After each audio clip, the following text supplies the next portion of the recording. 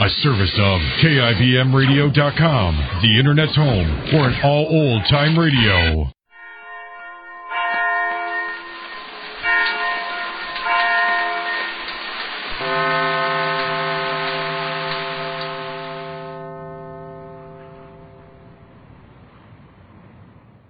And now, the Goldbergs. Well, Jake Goldberg is ready to move out into the woods and live in a tent, rather than go through what these last few days have brought about.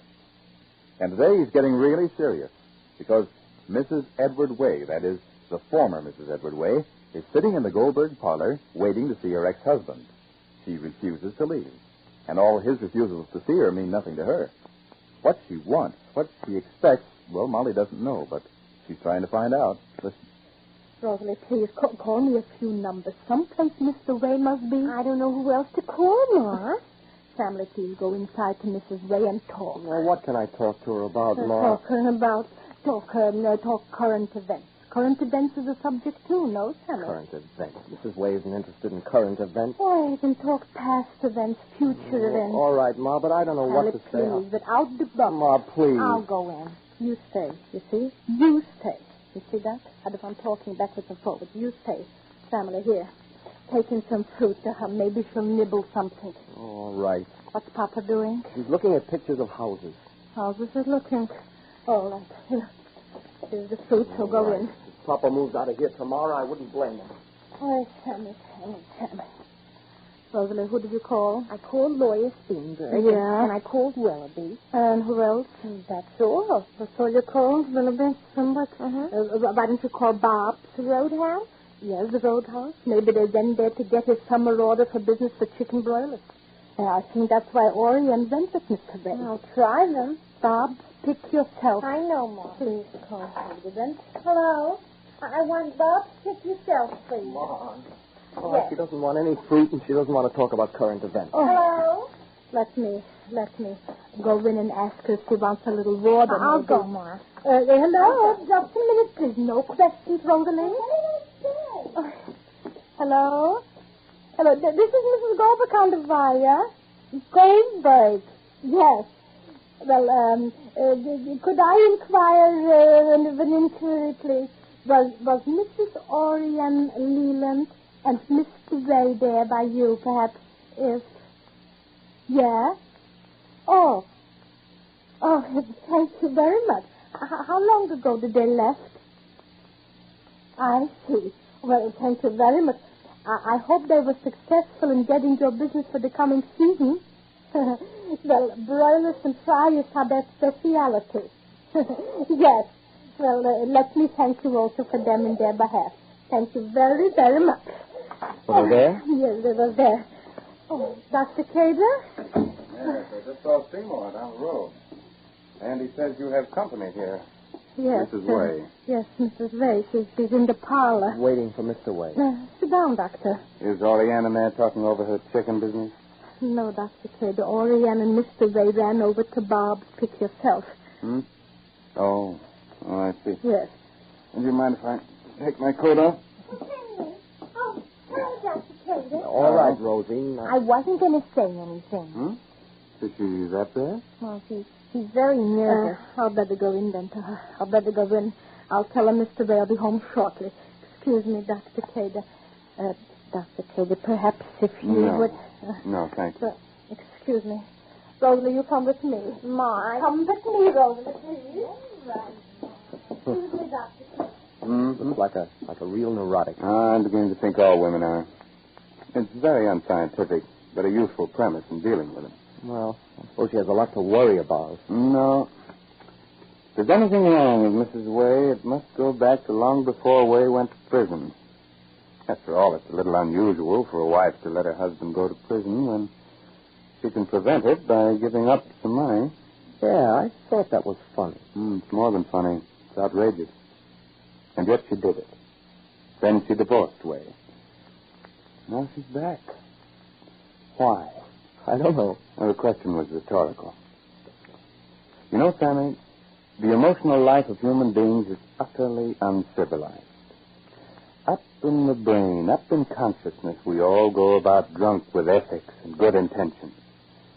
And down below, in the unconscious, we live like wild beasts. Sounds a little exaggerated. Only because you're taken in by your own good intentions. You wouldn't dare write down and publish the things that come to your mind. You'd be ashamed. And yet they're the smallest part of that haunted world that controls our lives. Schopenhauer said that this would be a wonderful world if everyone in it were dead. He must have been listening in on his subconscious. Molly, it's Oh, hello, Dr. Cater. Hello, Goldberg. Where is Mama? Inside with Mr. Way.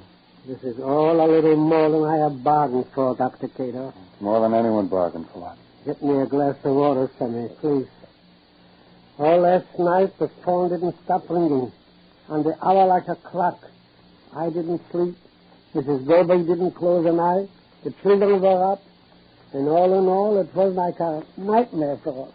Well, you're dealing with... A very jealous woman, evidently. Now, that's what I don't understand. Why should Mrs. Way be jealous?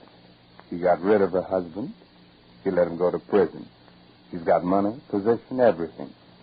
What does she want with someone like him? You don't love with your head. But she was heartless. You don't love with your heart. Love is vanity. And all women are vain. That's my philosophy, notwithstanding Mrs. Goldberg. Oh, there you are, Ariane. Where's Mr. Way? There's someone waiting for him. I know. I saw the car. Where's Mr. Way? He'll be right in. Oh, yes? Oh, yes. There's Mr. Way. He'll be right in. He's talking to the chauffeur. Orion, for the last time, will you get out of the chicken? Oh. Mr. Way? Edward, Mr. Way, Mrs. Way is inside. I think. I'm glad he's inside her now. I don't see how he can bring himself to talk to her. Well, excuse me, I'll make coffee for everybody. Jane, dear. You're afraid I'll say something? What did I say? Family, please. All right. Excuse me, Excuse me, all I want to make coffee. Well, how are you, Orion? My health is excellent. Fine. How are you? My health is excellent. I don't hear anything. I didn't say anything. I know that. I mean from inside. Are you trying to listen? Mm-hmm. I'm curious. What could she want with him? She dislikes him. Oh, that's different. Now she has a good reason to see him. That's why I come to see you. Because you dislike me? Because you dislike me. I can't resist a woman who hates me. I don't hate you. Oh, you love me, Oriane. Let me take you in my arms. I don't understand you. Here am I, an honorable man, offering you my hand in honorable marriage, and you refuse me. You refuse me and my hand in the marriage just for one reason, for one silly, stupid, inconsiderate reason. Just because you love me. That seems so incomprehensible to you, so insane that you can't bring yourself to give in. Well, I'm warning you, Oriane, that kiss or peck or whatever it was I got the other day has only whetted my appetite. I want more of the same, and I have every intention of getting it. Now, why can't you be sensitive? Do you have to take on the chicken business, Mr. Way and that starved, neurotic ex-wife of his, just because you're obstinate? I'm being sensible. I offer you kisses and you talk sense. You know what you deserve. You deserve Edward Way and Mrs. Way and the chicken business. And you know what you deserve? Don't bother. I'll take it. Oh, sorry. I couldn't resist. Well, bye. I'll see you again. If they need a psychoanalyst, and I'm sure they do, recommend me. Goodbye, my love. Goodbye. But for all of Christopher Cater's banter, the affair is serious and growing worse. There's no gaiety in Mrs. Way and no joking in Mr. Way. These two people face each other across a bitterness as intense as the 3 long years that Way spent in jail. The Anchor Hawking Glass Corporation brings you Crime Photographer.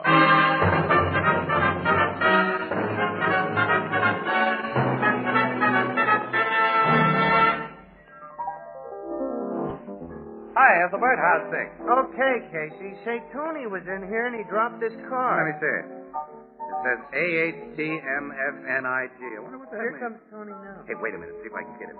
Hi, Tony. What does AHTMFNIG mean, huh? Oh, what, you don't know? Why, everybody knows, Casey. Huh? Everybody knows that means Anchor Hocking, the most famous name in glass.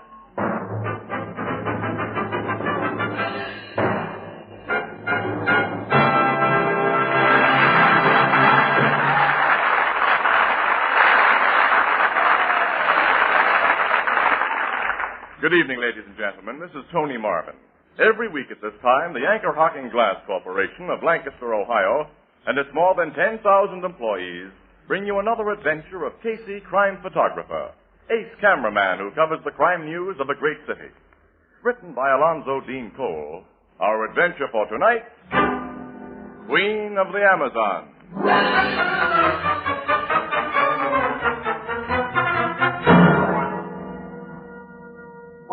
Late afternoon, the Blue Note Cafe. The door opens, admitting a flurry of snow, a blast of freezing air, and a very cold Casey. Ethelbert, the head bartender, sir. Well, look who's here. Oh, give me a warmer up, Ethelbert, quick. Got any fresh coffee? Sure, Casey. Chilly out, huh? Chilly. My fingers are dropping off, and there's no feeling my feet. I think they're going to drop off. I guess winter's pretty hard on you delicate people. Oh, nuts to you. Here, this will make you feel better. Thanks, pal, thanks. Where's Miss Williams? Oh, she's trying to thaw out over at the office. We just finished an 18-mile drive. I thought we'd both freeze before we got back. Oh, here's Miss Williams now. Hello, Ethelbert. Hi, Annie. Come on, sit down. Ethelbert, get her a cup of No, coffee. Ethelbert. No can do. Casey, we've just been handed another assignment. What? We just got back. No, you know how kind-hearted City Desk is. We now get back into our nice cold automobile and drive out to a little farm near the Lindenhurst Aircraft Plant. Oh, near Lindenhurst Aircraft. Well, that's 20 miles out and 20 miles back. Yeah, that's all. And we cover an attempted burglary. An attempted burglary. Oh. The woman who runs the farm caught the burglars before they could take anything. The two yeggs are now in cells at the old Turnpike police station. Oh, Annie, there's no news value in that kind of a yarn. Certainly not enough to warrant a 40-mile drive in zero weather. Listen, I'm going to go up and talk to that murderer that calls himself a city editor. I'm going to tell him... Now, hold it, Casey. What? We're going to have a swell comedy story. Comedy? Mm-hmm. The two would-be burglars took quite a beating from the little farmerette who discovered them. You see, she used to be with a circus. Her specialty was bending iron bars into pretzel shape. And she was billed as Marina, Queen of the Amazon. A circus strongwoman. Uh-huh. Imagine two dopey eggs trying to rob a circus strong lady. Yeah. You think it'll be worth a long, cold drive, Casey? Nothing's worth that, but let's go.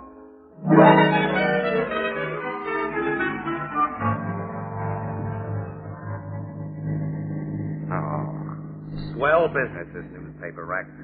Only dope stick to it, Annie. My feet are like chunks of ice. I can hardly work the brakes in this Oh, car. now stop crabbing, Casey. I'm cold, too. What, you are? Oh, here, look, let me tuck that blanket around you a little better. Okay. There you are, honey. You know, City Desk shouldn't have sent you out here on a day like this. Why not? I'm no softy. And I'm looking forward to meeting Marina, Queen of the Amazon. She sounds interesting. Sounds like a homely mess of muscle with the personality of a male gorilla. Oh, that must be her place. Just ahead of us. Yeah. Say, look, has she got a regular name, or do we just address her as Your Majesty, Queen Marina? Her real name is Millicent Hodges. Millicent? Mm-hmm. It's a nice-looking farmhouse she has. Not bad. Well, I'll turn in and we'll park in the driveway. Oh, she's back near those chicken houses. That must be her, Casey. Yeah. Is she big? Oh, I guess 6'2" at least. Good 300 pounds. None of it's fat. I'm going to stop here. Oh, she's seen us. She's coming over. Hey, Annie, you know something? She's got a pretty face, kind of a baby face. Yeah. Let's get out. There's something I can do for you folks? Are you Miss Millicent Hodges? Yeah, that's me. We're from the Morning Express. We'd like to get the facts about the trouble you had here today. Oh, I didn't have no trouble, mister. That's what them two fellers had who tried to rob me. Yeah, I can believe that. This is Miss Williams. My name is Casey. Pleased to meet you. Hello, Miss Hodges. I kind of figured some of your reporters would be getting out here pretty soon. Well, I hope you won't mind telling us about what Of happened. course I don't mind. Like you probably heard, I used to be with a circus, and my kind of folks never hate publicity. Oh, but no use talking out here in cold. Come inside the house where it's warm. Oh, that suits me fine. Me too. I like cold, bracing days like this, but they must be kind of tough on you little people. I That'll hold you for a while, Casey. Hey, step in. Thanks. Oh, heat again. This is swell. Take yourself chairs near the stove and sit. Oh, here's a nice, comfortable one, Miss Williams. I'll take my knitting off it. Oh, you're knitting socks. Uh-huh. For a gentleman friend. I wish I was your gentleman friend, Miss Hodges. Why, Mr. Casey. Oh, those socks will really keep a guy's feet from freezing. Look at the wool in them, Annie. And Miss Hodges knits beautifully. Argyle. Oh, it is Miss Hodges, isn't it? Well, that's right. I ain't ever been married yet. But you want to hear how I caught them two bums and knocked their heads together? Yes. Yeah, I'd like to shoot some pictures of you, too. Oh, I hope you don't mind if I powder my nose and push up my hair first. I wouldn't like the circus folks who know me to think I'm letting myself go since I went back to farming. Sure, Miss Hodges, you're right. When did you leave the circus? And you said you went back to farming? After the old folks died and with the war coming on, it seemed growing food was more important than weightlifting. Oh, well, now, you can take my pictures anytime you want to. Oh, I hope I look a little better than I did before. You look swell. Oh, he's one of them flattering men, ain't he, Miss Williams? Well, I've never noticed it. Look, if you'll sit down and tell Miss Williams your story, I'll just take some informal shots while you're talking. And then later I'll ask you to pose for a few. All right. Well, about them burglars. Now, I left the house to go out to the cow barn, which I do at just that time every day. Until a week ago, I had a good old watchdog who stayed here while I did such chores, but he died suddenly. Got something poison, I think. Oh, well, that's a shame. Well, when I got inside the barn, I remembered that I'd clean forgot something. So I started to go back for it. And what did I see but a couple of strange fellas sneaking into my house by the back door? Oh, Mr. Casey, you took a picture. Yes, Miss Hodges. Oh, I hope it didn't look awful. Mm-hmm. I snapped it then because I thought you looked especially nice. I don't trust you at all. I never lie to a good-looking woman. Oh, you. Getting back to your story, how long do you usually stay in that cow barn, Miss Hodges? At that time, a good hour at least. Well, then, if you hadn't forgotten something and gone back them fellas would have gotten away with what they tried to do. But they didn't. I snuck back to the house soft and easy. It must have taken me a good 15 or 20 minutes. And here was them two burglars trying to bust open the trunk in my bedroom.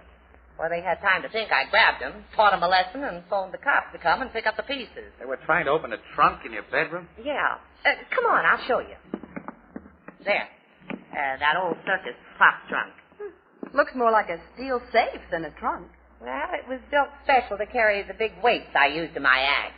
It's almost as strong as a safe, and there's a doggone good lock on it. Take a long time to open that trunk without a key, and I always carry that with me. You keep something valuable in that trunk, Miss Hodges? Why, nothing any burglar could cash in on very heavy. I use it for storage. There's mostly just clothes in there and linens. Uh-huh. Miss Williams, well, it's kind of what you call my hope chest. I see. Just because a girl is big doesn't mean she has to die an old maid. Well, you're not the old maid type, Miss Hodges. I ain't going to be one either.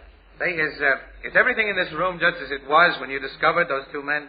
Pretty near the same. This dresser set looks like silver. Heavy sterling. I won it in the ladies' wrestling contest. This very handsome clock. The case is solid 18-karat gold. I got it for busting a hammer throw record. They were here in plain sight when those men were here. Just as you see them now. Well, Miss Hodges, why do you suppose they didn't take these things instead of trying to open that trunk? The cops asked me that, and the answer is, I got no idea. There isn't anything in that trunk that'd do anyone but me the slightest bit of good. Oh, there's my doorbell. Excuse me. Yes, go ahead. Casey, why do you suppose... This attempted burglary is becoming interesting, Annie. Why do you suppose that watchdog was poisoned last week? Oh, I'd forgotten about that. Ambrose, Tweenie, my darling. Ambrose, I have company. Company? Oh, Miss Williams. Mr. Casey, will you come out here? Sure, Miss Hodges. Oh, I want you to meet my friend, Mr. Higginbotham. How are you? Mr. Higginbotham? How do you do? Mr. Higginbotham works at the Lindenhurst Aircraft. He's one of their most valuable men. Miss Williams and Mr. Casey are from the newspaper, Ambrose. Oh, about the burglary, I suppose. You heard about them burglars, Ambrose? Yes, a policeman told one of the guards at the plant, and the guard told me. I'm so glad you caught those crooks, Queenie. They were trying to get into our trunk. They might have cleaned me out of house and home if I hadn't stopped them. Yes. Were you and Miss Williams just about to leave, Mr. Casey? Leave? Well, I told you all there is to tell. Oh. I've only taken one picture of you, Miss Hodges. Oh, well, take the pictures, of course. I suppose I shoot one of you and Mr. Higginbotham together. No, I've had nothing to do with the burglary. I mean, I can be of no interest to your newspaper readers. Oh, Ambrose is the retiring kind, Mr. Casey. Why not have one of us two together, Ambrose? It'll be all right now. No. Okay. Well, I'll take a few more of Miss Hodges alone, then we'll be on our way. And then, Ann, we'll stop at the old Turnpike Precinct Station and see what the cops have learned about those two men that tried to rob you, Miss Hodges. Why will you do that? Well, it's my line of business, Mr. Higginbotham. And besides that, I'm a curious guy.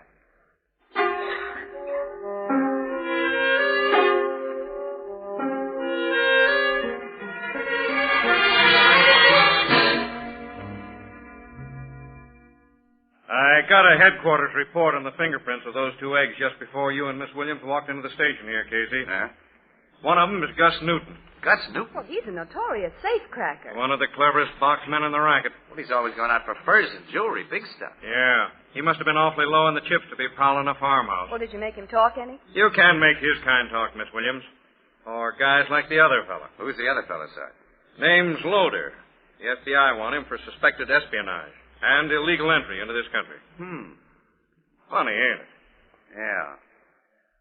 So what do you know about a guy named Ambrose Higginbotham, Sarge?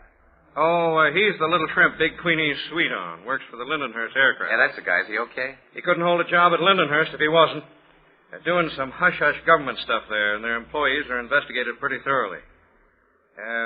Why do you ask about him? No, just curious. What do you know about Miss Hodges, Sergeant Rourke? Plenty, Miss Williams, and all of it good. Queenie's a little weak in the head where men are concerned.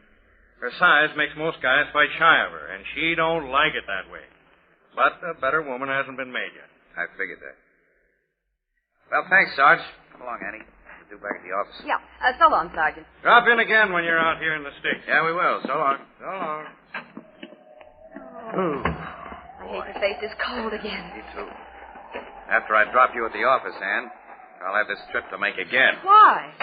Because I'd like to know more about that big trunk of Miss Hodges.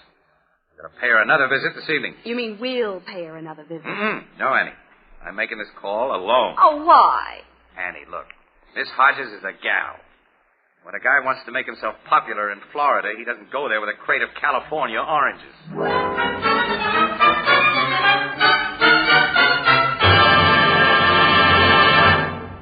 You know, once most weddings were in June, but today there are almost as many marriages in January. So if you have the problem of selecting a wedding gift, I'd like to suggest Anchor Hocking's amazing new kind of dinnerware, Jadeite. Now, it's spelled Jadeite, Jadeite. And Jadeite has the color and texture of rare oriental jade. Yet it's as sturdy and heat-proof as the oven glass you use for baking. And it costs less than half as much as any other dinnerware you can buy. A 35-piece Jadeite dinner service for 6, including 6 cups, 6 saucers, 6 dessert plates, 6 salad plates, 6 dinner plates, a big vegetable bowl, a platter, and a sugar and creamer set, costs less than $5. Now, naturally, you needn't wait for a wedding to buy Jadeite. You'll find it in open stock at chain stores, department and hardware stores, as well as other stores selling chinaware and glass. Now, remember the name, Jadeite, the newest triumph of Anchor Hocking. The most famous name in glass.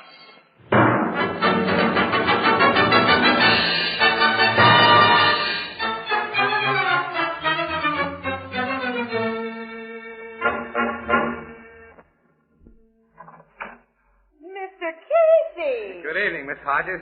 I hope you'll forgive me for intruding on you again. But some of the pictures I took of you this afternoon didn't do you justice, I thought. And, well, I thought you might be kind enough to let me shoot some more. Why, of course. Come in. Oh, thanks very much. That pretty little lady, Miss Williams, isn't with you. No. Oh, that good-looking gentleman I met here, Mr. Higginbotham, gone. Ambrose left just a few minutes ago. I cooked dinner for him. You did? Lucky guy. Bet you're a swell cook. Well, I know how to do a few things besides lifting quarter-ton barbells. I've already guessed that. Pick up your overcoat, Mr. Casey. Don't you feel the cold when you go out again. Thanks. Oh, wait, I got something in my pocket. Hope you won't think I'm presuming too much on short acquaintance of it. Well, this is for you. The box of it. Your chocolate creams. Hope you like them. Oh, they're my favorite candy. I'm glad. Oh. Well, I suppose you want to take those pictures as soon as possible so you can get back to your office. I'll go pat him a note. Oh, I'm in no hurry. No. Matter of fact, I'd like to talk to you while Miss Hodges gets better acquainted. What do you mean, Mr. Casey? Well, it isn't often a man meets a woman like you. No, it ain't. I'm a freak. A female giant. Only a few like me in the whole world. But I ain't brainless, Mr. Casey, and not altogether. I don't like to be kidded. You ain't trying to kid me, are you? No, Miss Hodges. I figured you for a nice guy. Say, you don't have to call me Miss Hodges. My friends call me Queenie, and we're going to be friends. I hope so. Sweetie. I know so, Casey. Thanks. Oh, nuts. I was trying to put something over on you, and it made me feel like a louse. Well, my cards are face up from this time on. What do you mean? I haven't come out here because I want more pictures or because I'm a wolf on the hunt. I'm here to find out what you've got in that trunk that those burglars tried to open. You said you used the trunk for a hope chest. I do. And what business is it of yours, Mr. Casey? It's none. None of my business. I know that. I'm not a cop who has a right to question you. I'm just a newspaper stiff out for pictures and exclusive stories. And you don't have to give them to me. I'm a sap for folks who lay their cards on the table. I'll tell you what you want to know, Casey. Thanks. But learning about that trunk won't give you any big news beat. This has been a secret up to now. Ambrose and I are going to be married. You and Mr. Higginbottom? Uh-huh. Which makes that old trunk more than just a hope chest. It's full of things I've accumulated for our wedding. Clothes, nice linens, plus a lot of U.S. savings bonds Ambrose has given me to put away. Savings bonds? Yeah, made out in my name.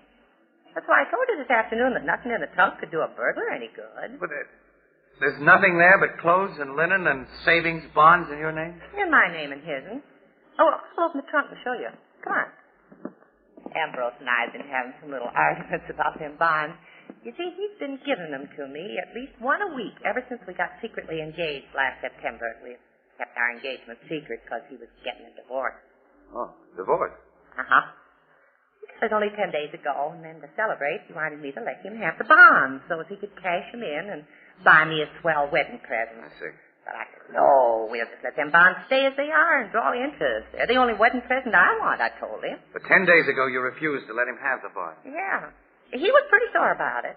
And he was sore again tonight because I wouldn't let him have them after them burglars were here. He'll get over his mad. I carry the only key to this trunk around my neck. It's kind of precious to me. It's my future, Mr. Casey. Yes, I understand. Yeah. Now, it's open. See for yourself. The bonds are in this compartment in them sealed manila envelopes. In sealed envelopes? Yeah, Ambrose gave them to me that way so I get a big surprise when they're finally open. You see, I don't know how big those bonds are. Some may be only 25, some may be hundreds or bigger. Queenie, will you open one of those envelopes now? Oh, I couldn't do that. Then I'll have to do it. No, give me that. I won't let you. It's too late now to stop me. Look. It ain't a bond. It's just paper. Draftsman's tracing paper. It's a plan of some kind. It's like only a small section of a plan, like part of an airplane wing. I don't understand. I think I do. Queenie, your Ambrose works in the drafting room of Lindenhurst Aircraft. They've been working on jet propulsion planes, and your Ambrose has been tracing blueprints. He didn't dare keep those tracings, so he tricked you into keeping them. And when his copying was complete, he tried to get the sections back from you, but you refused to let him have those envelopes, which accounts for the attempted burglary today. Oh, you don't mean that Ambrose... Miss Hodges, one of the burglars you caught here is a known enemy of our government. I can't believe it. Because you're a fool. Ambrose! Hello, Higginbottom. Put up your hands, both of you. Okay. Put them up, Queenie, or I shoot. All right, Ambrose. Now, stay that way. I saw your car pull up in front of this house tonight, Mr. Casey. I thought it best to stay around. I let myself in very quietly and have been listening. You're selling out your country. You're something I hoped I'd never meet. A traitor. Certain people will pay me well for those plans. And you conned me into helping you. Nobody would suspect you of hiding stolen plans, and it was so easy to make you believe that I was your devoted future husband. Yeah, it was a sin. Until now, fella, I thought a worm was the lowest thing on earth. Your opinion doesn't matter to me, Casey, or hers either. In a few minutes, you'll both be very dead, but first I'll take my savings bonds from this trunk. No, you won't. Don't close that. Don't lock it. Well worked, Queenie. When he had his eyes on you, I got him. Pick up that gun I knocked out of his hand. Oh, I ain't bothered with any gun. I just want my hands on that rat. Don't let her touch me. Marco! Put up your hand. I forgot to tell you, fools, I had friends outside. Come in, Joe. This Ambrose, this weakling, had to call for our help. He could not handle these people alone. This Casey jumped me, Marco. She should have killed me. You're a bungler. You even let her lock the trunk again. She has the key in her hand. Take it from her, Joe. Yes, Captain. You don't have to take it. I'll give it to him. Here.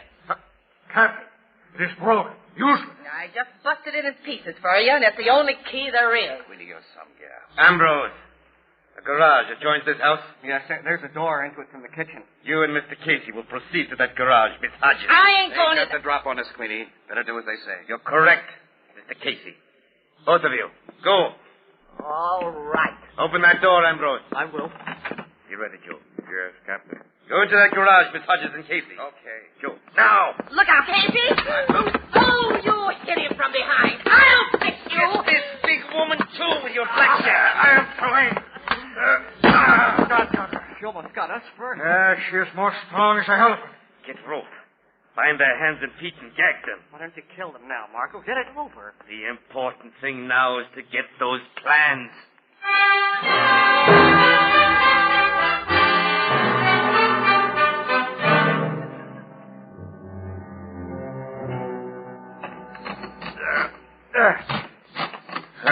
The lock is very loose now, Captain. It's beginning to break free. It has taken a very long time. It's strong lock.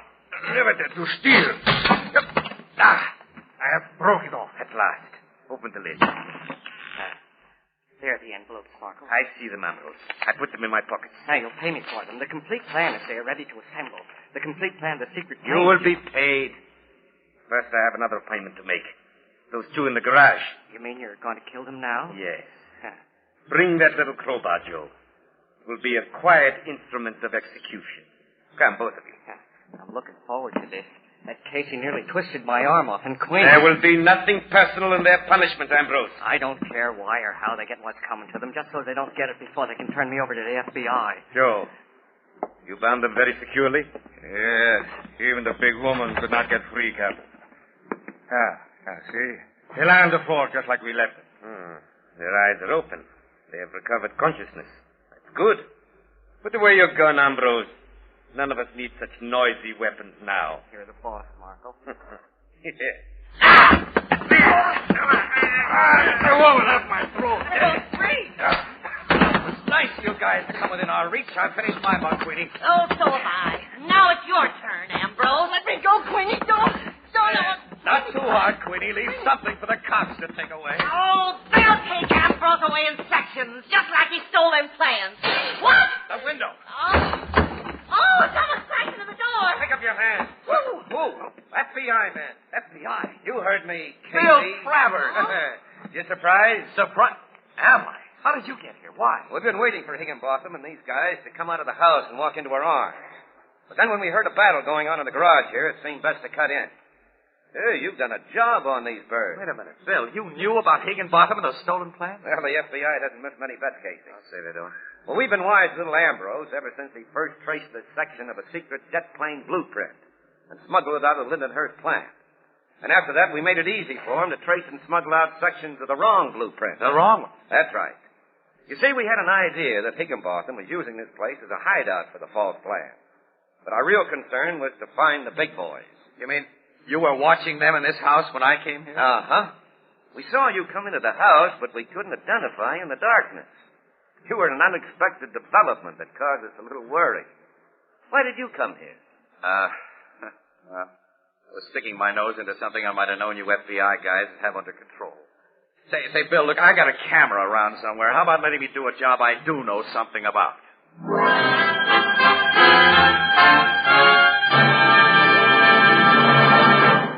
We'll join the crowd at the Blue Note in just a moment, but first let me ask you a question. Tell me, are you proud of the coffee you serve? Well, here's a way to make delicious coffee at a moment's notice without fuss or bother of any kind. All you need is a spoon, a cup, and a glass jar. A glass jar of soluble coffee. Put a spoonful of this delicious new kind of coffee in a cup, add hot water. That's all there is to it. But be sure your soluble coffee comes to you in convenient Anchor glass jars. That Anchor glass jar saves you so much trouble in measuring. There's no waste from spilling. And what's more important, glass jars protect the flavor and freshness of soluble coffee against harmful moisture long after the jar is opened. Enjoy a cup of good coffee whenever you want it. There's no more fuss or bother than pouring out a cup of hot water. Use soluble coffee out of clean, sanitary Anchor glass containers. You know, 2/3 of the packers of soluble coffee protect their products by using clean, sanitary Anchor glass containers and Anchor caps. Both products of Anchor Hocking. The most famous name in glass.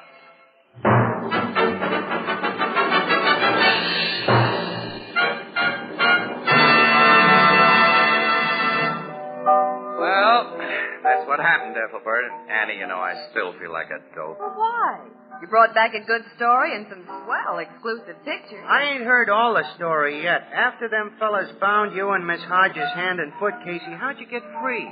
Oh, that? Yeah. Well, there was a car in the garage with old tire chains on the wheels. Old tire chains? Some of the links were worn so thin that the edges were like knives, and that's how we used them. Huh. That Queenie must be a swell fella. Oh, yeah. She's aces. Annie, you know what she's going to do? What? She's promised to knit me wool socks. Looks like you're going to have some romantic competition, Miss Williams.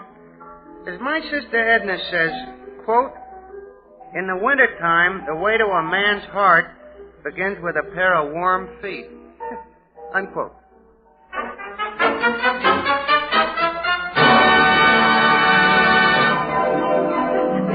Crime Photographer, starring Stotts Cotsworth as Casey, is brought to you each Thursday by the Anchor Hocking Glass Corporation, makers of Fire King Oven Glass, Anchor Glass Containers, Anchor Caps and Closures, all products of Anchor Hocking, the most famous name in glass.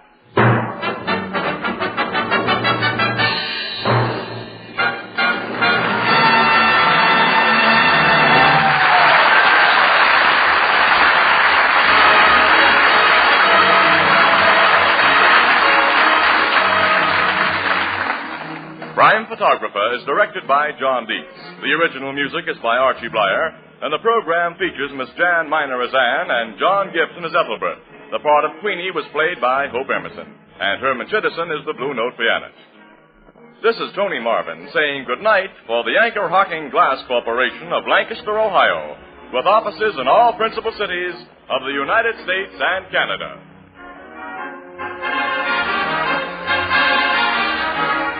This is CBS, where 99 million people gather every week, the Columbia Broadcasting System.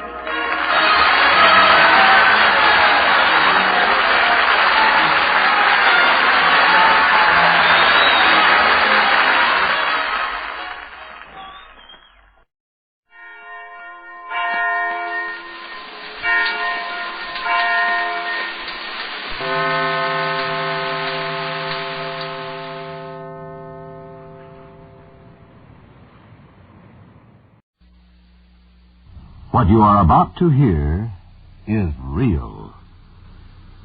412, car 59, and any detective unit in the area at 2702 Devonshire. That's 2702 Devonshire. Woman attempts suicide. Code 2. West Better and ambulance have been dispatched. 5-6 to 1. We're right on top of the call and rolling. 1 to 5-6 and 4. This is Don Reed, police recorder. You're riding in Detective Unit at 5-6 on the night watch. Driving, Sergeant Ron Perkins, partner Detective Sergeant Kurt Waller. At the moment, we're moving through the traffic on an attempt suicide. Looking back, the piercing red lights of a police unit bearing down on us. I'll check that. It's red. Fire department rescue squad. Slowing down. We're pulled over to the side now. Let the respirator truck go by. Here she goes.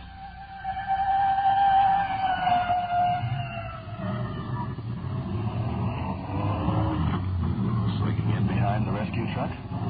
We'll be there in just a matter of seconds. And while you're with us tonight, remember, this trouble call we're rolling on, the people you meet, they're not actors.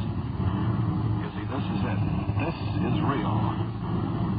This is Night Watch.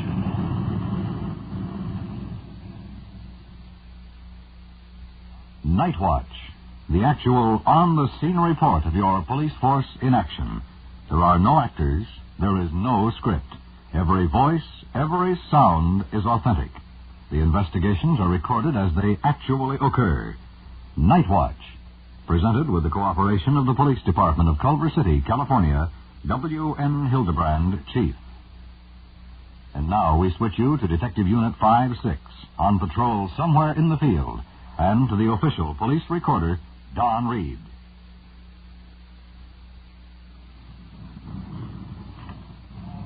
Answering a call of a woman attempting suicide. Respirator truck just ahead. Stopped. We're swinging in behind.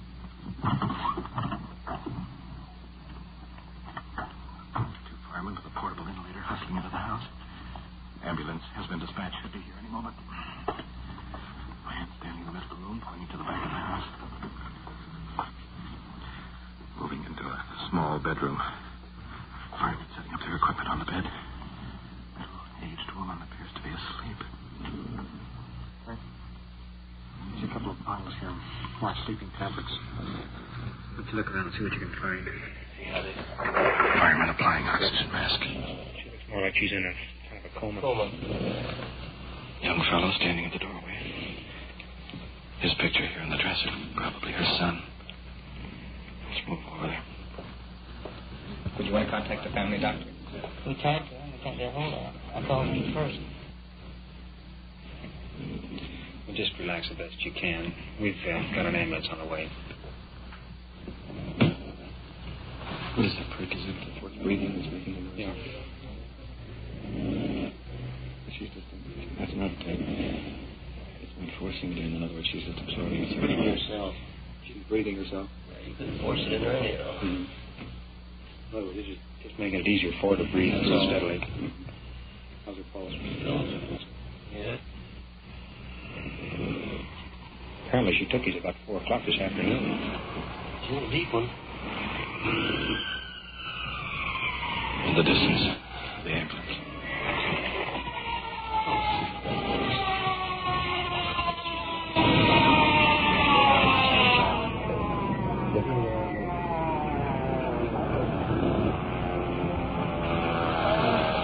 Let's move out to the front door.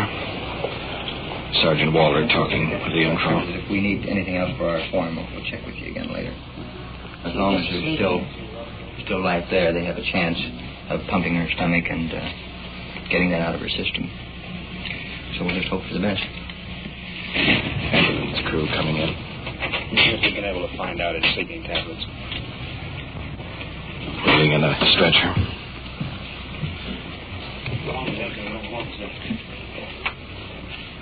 Removing the oxygen mask. Placing victim on the stretcher.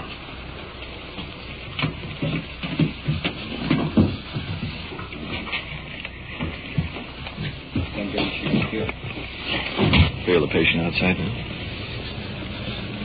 Across the sidewalk, quickly out to the ambulance. Resuscitator truck on the left. Still grinding away. Into the ambulance. Her son is going to follow you down in his car. He'll meet her down there at the hospital. Okay, man. Thank you.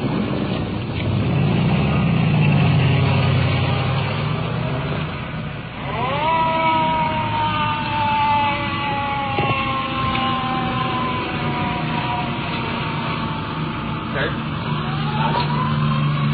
Yeah. I didn't want to say anything while her son was here, but I found this note on her desk. Most women want to take their lives because of some man. With me, it's just the opposite. I don't want to live because I have no man. Now, let's get back to work.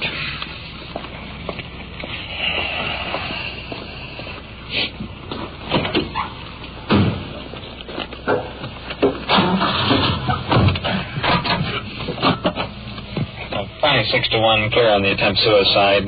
Victim en route to the hospital. 156-10-4.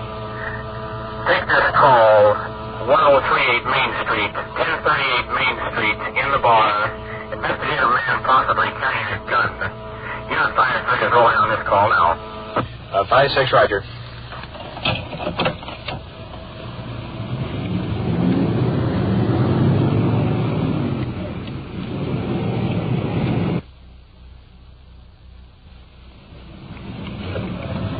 Arriving at the location. Man possibly carrying a gun.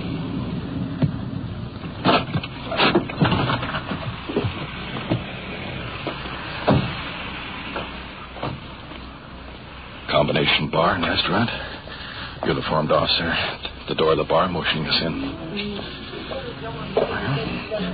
Inside, looking for subject reportedly possibly carrying a gun, flashing a large amount of money. Well, the gentleman we're looking for is standing in the middle of the dance floor. You can't miss him. Tall, cowboy hat, suit, boots, silver 2-gun holster. One arm around the girl, the other waving a fistful of money. There's so much noise you can't hear yourself think. Taking a little encouragement and assist by one arm to get the subject headed for the door. Taking a good look at those guns, there's just a couple of water pistols. It's harmless enough. That is, if you wouldn't mind an occasional shower. Let's move on outside.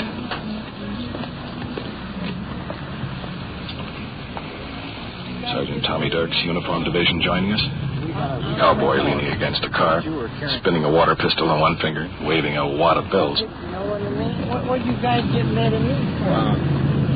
We got a report that you were carrying a weapon and large sums of money. I got about $150 on my pocket. And I'm the nicest guy. Just call up and ask him. I'm the nicest guy you ever met. Do you have some identification on you? Sure I do, sir. What do you mean get mad at me? Oh, we're not mad at you. We're trying to safeguard all the money you're carrying. You mean old Fontic, you stole my golf clubs and all my motorboats? You know me well. I know you too. I'm the man that owns a big market. What's the name of the market? Look, let's quit joking. I'm a big man. And you guys are getting mad at me. You ain't got good sense. Do we look like we're mad at you? Okay, go ahead. You are carrying an unusual amount of money. That's my business because I just got and I still got the money, and it ain't none of your business. Oh, it isn't?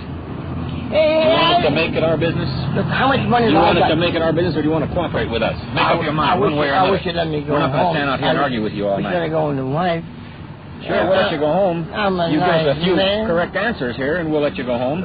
Count it. We don't want your money. We're trying to safeguard your money. You're flashing money around in a local bar. A lot of money that people don't see ordinarily. If you walk out of this bar and lose all that money, you're going to blame the local police for not doing anything about it. Not me. You'll be the first one to squawk. Do you have a phone number of anyone who could identify I'll show you one from the big man downtown, the biggest man you ever saw. Give me a little light, will you, please? Okay. It's good pushing me around. This guy is a walking Bank of America. Sure he is. $10 fine. The only one thing you can do is arrest me for plain drunk. No, we don't want to arrest you, but we'll have to if you keep that up. Well, that's all you can do for it. I ain't driving. I ain't going no place. Just plain drunk. That's $25. I'm just a plain drunk, and that's all you can do about it. You can't dress me for anything but a train bunk under no condition.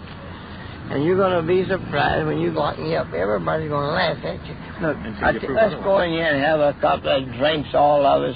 We don't want you to have any more to drink. We want you to go get some coffee. Why? Will you do that? Let's go in here. Will you go get some coffee? I shall sit down right there for 2 hours and wait till you come and say go home. I'm a jump. That's one thing you can believe. Well, suppose you go right in there and sit down and have some coffee. I don't like that coffee, but I'll go sit down. Okay, Let's go get something to drink and sit down. What do you say? You go get some coffee over there. Can't get no drink. Hey, come on. We're going to get some coffee before we have to... Yeah, booking fee too bad if we had to book such a friendly fellow. Cowboy wobbling on high-heel boots toward the restaurant. Whoops. He's making a right turn into the bar again. Well, he just developed himself a problem. Yeah, I'll go and get some coffee, huh? Stay here. You said I can go and get some coffee. You didn't go quick enough. Wait a minute. Now, look. He told me to go in and get some coffee. You wait a minute now. We're going to have to take you to jail. I'm going in here. I'm going to give you some coffee and everything. Go with these officers. Why? With us, mister. I don't think I should. Well, I think you should. Don't give me a jail sentence. Please don't do that. Let me be a gentleman and be a nice fellow. You come with us. The suspect being placed in the uniform car.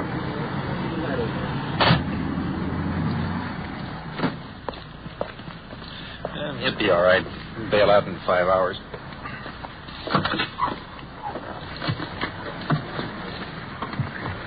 Get all over your coat. You know that water pistol he was spinning? Yeah? He was a better shot than I give him credit for. 5-6 clear. 5-3 has the suspect in custody. Going to 5-6-10-4. 5-6, will you return to the station? Special investigation. 5-6, Roger. Be in about 10 minutes.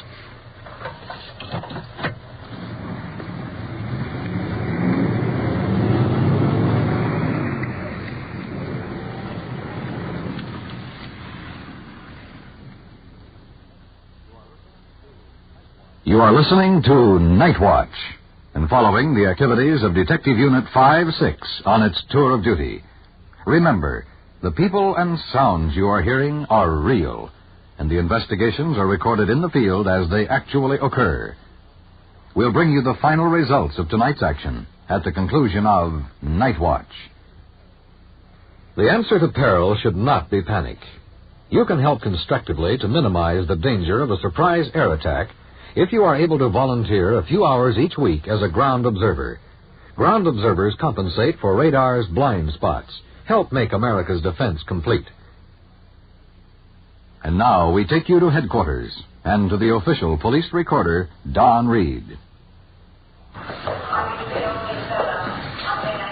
Want to see us out? Yeah, Ron. Our juvenile officer just picked up a couple little kids. Neighbors were complaining. I rode down with a J, and that place was filthy.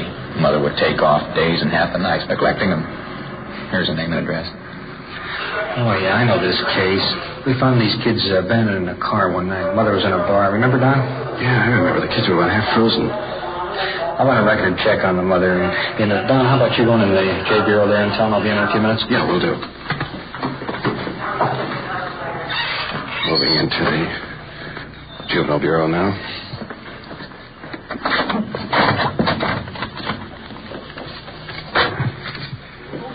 Here's the picture. Policewoman Pinkston in the corner with a tiny baby. Juvenile officer talking to the older boy, about 4 years old. Blonde, thin. She isn't walking, and she isn't calling. Yes, she is, Leslie. That's my mama. How old she is. All right, baby. Do you remember one night about, 4 weeks ago, you and your little baby sister were left in an auto down here out in front of a bar? Oh, yeah. Remember it was a cold, foggy night and you were inside there by yourself? Do you remember that? Yeah. You put a blanket over your little baby sister and went in and got your mommy? Remember that? Yeah. This is kind of a disappointment, you know. She said she'd take better care of you after that, but apparently she isn't going to do it, is she? Well, I have to take care of my baby sister, too. You mean during the day you take care of your baby sister? How old are you? 4. You're 4? What would you do if suddenly the house caught fire? I would get the baby out of the house, and I have to go down there and push the button and tell them where to go. You'd go down and ring the fire alarm? Yeah, and tell them where to go. And what if during the day your little baby and your little baby sister started choking or something? Then what would you do? I'll tell my mommy. You'd tell your mommy? I think by the time you got around to your mommy, your little baby sister wouldn't be choking anymore. What did you have for breakfast this morning? Eggs. Eggs? How many? 2? Do you fix it all by yourself? And what about your little baby sister? She has milk and she has baby food. Do you fix it for her?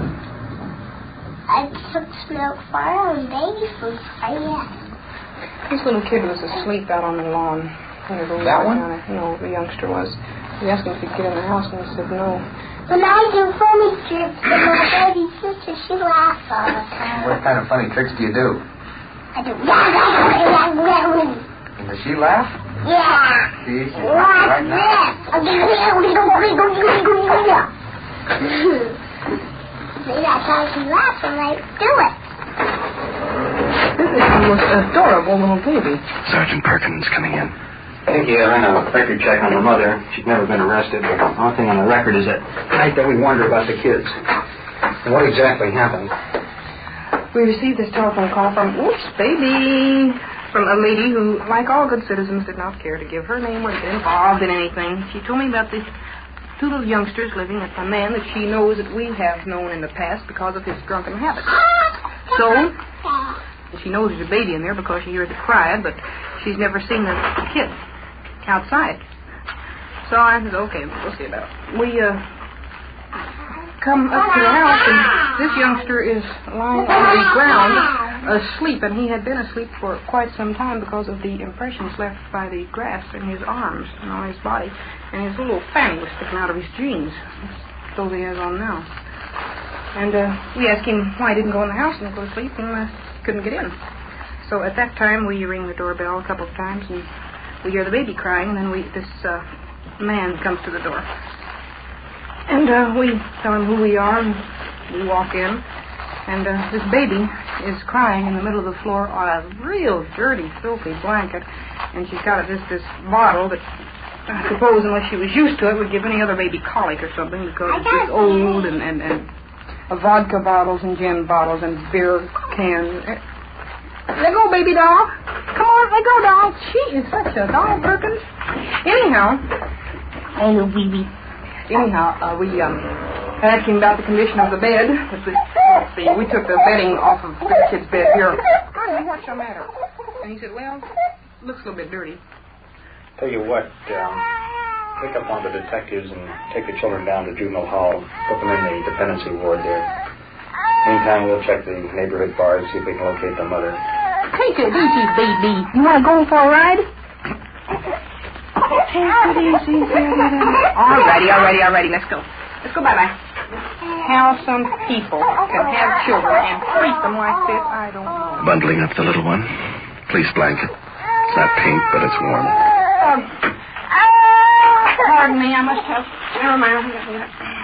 Hey, careful my tie. All right. Baby under one arm. Little boy by the hand. Well, we'll see if we can find the mother. Hear her side of the story. If there could possibly be one. Thank you. That's fine.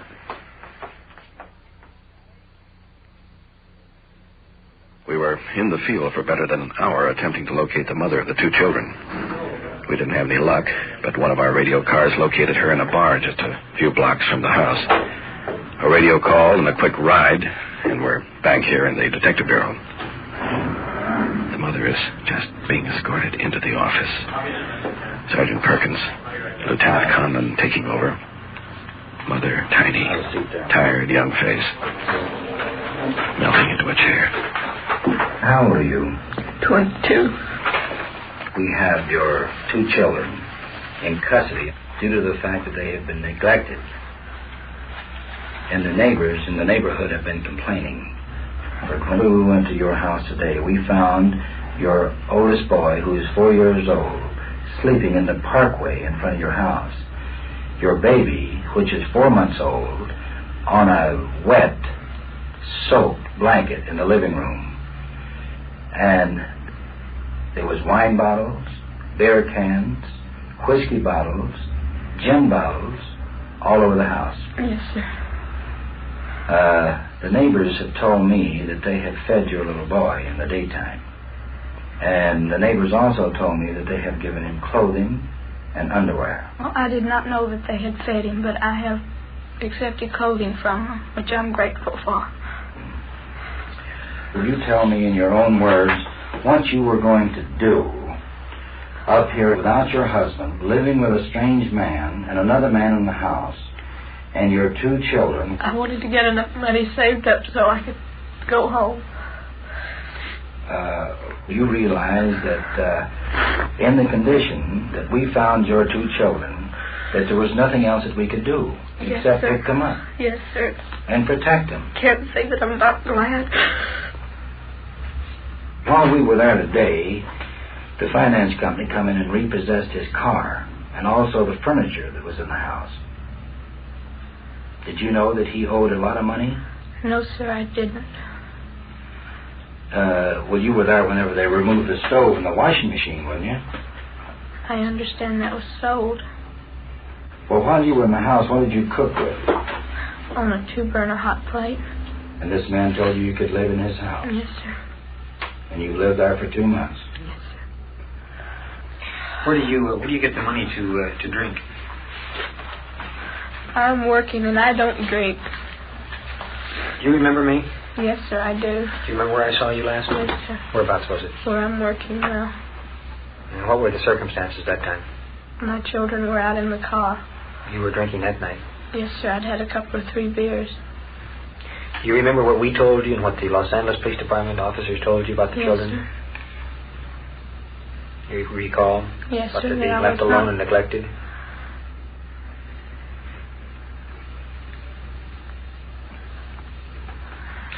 That particular night, as I recall, the windows were down. The little baby was lying in the car with no blanket over her. The little boy was in the car by himself with the baby. You were inside. You'd been drinking, and one of the fellows that was in there was pretty drunk. In fact, he was taken in, as I recall. At that time, we asked you some questions, and you told us a whole bunch of different stories. Remember? Yes, sir, I do. You told me that you were married to this fellow. And you told me that these were his children, and later you said they were children by another husband. In fact, when we left there, we still didn't know what the truth was. Yes, sir. The thing that I'm trying to point out is the fact that we did run across you earlier. Yes, sir. Several weeks ago. And at that particular time, you were given a break. And you were told at that time that if any violation occurred in the future, that the children would be taken away from you. Well, I didn't realize that they would be alone. They weren't alone. They were with 2 drunks. No. How long has it been since you've had the baby outdoors? In the sunshine. In the sunshine. Well, it's been over a week.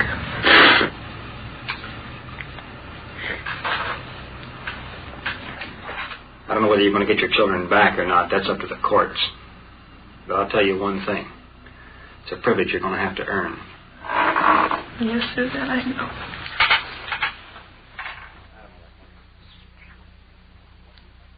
What you have just heard is real. This investigation was recorded as it actually occurred. And now back to police headquarters and Chief W.N. Hildebrand. We'd like to give you the outcome of the first 2 cases very briefly tonight because we'd like to do something just a bit different. On the attempt suicide, the victim recovered thanks to prompt medical attention. The intoxicated cowboy was taken into custody and booked plain drunk for his own protection. Now to the case of the woman neglecting her children. We know a warrant was issued and the children taken into custody by the juvenile officers. Actually, this was the end of the story, not the beginning. I've asked our police recorder to bring his tape machine in here. We'd like to replay a short portion of the case involving this woman who appeared on night watch approximately 2 months ago. As you know, the juvenile officers found her 2 children alone and cold in a car while she was drinking in a bar. Here's what the mother said when the officers told her a petition to take the children would be presented if she neglected them again. Yeah, we're going to get a petition to take these children away from you. Understand that? Just told her that. You mind what I told you now? If ever brought to attention again, you go... If I ever do this again, I deserve it. All right, so you go on home. Really, I deserve it now. You want to chase And I around? want the children. You want to chase around, you get somebody to take care of them kids. So you see, the mother predicted her fate 2 months in advance. The children have now been removed from her control and placed in a proper home. Now the mother has to convince the court that she will provide proper care, attention, and love to her children. In other words, she's going to have to earn the privilege of taking care of her own children. I hope this will help you understand just another human problem. If so, then we have a meaning for Night Watch. Thank you, Chief Hildebrand. You have been following the on-the-scene reports of your police force in action. Every voice, every sound has been real.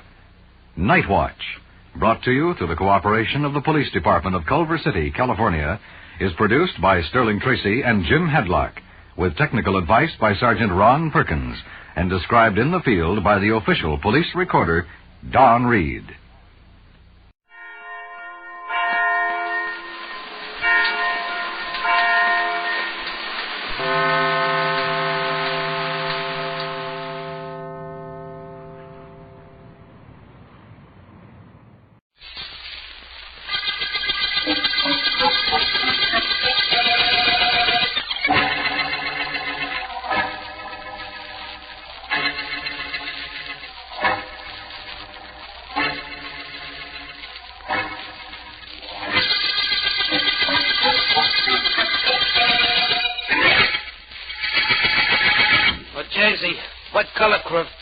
What color tie do I wear with this? With a double-breasted blue suit, Mr. Cardinal, I would suggest this one. Maroon with blue figures. Maroon? That means red? I always thought that was some kind of a dope. That word is moron, sir. Well, what's the difference? Moron, maroon, it's the same thing. Well, I got this thing on.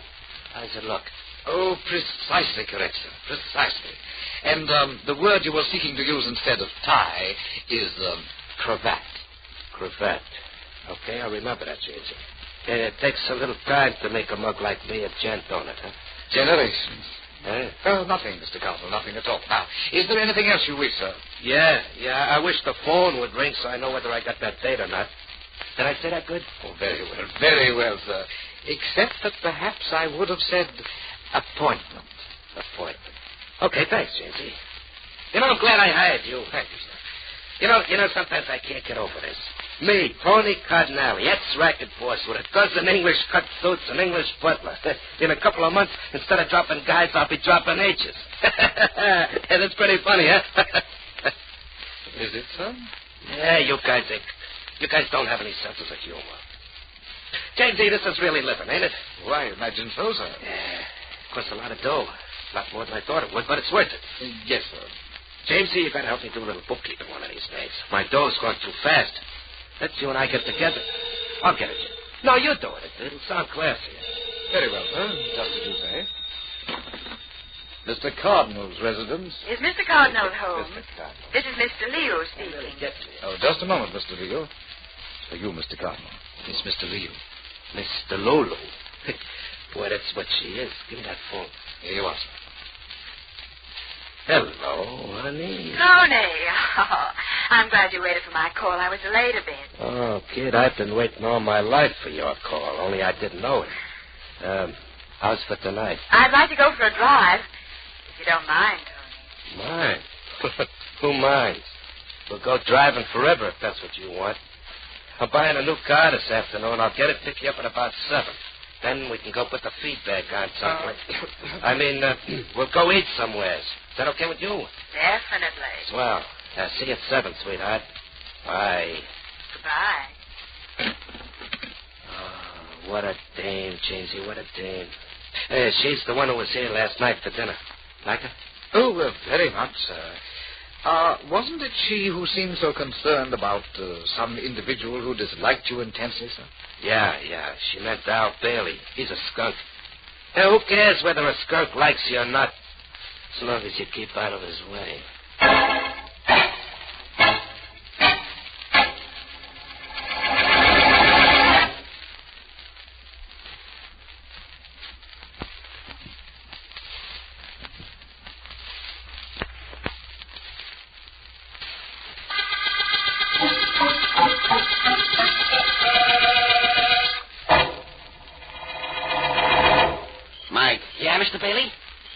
What you have to do. I think so. I walk over to the car, start it up, drive past here where you're standing, and start shooting. That's right, but you start shooting at that target on the other side of the road. Yeah. We're a million miles from nowhere out here, and nobody will see or hear us. And I don't want you to miss, even though this is only practice. I won't miss. When do I get to do this in person? Tonight, maybe. Yeah? Yeah. Tony Cardinal changed his name, but he didn't change his habits any. He took away my rackets, and now he's trying to take away my girl. Only I'm not going to let him. Go ahead now, get moving, Mike. Okay, Mr. Bailey. This is some good idea. Where'd you get it? From the FBI. I saw a newsreel once where they showed the FBI practicing. Okay, now, start the car. Come on. When you get opposite me, start firing at the target. Good enough. Here I come. Well, that boy. That's it.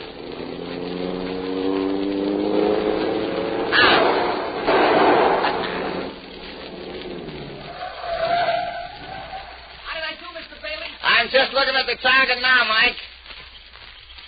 You want to know how you did? Yeah. Well, all I can tell you is I hope you do as well on Tony Cardinal.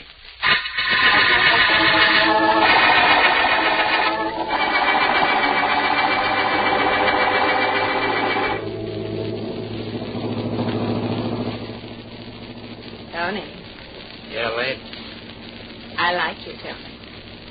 Is that wrong? Yeah, sure it's wrong. It's wrong for Al Bailey and the millions of other guys in this world. But for you and me, it ain't wrong. What I started to say was, I like you, but maybe I like Al Bailey better. Huh? Park here a minute, will you? In the park? Sounds like a routine I should be giving you. Yeah, I'll pull over here by the right side of the road, and you and I can talk this thing over. Yeah. Now what? Now, let's you and I talk. What's there to talk about? Come here, baby. Oh, Tony. Dough. Listen, kid, don't slough me. I'm loaded with dough. I imagined you were, but Bailey has money, too. Sure, but I got class, I got ambitions, I got savvy fare. Savoir-faire? Oh, that, Tony, believe me, that you don't have. So, all right, I don't have it. But I ain't missing an awful lot of other things, am I? I don't know about them. All I know is that very shortly, you may be going to be missing me.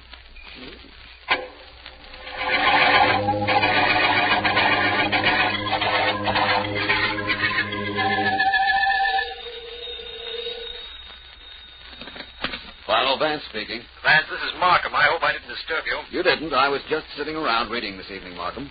What is it that's happened to disturb you? A murder, Vance. The girlfriend of an ex-racket boss named Tony Cardinal, now known as Anthony Cardinal, if you please. You want to know the details? As district attorney, you wanted to know them. As a private investigator, I'd like to, too. What was the victim's name? Elaine DeLeo. Here's what happened, according to Tony. He was a witness to the murder? Definitely. Before I go into that, I may as well tell you that, of late, Tony has become very social conscious. English car, English butler, English clothes, everything very elegant. Including a very elegant murder he was a witness to, apparently. Yes. His story is that he had just bought the car and was driving with a girl that had parked on the right side of the road when another car came by. Somebody in the other car had a gun, started shooting, and that was the end of Elaine. What was Tony doing while all this was happening? He claims that when he heard a shot from the other car, he slipped to the floor of his car and didn't get a look at whoever it was that did the shooting. Well, that sounds reasonable if it were a dark road. It was dark, very. Cardinal told us that Al Bailey, a racketeer, was also a friend of Miss DeLeo's and had objected to her going out with him. Well, isn't that nice? Motive and everything, eh, Markham? That's right. But you seem rather skeptical, Vance. I don't understand why. It is possible that Miss DeLeo was murdered, just as Cardinal said, and for the reason he gave us. Is it, Markham? I think not. You see, Miss DeLeo was killed by mistake. Unless, of course, Cardinal killed her, which is possible. Vance, you knew nothing of this case until I telephoned you just now. Yet you can make a statement like that? Yes, with great confidence that I'm correct. Where are you now, Markham? I'm with Cardinal at his apartment. Are you coming up? Of course. Don't go away, Markham, and don't let Mr. Cardinal go away either.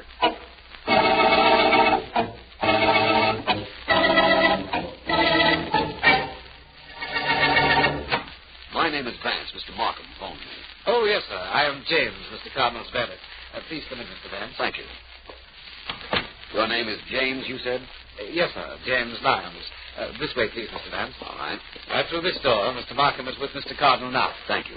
I'll go in myself, James. Very good, sir. Hello, Markham. Vance, come in. This is Tony Cardinal, Mr. Philo Vance. How do you do? How are you? I understand you were with Miss DeLeo when she was shot. Hey, now, slow down, Vance. Take it easy. This thing's got me all off base. I don't doubt that. You claim you didn't see who it was in the car that fired the shot. That's right. Were you having trouble with Miss DeLeo? Oh, we were very amicable friends. Amicable, eh? Yeah. Well, I learn new things every day. The word is amicable, Mr. Cardinal. Well, you say it your way, I say it mine. What's this got to do with the Lance murder? What about that theory of yours that you told me on the phone, Vance? Later, please, Markham. Mr. Cardinal, I have an excellent memory. Yeah? It reminds me now, for example, that you and Mr. Al Bailey were enemies. And that a Miss Elaine DeLeo and Mr. Bailey at one time were very friendly. So what? Tony, in your racket days, if somebody didn't do what you wanted him to do, he didn't live to regret it. In fact, he didn't live, did he? Oh, now, Vance. At the moment, I'm trying to make up my mind whether you killed Miss DeLeo for a similar reason. You see, in the event that you didn't kill her, I am quite convinced that somebody tried to kill you. Come on, Markham. We're going for a drive in Mr. Cardinal's car.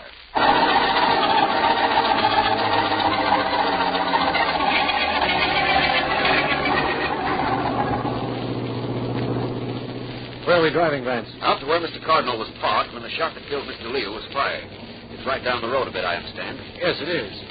And using his car is going to prove something to me? Undoubtedly. It took me a little while to get used to this car, but it handles very nicely now. Now, let me see. He was supposed to have been parked just about here, at the right side of the road. Oh, here we go.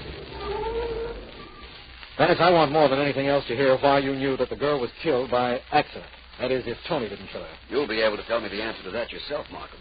This is an English car. The steering wheel is on the right-hand side of the car, not on the left as in American cars. Yes, I know that. Everyone in Europe drives on the left side of the road. That's custom. Of course. Now, if a car came in back of this one while we were parked, and if it were dark, where would he assume the driver would be? Oh, I see. He would naturally think that the driver would be nearest him, in the left-hand seat, that is. And so when the murderer fired, he fired at the figure in the left-hand seat under the impression that that was Tony Cardinal. That's right. When you mentioned an English car to me on the telephone, that's what I thought of immediately. Vance, I know you better than anyone in the world, but you continue to amaze me. Dr. Watson, during his association with Sherlock Holmes, must have felt something like I feel right now. Kindly save those feelings for the time I accomplish something on this case, if I accomplish anything. Well, I think the first thing that ought to be done is to find out how many people wanted Mr. Cardinal dead. Then to find which one of them killed Mr. Leo in error.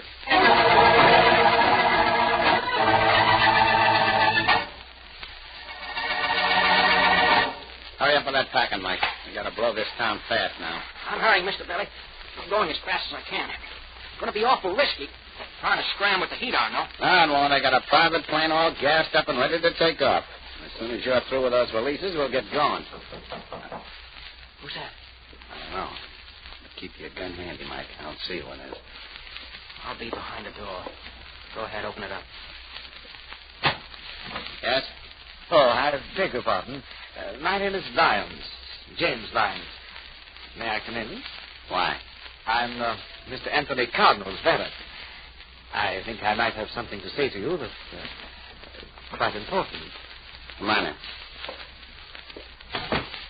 Well? The gun in this other gentleman's hand is quite unnecessary, Mr. Bailey, believe me.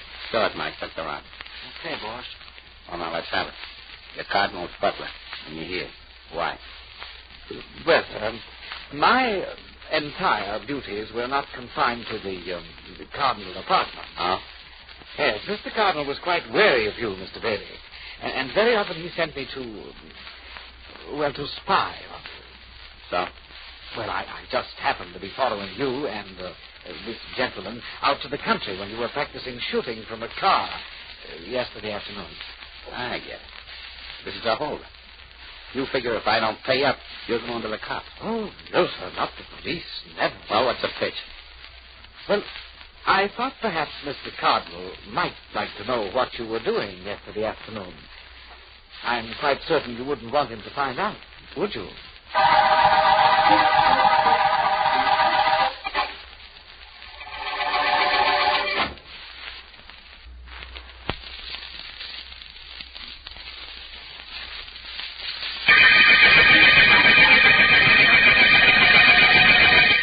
This is District Attorney Markham.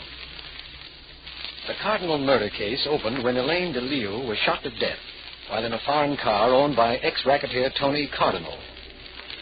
Philo Vance believes that the girl was killed by mistake, but he insists that if she weren't, then her killer was Cardinal. Al Bailey, underworld character and former boyfriend of the murdered girl, has been under surveillance, and my men report a visit to him from Cardinal's butler, James Lyons. Following the visit, Lyons went immediately to the phone booth where he is now. Yeah, Jamesy, what is it? What is it? Mr. Cardinal, I have to call you. It's urgent. I've got a very unpleasant duty to perform. Unpleasant in that I should have done it before. Go ahead, spill it. Mr. Cardinal? Oh, look, never mind the English lessons now. I gotta know what it is. You should have told me and didn't. Very well, sir.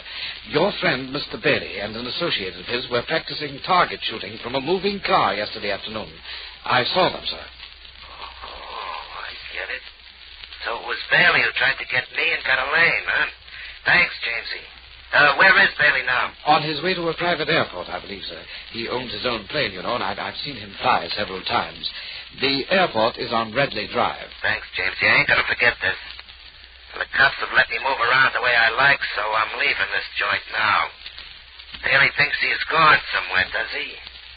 Well, he don't know that the only place he's gone is where I send him.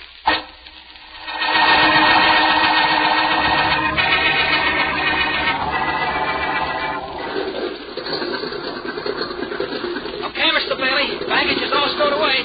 Wait till I climb in now, and then let's go. Hurry up, Mike. Come on in so I can roll this window up and we can get going.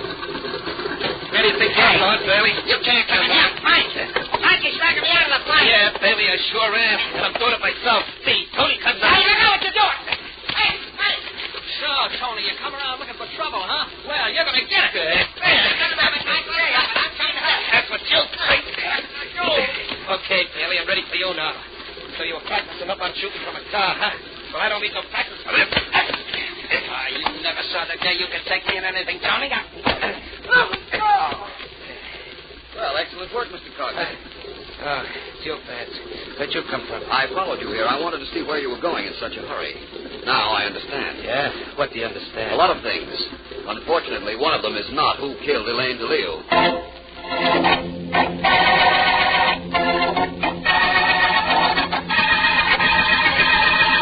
James, you're sure you've told me all you know about Miss DeLeo? Well, there isn't much I could have told you, Mr. Vance. I haven't been working for Mr. Cardinal very long, and she was here only once. Where did you come from? Well, I've been in the States for some time, sir. London before. And before that? Well, my grandfather came from Holland. Is that important, sir? At the moment, no. In fact, there's only one thing that is important, James. That is to find out who killed Miss DeLeo. Oh, yes, sir. I'm quite sure that's so, Mr. Vance. Vance, where are you? In the library, Markham. You may go, James. Thank you, sir. I'll be where you can reach me, sir. I was hoping you'd come back here, Vance. Where were you? I just watched a very excellent demonstration of street fighting. Only this street fighting was done at an airport. Really? Yes, Tony Cardinal caught up with Al Bailey and a friend named Mike and did quite a job of convincing them they ought not leave town. Where's Cardinal now? You won't have any trouble picking him up, Markham. In fact, he's probably on his way back here. But Vance, he's still a suspect. There still is the possibility that he killed the girl in his car. No question about that possibility. But he's too smart to run away and make us believe what we only think now. You know, come to think of it, this whole thing could have been an act. What whole thing? If Tony were really smart, and he is shrewd, Markham, he might have figured I'd follow him to the airport. He put on a very convincing display of righteous anger against Mr. Bailey. Perhaps that was done for my benefit. Don't you want to know how it was that Tony found out Bailey was going to the airport? Not particularly. But if I did, I know you could tell me. How do you know that? Markham, when the butler James Lyons left the house, I knew you had somebody watching him. I know you had somebody watching Bailey's apartment, too. Oh? And when Lyons saw Bailey and then went into a phone booth, and shortly after, Tony Cardinal left his apartment, I knew you'd know how Tony knew about Bailey. Vance, I give up. Oh, not now, please, Markham. Above all, not now. And why not now, above all other times, Vance? One very important reason. We're very close to the solution of the Cardinal murder case.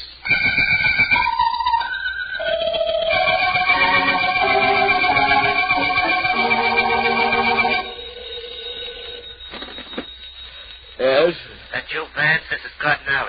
Oh, hello. Rather late for you to be calling me, isn't it, Mr. Cardinal? Make that Cardinal, Vance. I'm no gent. I was never cut out to be no gent. I got news for you, Vance. Really? Yeah. I'm blowing town. Well, I've got news for you, my friend. I don't think you are. Huh? Tony, you've been trailed by the police ever since you left your apartment to go to the airport. Believe me, you haven't shaken them off your trail. But what was it you wanted to tell me? Just this. I ain't no rat, Vance. I don't go lousing up guys with the cops. But before I bounced out of town, I wanted you to know enough to grab Bailey. Don't let him get away with this. He was trying to kill me when he got Elaine. Well, thank you for that information. I'm glad you called, Tony. I tried to reach you at your apartment earlier to ask you a question. What question? How did you meet Elaine DeLeo? Well, she was Bailey's girl. I used to see her around with him, and I got to know her. And how did you happen to get James Lyons, your butler? Elaine got him. She went down to one of those swanky employment joints and got him. Why? Why? Well, Tony, after you're through talking to me and you find that there is a police officer waiting for you, as I said there'd be, ask him to bring you here to my apartment. I'm going to ask Mr. Markham over and have him bring Al Bailey and your butler, too. What's the idea? The idea is to clean up the Cardinal murder case. Pretty good idea, don't you think?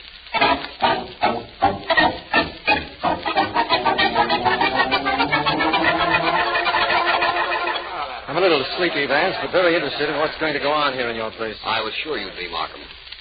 I think I'll get things rolling now. Tony Cardinale. About time you got started, Vance. What's going on? Tony, I was never convinced that it wasn't you who killed Elaine DeLeo. No? No. But then again, I wasn't sure you did do it either. Oh?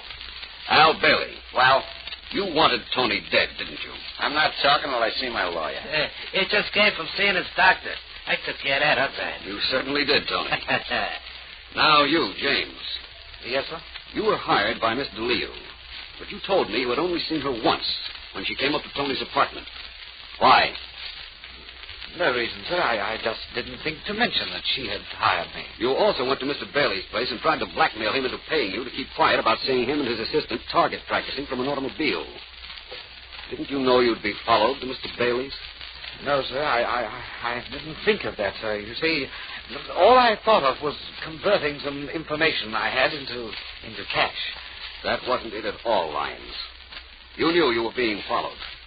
You wanted the story of Bailey's target practicing to be brought to the attention of the police. You wanted him to be arrested for murder. Aye, sir? Why would I want that? Why not? Inasmuch as you killed Elaine DeLeo.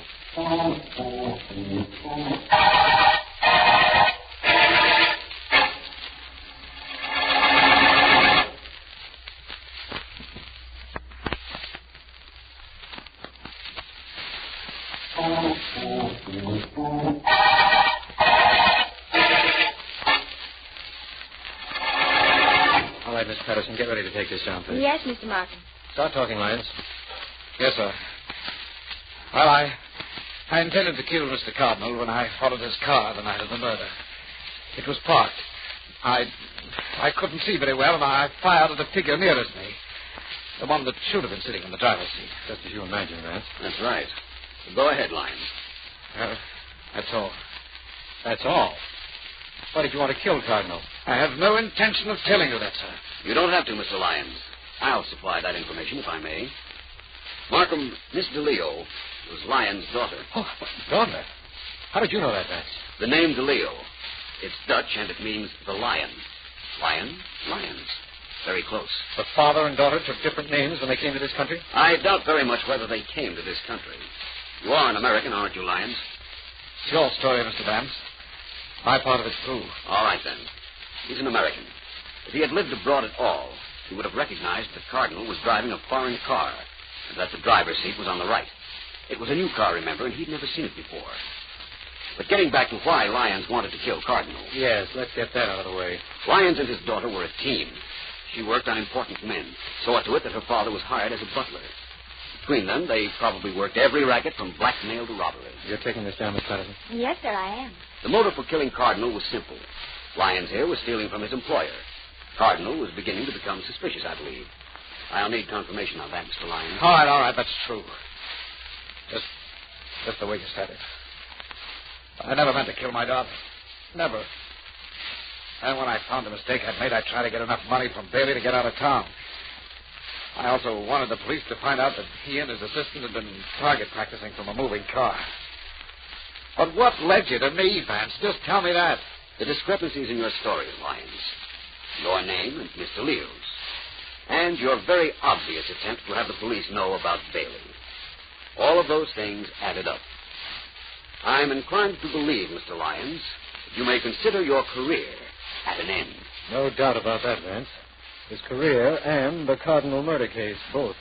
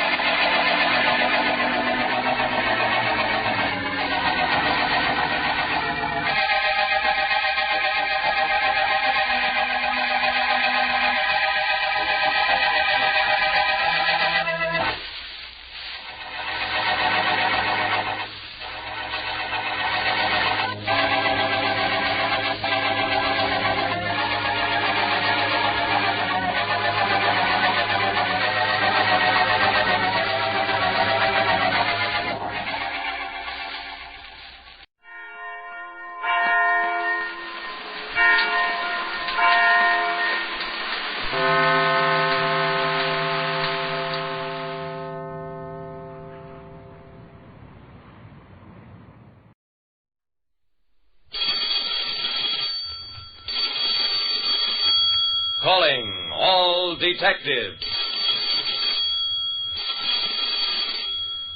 3 men marked for death. 2 have already died. Can the third be saved? That is the problem on this page from my casebook. The casebook of Jerry Browning, private detective. The man in my office had gray hair and gray skin to match. His name was Arnold Warwick, and his problem was simple. Mr. Browning, I'm scared to death. Take it easy, Mr. Warwick. Whatever you're afraid of, it can't touch you here. Warwick sat down. You don't understand, Mr. Browning. Martin Cantrell is a demon. There's no other word for it. He's killed 2 of us already. He said he'd kill me, and somehow he'll find a way of doing it. I tried to look impressed. Whom did he kill, and why? Warwick didn't like the question. It goes back a long way. Do we have to go into that? Yes, we do, if you want my help. It took a while, but I finally got the story. Martin Cantrell was a chemist who discovered a new cheap way of extracting vital chemicals from seawater. He sold his patent to a syndicate composed of Warwick and 2 others. Not to put it too delicately, the 3 men had cheated Warwick, framed him on a charge of having misused corporation funds, and had him sent to jail. He swore he'd get even with us as soon as he was released, and he did. John Mallard got the first death letter. He died 3 months later. Cantrell waited a year before sending the letter to Bruce Davies, but Bruce died of poisoning only 2 weeks later. Now it's my turn. Have you received a death letter? Warwick nodded. Cantrell waited over 3 years before sending it, but now it's here. Mr. Browning, you've got to find it. Tell him I'll make restitution, do anything, if he'll spare my life. A chemist who'd been falsely sent to jail killed 2 of the men who had framed him and sent a death threat to the third.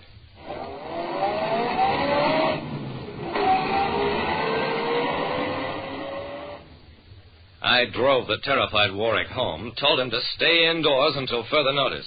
Mr. Warwick, I'd like to see that death threat letter.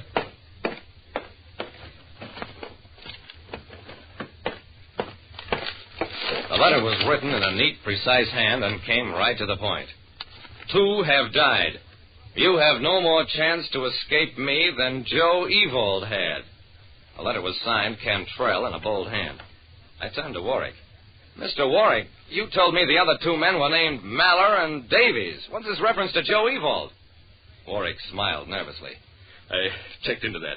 Cantrell was always a great reader of crime news. That was his hobby. Joe Evold was a gangster, killed a policeman, was cornered and shot to death in St. Louis. I shrugged. Okay. I'll take this letter, Mr. Warwick, and try to locate Cantrell. Tell him I'll pay the money back if he'll leave me alone. I don't have much sympathy for you, Mr. Warwick, but I have none for a murderer.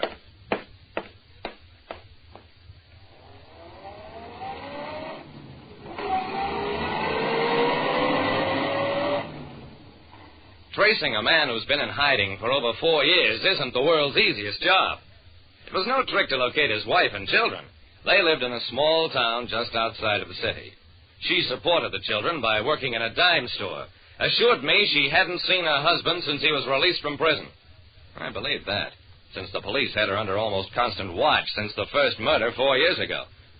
It was a cold trail, and I didn't have much hope of succeeding where an entire police department had failed. Still, I tried. Did a man by the name of Martin Cantrell work here?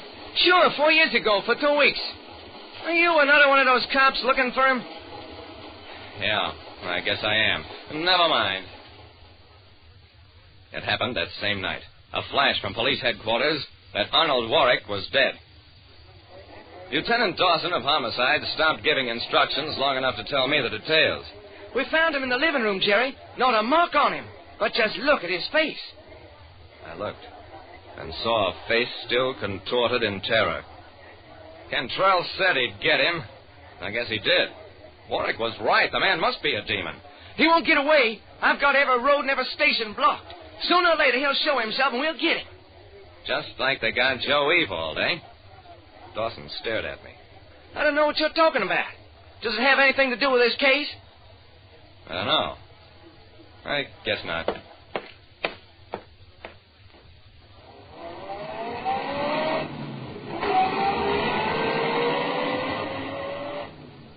Dawson was sure that Cantrell would show himself, but days passed and there was no sign of him. The newspapers gave the story a big play, especially after the autopsy reports could give no clue as to how Warwick died. The papers ran pictures of Cantrell and trotted out all the old yarns about mysterious poisons that leave no traces in the body. But even all the publicity didn't help reveal Cantrell's hiding place. Jerry, I don't get it. Man has no money. He's got to eat and have a place to sleep, and he can't get either without working someplace. So where can it be? I don't know, Dawson. Unless his wife is hiding him out. Dawson shook his head. She's got a tiny 3-room flat above a store, no place in it to hide. He's not with his family, I guarantee that. Looks to me like he's clean vanished off the face of the earth. Dawson, maybe he did just that.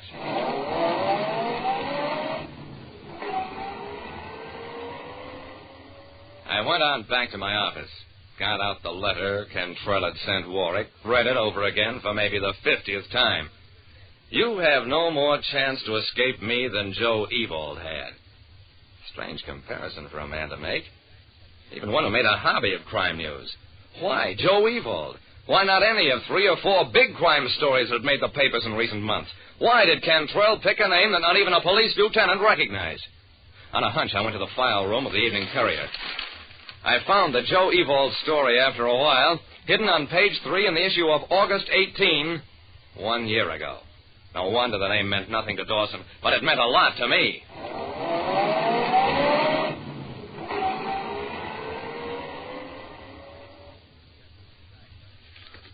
I got out the death letter again, but this time I concentrated on the blurred postmark on the envelope. I couldn't make out the city or exact date of mailing, but I could just barely see the year stamp. A letter had been mailed last year, and by one of those strange accidents that happen once in a while, had taken over a year to arrive at its destination. And I was willing to bet that it had been mailed in St. Louis shortly after the Joe Evold story was big news down there.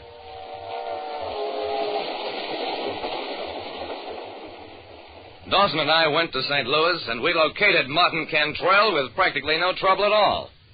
In a cemetery. He'd been living under an assumed name, but it was easy enough to track him by description. Maybe he'd meant to kill Warwick. Probably he did. But he died first in a rooming house fire. And what did kill Warwick? A heart attack, brought on by cumulative fear and tension. Like I said, there are many ways of dying, and being frightened to death is just as permanent as any. Listen next time to Calling All Detectives, mystery drama, mystery quiz, and a chance for you to match wits with yours truly, Jerry Browning, Private Detective. We delay the start of our scheduled program to bring you a bulletin from CBS News. The Associated Press quotes an authoritative source in Tokyo as saying that some United States combat troops have been alerted to go into action in South Korea at a moment's notice. According to this authoritative source, the deteriorating military situation in southern Korea may force the United States to commit ground forces to the battle. This bulletin came to you from CBS News. We now resume our scheduled program. Get this and get it straight. Crime is a sucker's road, and those who travel it wind up in the gutter, the prison, or the grave. There's no other end. But they never learn. Wrigley's Spearmint Chewing Gum, the refreshing, delicious treat that gives you chewing enjoyment, presents for your listening enjoyment Raymond Chandler's most famous character in The Adventures of Philip Marlowe.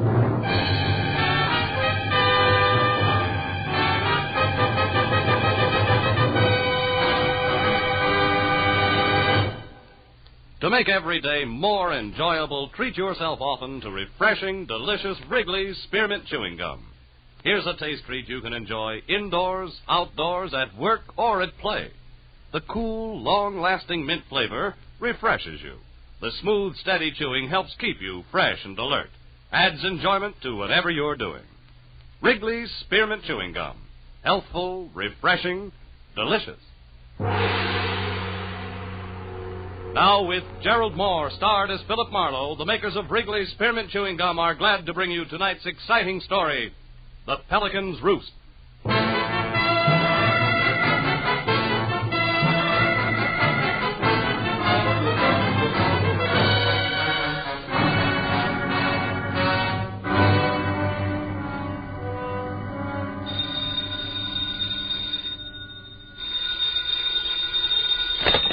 Hello, Marlowe speaking. Phil, thank heaven you're home tonight. Lynn? Yes. Lynn Russell? Uh-huh. Oh, baby, when did you get back to town? Yesterday. Phil, listen, I'm at Eugene's. It's a beauty salon on Wilshire just west of La Cienega. Yeah? Come over here right away, will you? Me? To a beauty shop? You've got to help me get out of here. What's the matter, kid? Got your head caught in a dryer? Phil, please, I'm serious. I'm scared.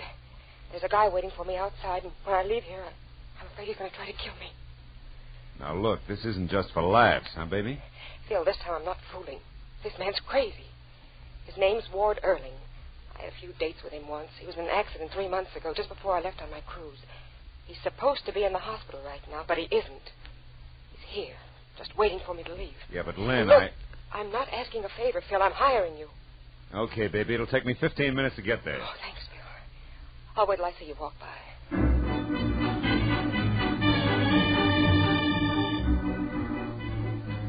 I drove out to Wilshire Boulevard and kept telling myself that I could trust Lynn Russell. Why? Because I like her. She was a glossy brunette, born with all the natural equipment of a top model and a covey of oil wells in her own name. She rushed at life, but she'd always been smart enough to stop short of real trouble. Well, it was 9:30 when I got to the section of Wilshire's Miracle Mile that housed Eugene's beauty shop.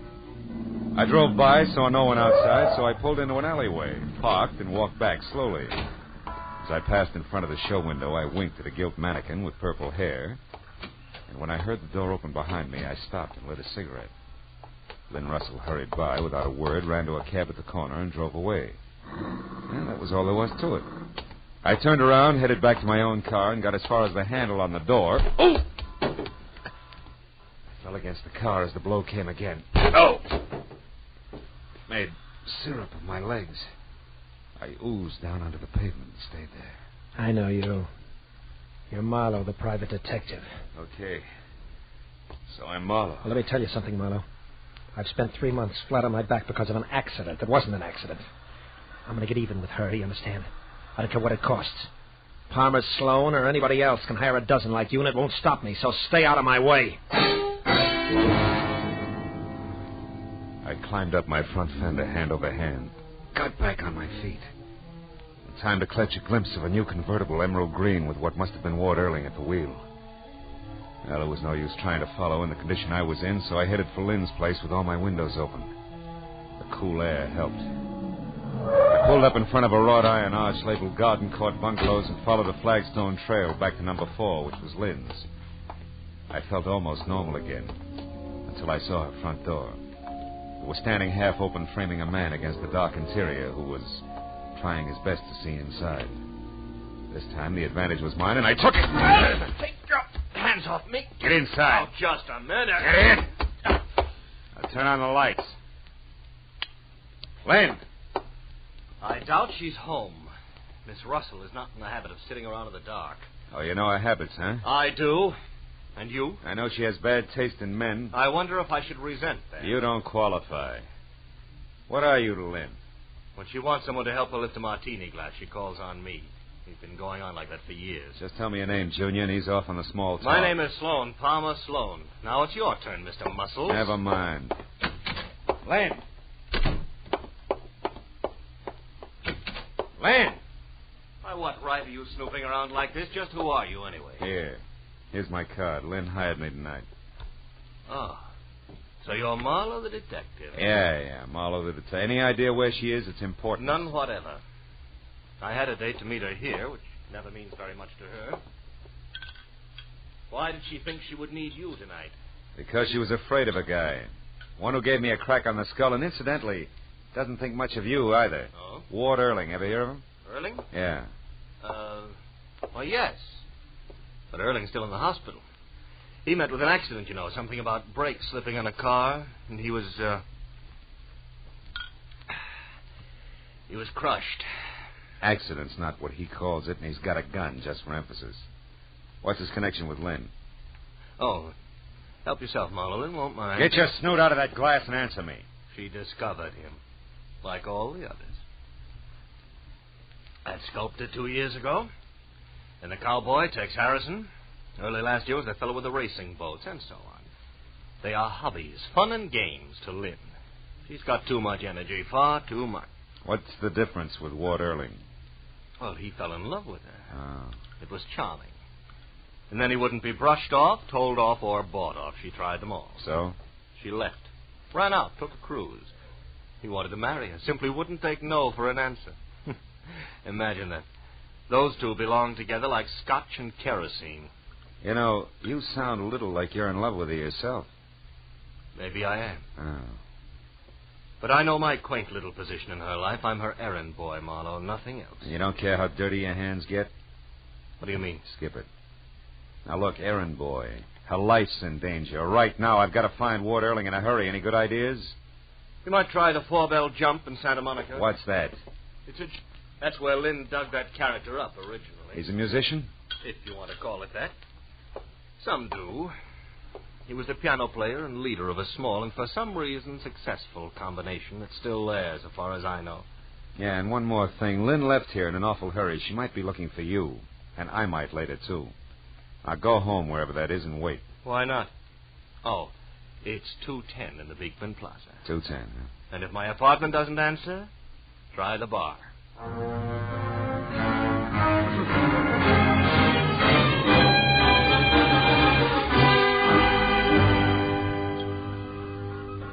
When I pulled onto the parking lot at the 4-bell jump, the first thing I saw was the nose of the emerald green car Erling had been driving peeking out from the side of a building.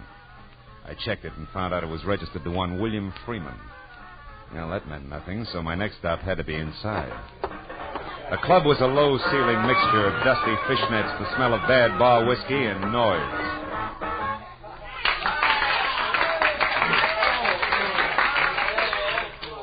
The band had just finished a set, climbed off the stand, and drifted out to join the customers. I saw the name Howdy Bub Freeman stenciled on the bass drum. He was a flyweight who carried most of it on an oversized head equipped with a pair of protruding yellow eyes. Stuck out even further when I followed him out into a back room. Hey, Bub. Yeah? Is that your car around the side, the green one? Yeah, brand new. Nice, huh? Too nice to loan out. Better come again. Where's Ward Erling? I thought he was the piano man here. Ward, he used to be. He's in the hospital now. Had a bad accident a while back. Who says it was an accident? What? It was an accident. I say so. Of course it was. I saw it. The brake slipped in his car. It rolled down an incline, pinned him against the wall. That's so. Who says he's in the hospital? I do. Hey, look, what's your grift? You're a liar, Bub. Erling borrowed your car tonight. Man, you're dragging me. I'll see you around. Come back here. Look, I got no beef with you, mister. Where can I find Ward Erling? Why don't you go off somewhere and drop dead? Where is he? Come on, little man, before I shake it out of you. You look like you shake awful easy. Where's Erling? Wait a minute. I don't know. I swear I know. And I don't care if he used my car. I didn't know it. He's a bring-down, a spook. Keep going. He blew his cork over some society doll. It practically wrecked our combo we've been working 5 years to build up. Also, it broke the heart of one very sweet kid. Maxine's so gone, she'd scrub floors for Ward, and he couldn't see it. I'm disgusted with him. Maxine who? Where can I find her? Now, look, little man, do I shake some more? Maxine Majesta. That's better. She's inside at the end of the bar, blonde in a blue dress. Take it easy, will you? She's a good kid. So am I. We'll get along fine. I'll see you, Bub.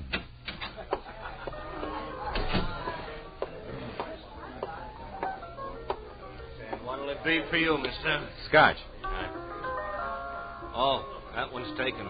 Lady will be right back. Oh, I'm sorry. Water or soda? Water. Right. There you go. Thanks. Hey, Larry. Huh? Your phone's broken? I didn't get my nickel back. Oh, you want me to freshen up that drink, Maxine? No, thanks, Larry. Just fine. Maxine. Yeah? Maybe you can help me. Maybe. No. No, what I mean is I'm looking for Ward Erling. Try under a rock. You know, you sound a little bitter. I'm as bitter as a slot machine these days. What's it to you? Well, I'm an acquaintance of Lynn Russell's. Name's Marlowe. You know her, Maxine? I've seen her at the jam sessions we used to go to. She used to show Ward off to her little groups like a prize pup. Sure you got her pegged right? You know, she tried hard to shake Listen, she's the Got Rocks type who'd sink a yacht just to watch the bubbles. And that's only... Only what, Maxie? Never mind, skip it. Good night, Mr. Marlowe. Hey, wait a minute. Don't I get to buy you a drink? Some other Tuesday. Good night. I watched her as far as the door. Decided to go after her, and then I caught the bartender giving me a very cold eye. Didn't thaw any as I downed my drink and saw him high-sign the bouncer. Looked like my welcome was wearing thin, so I went outside, sat down in my car, and tried to figure out who was covering up what. But I only got as far down the list as Palmer Sloan. It had come from the back room in the club. I was a poor third in getting to him. A waiter in a white apron and a fat sax man both beat me. Over here, Manny. Here. Hey, it's Bob. Bob Freeman. Holy cats, what's wrong with him? He's been stabbed. Yeah, there. In his neck. An ice pick. Bob, who did it? No use, fella. He was gone before he hit the floor. Whoever did that to him got him dead center.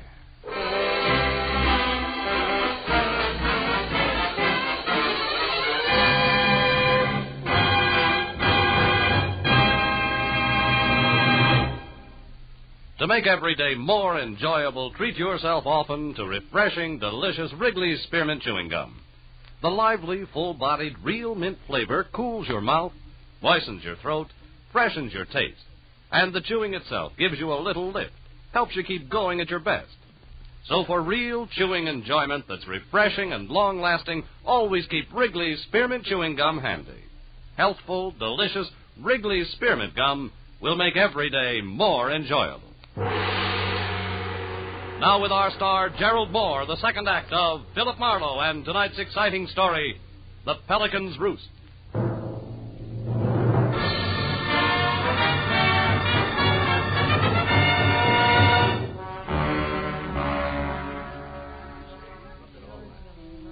Howdy Bub Freeman was face down and dead.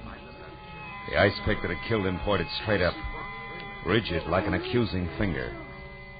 To the right of the dead drummer's sprawled legs was the fat saxophone player, his face shiny with a fine sweat of fear. And to the left, the waiter who had found Freeman's body. For a backdrop, there was the doorway crammed with astonished faces and the funny kind of cracked voices people always have at a time like that. I closed them out. The waiter objected. No, wait a minute, mister. What are you doing that for? We got to call the cops. Hey, you ain't the cops, are you? No, I'm a private detective. Name's Marlowe. Well, that ain't good enough. We got to get the law Shut about up, this. Dave. What? Mr. Marlowe will tell you anything you want to know. My name's Lager, Manny Lager. Bub Freeman was a good friend of mine. Even if he's the reason Ward Erling went to the hospital?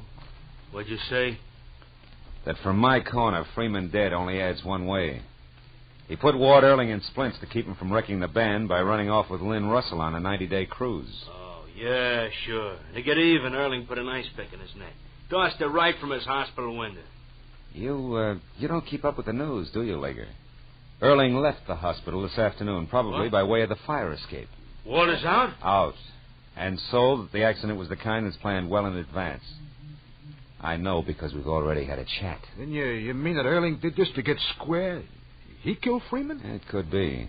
But there's another angle. Yeah, an angle named Palmer Sloan. That society louser didn't want his girlfriend mixed up with anything as degrading as a musician. That's it, ain't it? Maybe. Erling was after Palmer Sloan or Lynn Russell. He never mentioned Freeman. Yeah, but where's the tie? Howdy Bub didn't fall on that ice pick.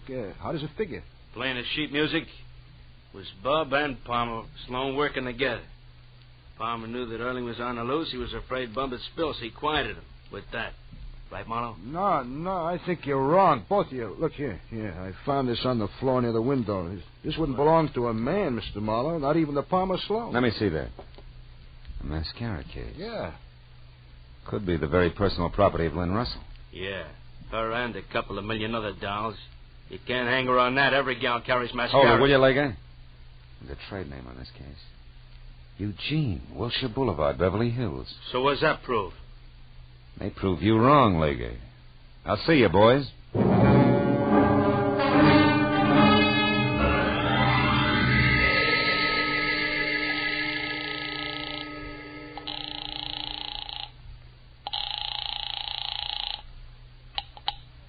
Hello.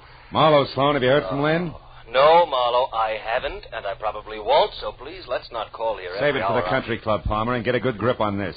The drummer at the Four Bell Jump's been murdered. Looks like our not-so-sweet friend did it. Lynn? Oh, you're out of your mind. Yeah, I'm out of my mind. Now tell me, if she did this, have you any idea where she would head? No, Marlowe, no, I don't. The boat is tied up. Her car is in the garage for repairs. Okay, suppose she didn't take a car or a boat. Would it be by... Hey, wait a minute, Sloan. What was that about a boat? Is it a yacht, maybe? Not exactly, Marlowe. It's a cabin cruiser. Anchored off the Santa Monica Pier at the moment. Santa Monica, Sloan, that fits. What's the name of it? Crest of the Wave. Why? What makes you think she'd go out there? Well, among other things, a crack a lady made earlier tonight. A lady named Maxine Majesto who loves Ward Erling and hates Lynn Russell. Bye-bye, Palmer.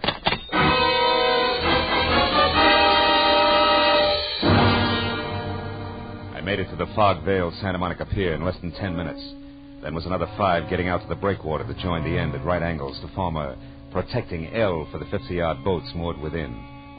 Boats that ran from the kind of sleek yachts that good girls stay away from to a leaky rowboat with a rusted outboard labeled Faithless.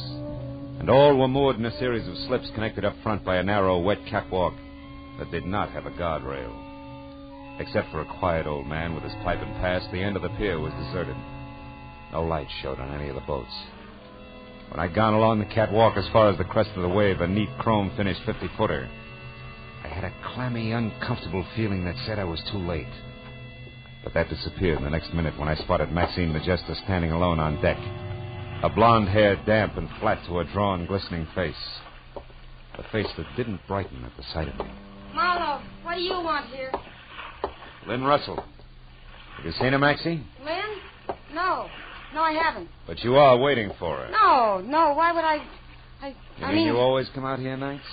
It's good for a girl's hair, is that it, baby? Marlowe, stay out of this, please. So you can get to her alone? No, Marlowe, so I can get to her alone. Whoa, Don't punch an fine. inch. I mean that, Marlowe. This thing goes up real easy. Now, where is she, Maxine? I don't know. Oh, Ward, I knew you'd come here after her. That's Never why... mind that. I want Lynn Russell, Maxine. Why? Why, darling? Oh, Ward, aren't you through with her yet? Didn't you do enough to you? She and that Palmer... Stop it. Just tell me where she is. Keep those hands up, Marlowe. I had an itch. I'll ask permission next time. Ward, listen to me. What difference does it make where Lynn is? She doesn't love you. She never did. You were a 5-minute intermission. But us, we were different. We were in love, Ward. We had everything. I'm only after one thing, Maxine. Now, where is she? Ward, please forget her. Come here. My arm. You're hurting I'm going to break it unless you tell me what I want to know. The guy who runs the hamburger joint on the other side of the pier saw her here, Maxine. And for the last time, where is she? All right, stop it. She doesn't... Pelican's Roost. Nice going, Adonis. You got your answer, didn't you? Yeah. Just like I'm going to get Lynn Russell. Hooray. State will be overjoyed. What's that supposed to mean, Detective? Something like Lynn Russell just killed Howdy Bub Freeman? You're a liar. Really? It doesn't matter. If it's true, I'll just be a little harder on the fine lady. How hard can you get, kid? Hard enough. Oh!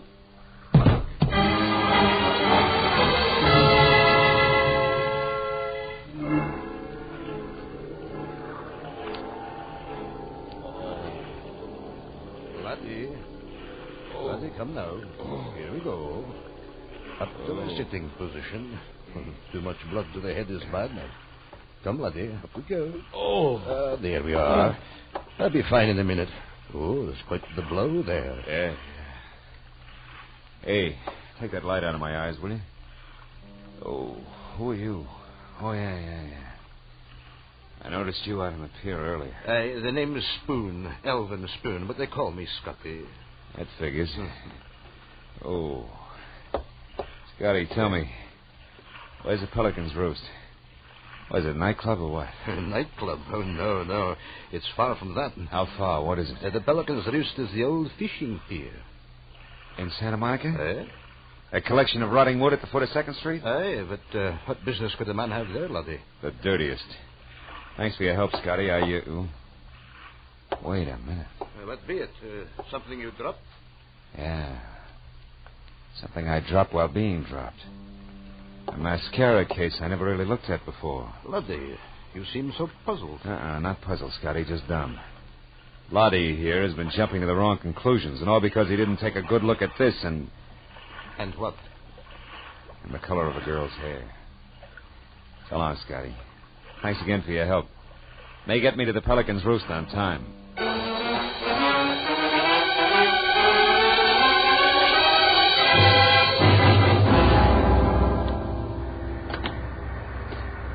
The nickname for the cockeyed assortment of barnacled pilings that complained with every surge of the sea and complained again with the undertow that always followed was no misnomer. At least 1,000 sleeping pelicans called it home. Now as I moved out along the splintered, lopsided boards that here and there gave way, I tried to be careful. Not to wake too many of the birds and stir them to flight, because that would give me away. But the heavy, clinging fog and the waves crashing over the jagged, jutting rocks below were on my side. I made it out to within 20 yards of the end of the pier without being seen. There I slipped my .38 out of my shoulder holster and went forward, a slow foot at a time, until I saw Lynn Russell, alive and alone, huddled near a slick, oily piling, her face in her hands, her body trembling with her tears. What I didn't see was the man who had come up beside me and taken aim. How dumb can one man get, Marlowe? Beating on the sidewalk, a beating on the boat, and now this. Third time's a charm, Adonis, haven't you heard? Oh, Phil. Phil, your hand, it must hurt terribly. Don't waste your sympathy, Lynn. The gentleman here thinks you're a killer. He thinks you knocked off Howdy Bub Freeman because you and Bub planned my accident, and you were worried about Bub talking too much. Phil, how could you believe that? No, it was real easy, Lynn. You had the motive, and that plus a box of mascara that came from your beauty shop just about sold me. I don't understand. What about the mascara? Well, it was found near Freeman's body. But it wasn't until a few minutes ago that I found something else. The mascara is brown, and that fits a blonde, not a brunette. What are you trying to say, Marlowe? My guess is that Maxine Majesta is that blonde. She happens to use the same brand as you, Lynn. It's a good guess, Marlowe. Maxine. Swell guess. I did kill Bub. We both planned your accident, Ward. Bud because he didn't want you to ruin everything you two worked so hard for, and I because I... Aye, because I'd rather have you in the hospital than with her. Stay back, Maxine. He has a gun. So do I, but I'm still ahead. You see, Marlowe, I got here before you did. I've been watching them. He had all the chance in the world to shoot, but he didn't, and he won't. And that's why you only got shot in the hand. He's not a killer. He only has a killer's temper. And he's just learned that revenge is hollow unless you are a killer. Don't, Maxine. Shut up, both of you. You killed Bub. Yes, I did. He was afraid you'd find out everything. He thought his only chance was to tell you what we did and put the blame heavy on me. You scum. You put me in the hospital, nearly killed me just to keep me for yourself. Yeah. It's called love. Stupid, wasn't I, Ward? Selfish. And I lost. But if I can't have you, nobody...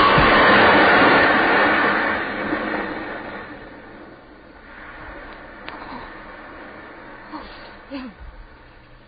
She hit those rocks. We've got to get her. Not a chance. Wouldn't do any good if we did. Give me that gun, Erling. Marlowe, Never mind the speech. One back to the hospital. Get out of here. Yes. All right, Marlowe.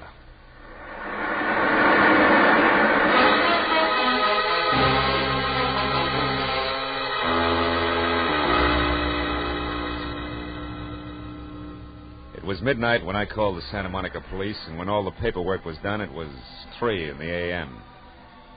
Lynn and I drove by the old pier and sat looking at the rotten timbers. Tried not to talk about the poor kids somewhere underneath them. Lynn, Yes, Phil. how do you feel about everything? I don't. Just numb. Maybe that's the best way. Numb. Anesthetized. Insulate our hearts, our sensibilities. That way nothing can get to you. Yeah. Then just as we think we're all snug in cotton wool, life explodes the insulation, the heart ends the anesthesia, and we're back grabbing at brass rings. Phil, I want to go home. Okay, kid. But remember, there may not always be a way home.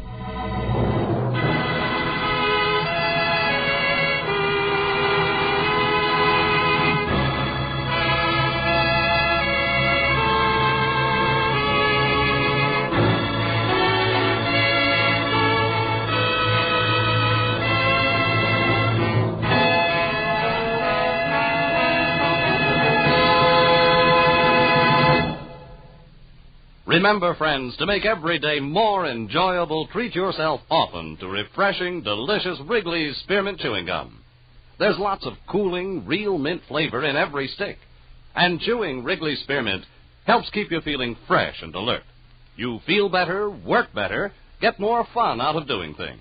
So indoors, outdoors, wherever you go, keep some healthful, refreshing Wrigley's Spearmint Chewing Gum handy.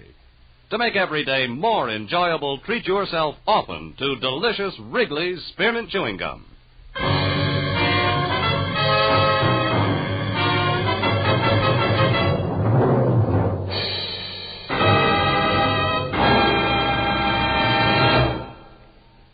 The Adventures of Philip Marlowe, presented by Wrigley's Spearmint Gum, bring you Raymond Chandler's most famous character and star, Gerald Moore.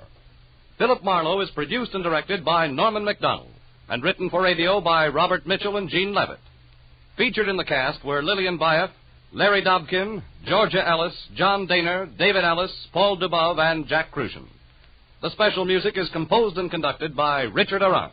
The makers of Wrigley's Spearmint Chewing Gum hope you enjoyed tonight's adventure of Philip Marlowe and that you're enjoying Wrigley's Spearmint Gum every day. We invite you to be with us next week when Philip Marlowe says... This time it was a big city, dirty from a trigger-fisted thug in yellow suede shoes. A lady's heart dropped in the gutter and a corpse in a Hollywood duplex. But in the middle of it all and setting the pace was a sweet little girl from Pumpkin Center, Kansas.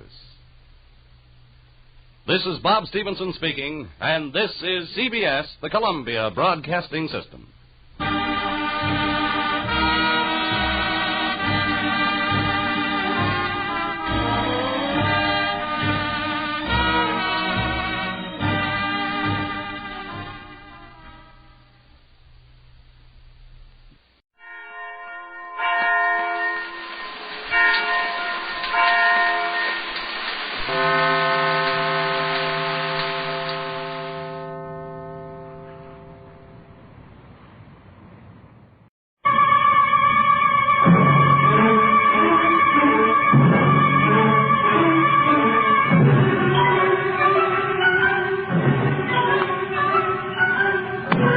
we going to start emptying out that thing? I figure we wait one more month. I'm glad we're through. Why? To tell you the truth, I was getting kind of shaky at the end. I'm glad we're getting out while we're still ahead. That's just the idea. Always quit while you're ahead. That way you can't lose. What happens if she finds out? That's the one thing I'm worried about. Well, for her own sake, she better not.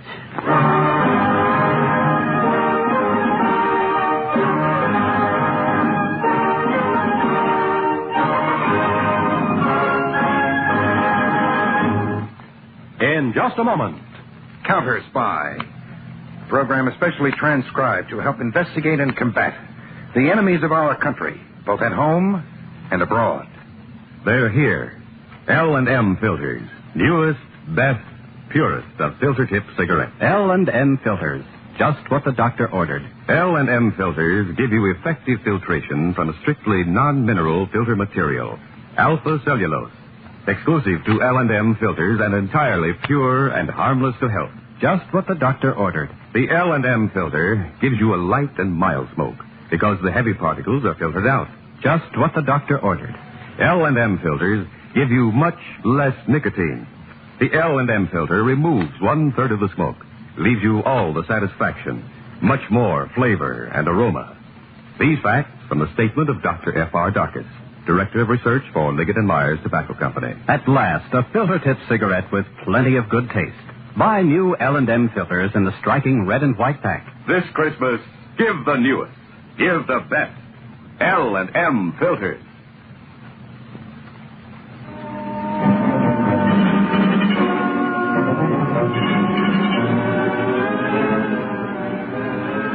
This is David Harding. Here is the latest official tabulation on crime in this country. Each day, an average of 5,286 major crimes are committed.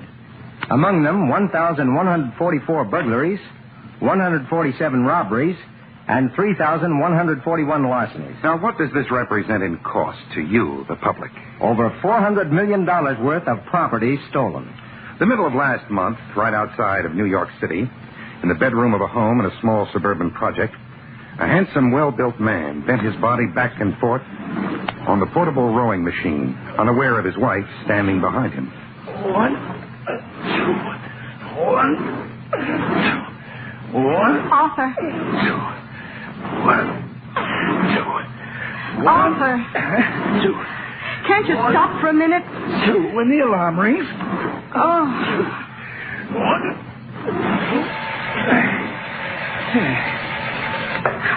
Now will you listen to me? Hand me the towel. Arthur, please. Okay, I'll get it myself. Arthur, I've got to talk to you. It's about... I know what it's about. Money. And there's nothing I can do about it yet. You know what I make? I give you all I can. Arthur, I try not to complain, but I don't know. I just can't make a go of things this way. We owe everybody, and it keeps getting worse all the time. Now, look, Sue, we've been over this 1,000 times. It's not my fault. I do the best I can. But you can do so much better. You still act like a little boy. You got to grow up someday. I want you to be a man. Now, look, there's nothing wrong with me. I've got a great possibility. Of course you have, darling, but you're not using it. In the meantime, something terrible is happening to us. So you don't have any new dresses? It isn't just that, Arthur. Believe You me. want me to believe you, and yet you don't want to believe in me. When Dan Hadley and I finish our invention, you'll have everything you want. That invention.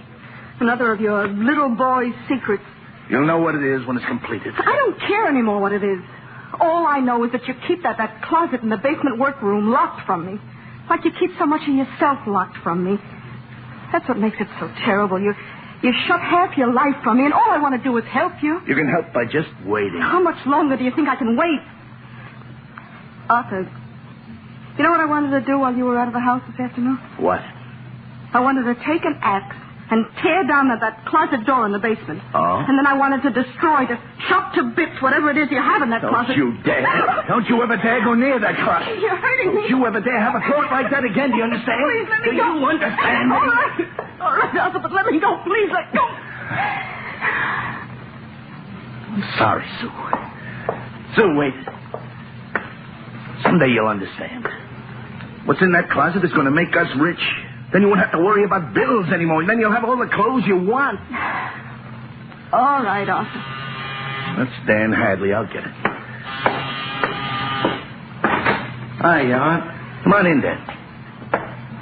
Hello, Sue. Dan? Sue's on her way to the movies, Dan. We'll see you later, honey. Enjoy yourself, Sue. What's the matter with her? Complaining about money again. Look, why don't you break down and give us some extra cash? You crazy? She'd want an explanation. Brother, you're going to have an awful lot of explaining to do when we cash in on that basement closet of yours. You mean when we finally sell our invention? That's right, Art. When we put all that ice back on the market. Well, we still have 3 more jobs to pull before we convert any of that jewelry into cash. Remember that? I remember, Art. That's the agreement. Just 3 more and we're set for life.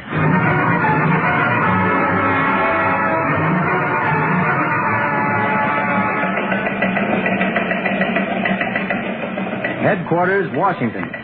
To all Counterspy field offices.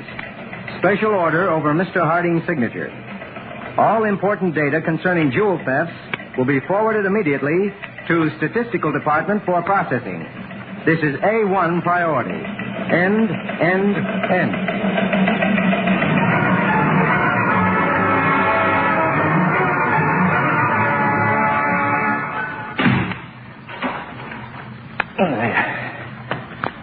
Sue? Arthur, I just... What are you doing down here? Didn't I tell you never to come down when I'm working here without knocking first? I forgot, Arthur. Sneaking down to the basement to see what I'm doing, huh? Trying to find out what's in the car? No. I just forgot to knock, that's all. I only wanted to tell you that Dan Hadley's upstairs. Oh. Well, you should have knocked first. Don't forget again. I won't. Come on.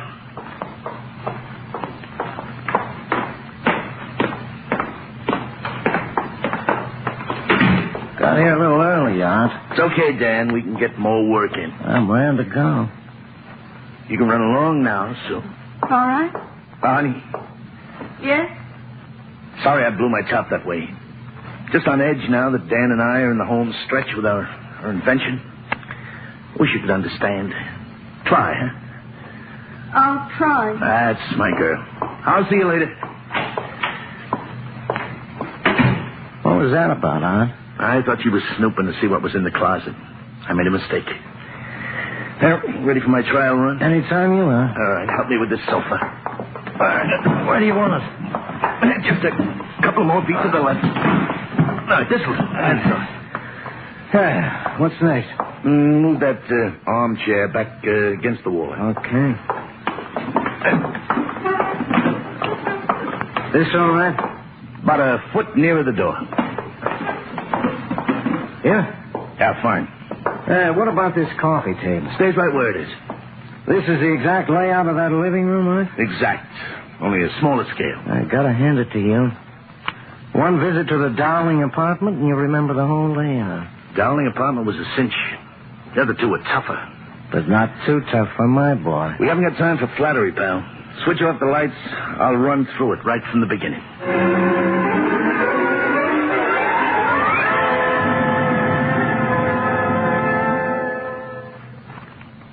We'll return to Counterspy in just a moment. Better get out of bed, dear. You'll be late for the office. Breakfast on the table. Oh, I'm in no condition this morning. Ate too much with the boys last night. You know, every good wife should know about Eno for just such emergencies as this. It's truly amazing what gentle Eno may do for you when you overeat or eat food that doesn't agree with you. Yes, just a dash of good-tasting Eno in a glass of water before retiring and repeat it in the morning if necessary. That's all you need. You can say goodbye to acid indigestion, upset stomach, heartburn, and other symptoms of overacidity. Remember, Eno's buffering antacid action gives you real relief over a long period of time. Helps you feel like your old self again. Why not get sparkling, good-tasting Eno today? E-N-O, Eno, when you're feeling low, Eno. It's mild and gentle and good tasting. E-N-O.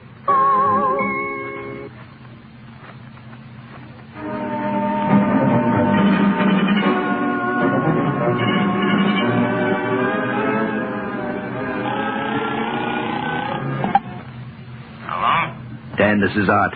All set to roll on the Dowling job tonight. Time the same as you said it? Same, 10 on the nose. You pick me up at the corner of 49th and Elm. 10 on the nose. I'll be there.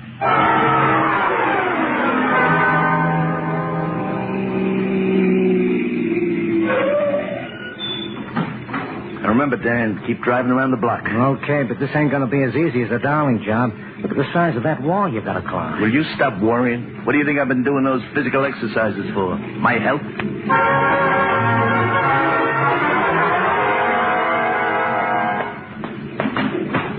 Let's go, Dan. How did it go, Art? Sweet as cake. You get everything? You don't think I'd mess up our last job, do you? You bet I got everything.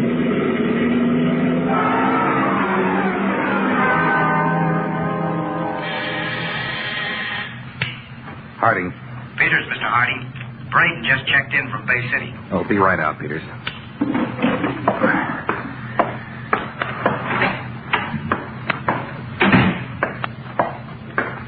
How are you, Mr. Harding?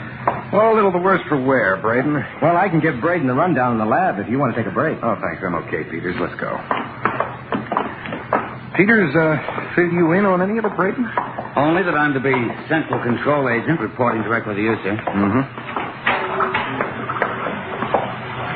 Well, first, Braden, I want you to see the chart of New York over on the wall there. Uh-huh. Well, it's quite an elaborate setup to devote to jewel thieves. Believe me, Braden, these are the most elaborate jewel thieves we've come across. And the most successful.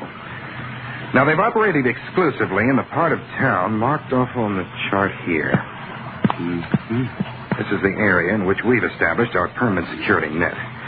It covers only these 6 city blocks. But we're throwing everything into those 6 blocks. Well, sort of narrows it down, Chief, doesn't it? We're taking our cue from the thieves themselves. They've been successful in mining this area. There's no reason to believe they won't continue to work the same vein. Well, I don't want to tell you how to run things, but... Go ahead, Braden. Well, you're not usually one to put all your eggs in one basket, Mr. Harding. And I have this time. Is that what you mean? Yes, sir. This time, Braden, it's the only basket we have. Uh-oh. Me and my big mouth. Now, these numbers indicate doormen, elevator operators, and other spotters. Specially detailed agents? That's right. Well, by the amount of numbers there, I'd say the area's pretty well covered. I only wish I had 100 more agents to blanket it. Well, so much for coverage. Now, the operations and characteristics of the thieves, or thief. You mean this is all the work of one man? It's possible that the actual stealing is done by one person, a very agile, clever, and well-trained man. All the robberies have one factor in common. The premises were broken into through a window or French door. Peters, bring that exhibit over here, will you? Right away. Take a good look at this, Braden. Uh-huh. The thief's means of entry, then. Mm-hmm. In each robbery, a circular piece of glass, such as this one, was cut out just below the latch. Then the thief reached through and unlocked the window, or French door. Which isn't particularly new or clever. You said this man was clever, Chief. I still say he is. Notice these pieces of cellophane tape stuck to the glass. Yeah, so? So the tape keeps the glass from falling after it's cut, practically invisible. After the thief was through cutting, he had only to lift the cut piece out, noiselessly. So, Braden?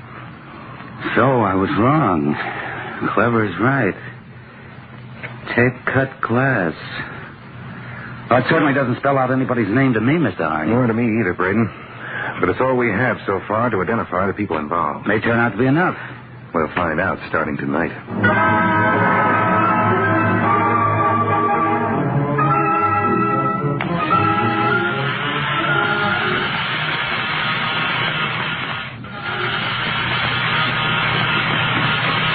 It's getting late, Art. Sue might come in at any minute. Don't worry. She won't be back before 11:30. We'll be out of the basement by then. This one's done. What's up next? Here. This ring's the last. Mm-hmm. What do you think? Be tricky getting that diamond from the setting. Cut the band first, huh? Yeah. Mm-hmm. There. This band goes with the other settings. Be careful, that's stone. It's a beaut, you know. Haven't chipped one yet, have I? There you are. Got a scratch on it. Put it on the scale. 6 carats. Stone number 872. Cut diamond. Weight 6 carats. Dan, that does it. We're finished. 872 stones. Well, even at 25% of their market value, they're worth over $250,000. Easy. You have the rest of those jewel settings melted down by tomorrow night, huh? Yeah, sure thing. Same way in bars, right? Yeah, of course. Nobody's going to identify a bar of platinum as once having been the setting for their diamond tiara. Yeah, for that matter, no one's going to be able to pick out unmounted stones and say for sure there is. All right, help me put this stuff away.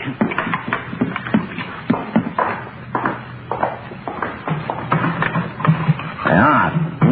When are we going to start emptying out this closet? I figure we wait 1 more month. I'm glad we're through. Huh? Well, I'll tell you the truth, I was getting kind of shaky at the end. I'm glad we're getting out while we're still ahead of the game. That's the idea, Dan. Always quit while you're ahead. That way you can't lose.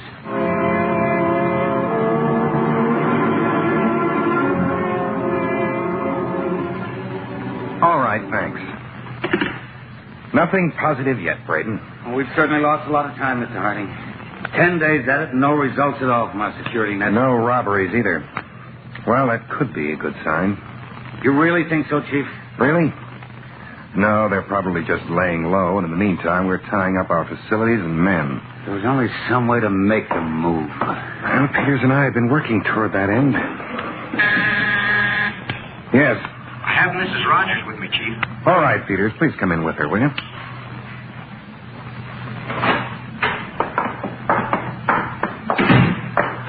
Thank you for coming, Mrs. Rogers. It's a pleasure to meet you, Mr. Harding. Peters, a chair for Mrs. Rogers, please. Mrs. Rogers? Thank you. Mr. Peters explained the situation to you? Yes, indeed. And I'm very flattered to have an opportunity to cooperate with the counterspies. I was only saying to my husband the other day, everybody complains about law enforcement. So few are willing to help it. Then you understand the importance of this particular job. I certainly do. Our apartment has been robbed so many times that my husband suggests, jokingly, of course, that we install turnstiles at the windows to make some money from the heavy traffic. Well, that's the main reason we called on you, Mrs. Rogers. You're well known as a target for jewel thieves. And you live smack in the center of the theft area, as I explained before. And you want me to be robbed again? I want you to help in every way possible to make robbing your apartment a very attractive matter. All right, Mr. Harding. I'm very willing to help in every way possible.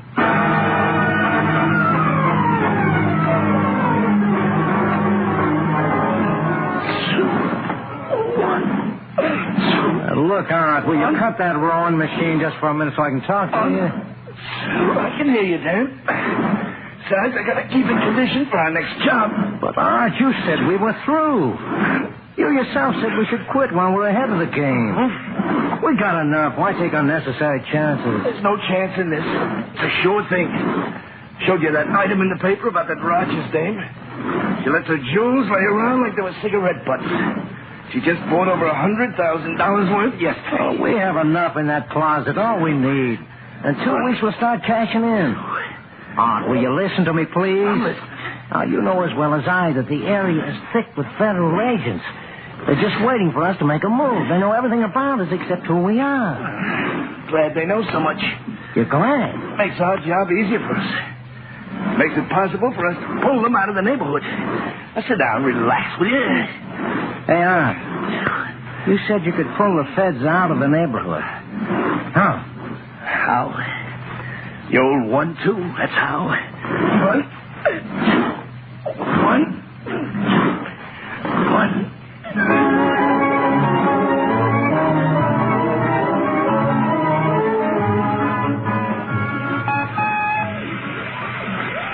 Braden, control point to Harding Field Office.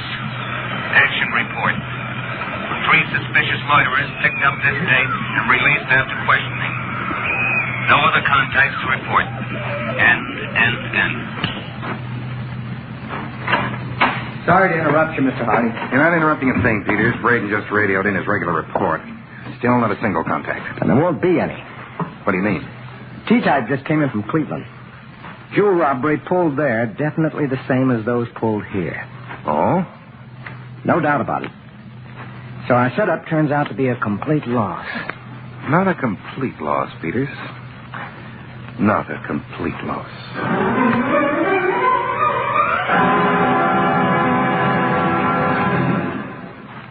Back to Counterspy in just a moment. Valentine is like beer with flavor that will hold. Valentine is a wonderful beer because it tastes good when it's cold. And Valentine is fine beer. You can chill it all you will. Valentine is the deep brewed brew with the flavor that chill can't kill. You know, friends, no matter what the weather's like outside, it's always winter in your refrigerator where you chill your beer. And that's why Valentine beer is deep brewed to hold its flavor even when you serve it ice cold. The fine, full flavor is brewed so deep in Valentine beer that chill can't kill it. Every cool, sparkling, refreshing glass just brims with flavor. 'Cause Valentine is fine beer. You can chill it all you will. Valentine is the deep brewed brew with a flavor that chill can't kill. See Valentine & Sons, Newark, New Jersey.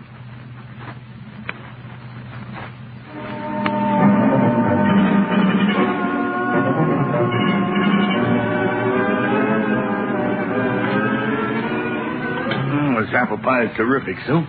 How about another piece, huh? That's it, a good big slab, huh? It's my girl. Here. Well, I'm hungry. Hey, what's the matter with you, anyway? What could be the matter? Well, you haven't said a word to me since I came home, Sue. What's there to say? Plenty. I told you why I went out of town, didn't I? I told you it looks like that man out there's going to buy the invention. Yes, you told me. Still haven't any confidence in me, huh? At this stage of the game?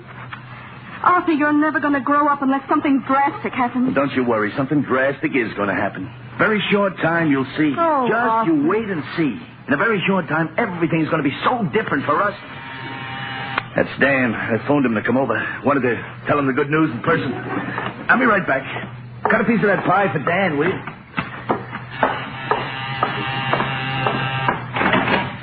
Come on in, Danny boy. Sue home? In the kitchen. I saw by the papers that your Cleveland trip worked out all right. Didn't I tell you it would? The Counterspies are now closing up Cleveland tight in the drum. Leaving our old neighborhood wide open. And we're walking in there tomorrow night to pull the Rogers job.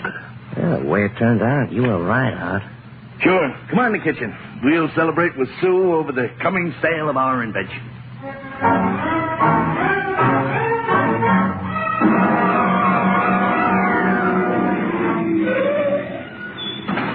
Let's go, Dan. Hey, Mark, quicker than I expected. You have any trouble? No trouble at all. Just went as smooth as ice. You get everything? Uh-huh. All in this bag.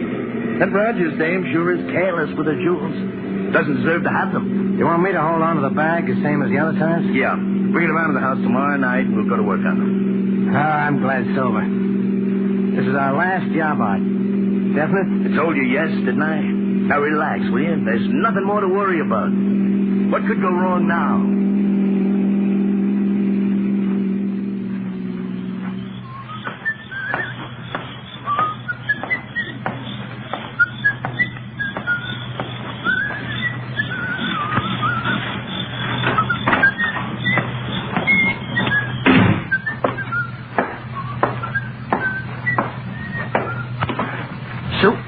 I've been waiting for you to come home. You said you were going to bed early. I couldn't sleep, Arthur. I don't think I'll ever be able to sleep again. What's wrong with you? You? Oh, you're not going to start that again, are you? Oh, this will be the last time. I told you in a little while everything is going to be different. And I told you there'd have to be something drastic to make a change. There will be. There already has been, but I never knew it until tonight. Knew what? What are you talking about? That closet down in the basement. What about it? I couldn't stand it any longer. I thought it'd be the one way to bring you to your senses. I took the axe. What? I smashed that door and I was going to destroy whatever you had in there. I told you never Only to... it wasn't an invention. gold and diamonds. You're going to be sorry for doing that. I couldn't be any more sorry than I am now. Be surprised. I know what you are now. All the time I thought you were just a boy who never grew up. Oh, you're a man, all right. Lying and dishonest. Arthur Wilton, a common, ordinary criminal. My husband, a thief. You're the only one who knows that outside Dad. Don't be too sure. The police? Did you call them? No, I didn't call them. That's right, Wilton. Hey, you... We called your wife right after she had smashed in the closet. Credentials? Counterspies. That's right. We've been looking for you for a long time, Wilton. But I went to Cleveland. I thought you... That's exactly what we wanted you to think. Your friend Dan Hadley is waiting for you outside in the patrol car. All right, Peters, take him out. Right, Mr. Harding. Let's go, Wilton.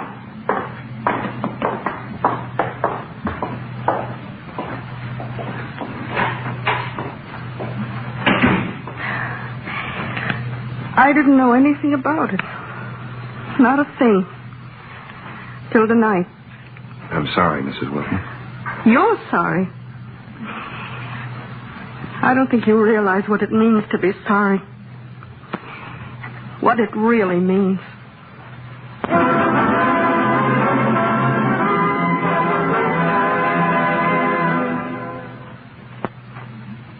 In a moment, a word about next week's Counterspy case.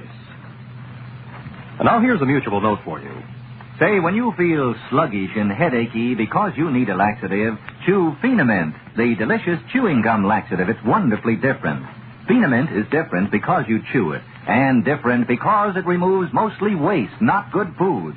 You see, Phenamint does not work in the stomach where food is being digested, does not take away a lot of the good food you need for energy. Doctors know that Phenamint works chiefly in the lower tract where it removes mostly waste, not good food. You feel fine, full of life and energy. So do as millions do. Get delicious Phenamint, Phenamint, for yourself, for your children. Say, what do you do when hamburgers give you acid indigestion? I chew Chews and feel better fast. Chews, the chewing gum remedy? Right. Chews, C-H-O-O-Z, for almost instant relief of upset stomach, heartburn, other acid indigestion misery. Chew minty antacid Chews. 10 cents.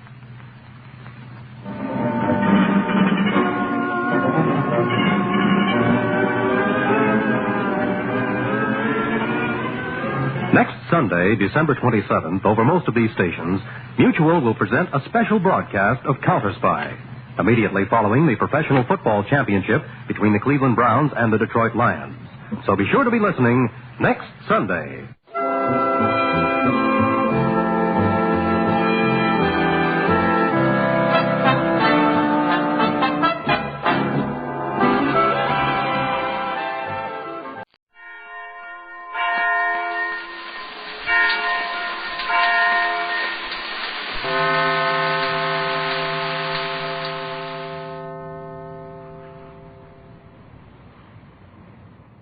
Two great names are joined as new post-war Old Dutch cleanser brings you one of the most resourceful and daring characters in all detective fiction, Nick Carter, Master Detective.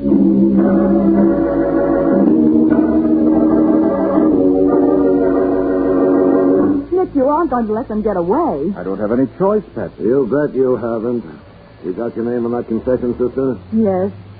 Here it is. Give it to me. I have to sign it, too. Oh, brother, wait till this story gets around town. Nick Carter let the killer get away. And even furnishes the car the killer escaped in. It'll be the biggest laugh of the year.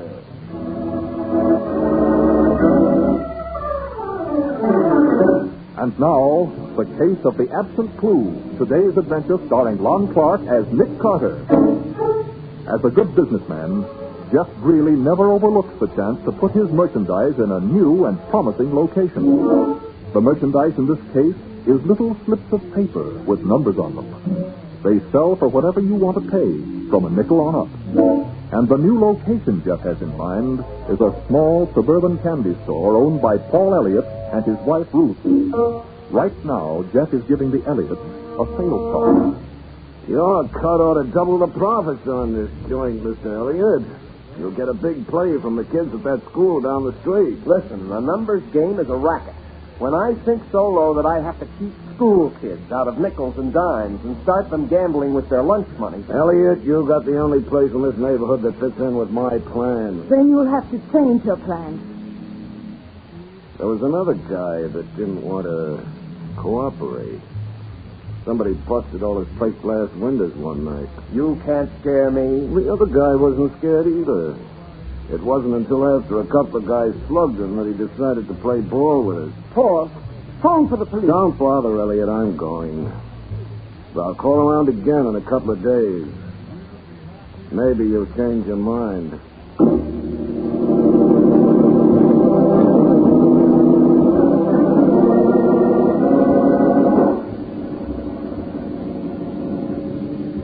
That's the pace, Barney. Slow down till I heave this brick.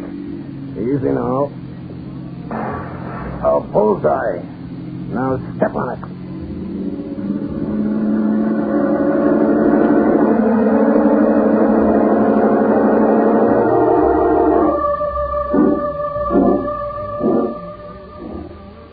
Anything interesting in the mail, Nate? Oh, not so far, Patsy.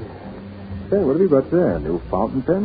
Oh, no. It's one of those tear gas guns that looks like a fountain pen. Sergeant Matheson gave it to me. Oh, he did? Uh-huh. Yeah, it was nice of him, wasn't it? Yeah, sort of handy to have in your purse, don't you think? Sort of dangerous, if you ask me. Tear gas is nothing to fool with. Oh, Ned. Well, what do you know? What is it? This letter. From a fellow I haven't heard of since we were kids. Paul Elliott. Oh, I thought it was a case. And maybe. You know who Jeff really is? Small-time racketeer, isn't he? Yeah. He's running a numbers game in the suburbs now. Oh? A crooked one at that. Trying to strong-arm Paul into peddling the number slips for him. Strong-arm him? How? Well, Paul and his wife have a small confectionery store out in Beechwood. Yeah? The front window's been smashed twice. And Greeley's warned him that next time it'll be a lot more serious unless Paul gives in. Well, can't the police do anything? Not without proof. And Greeley's too smart to let him get anything on him.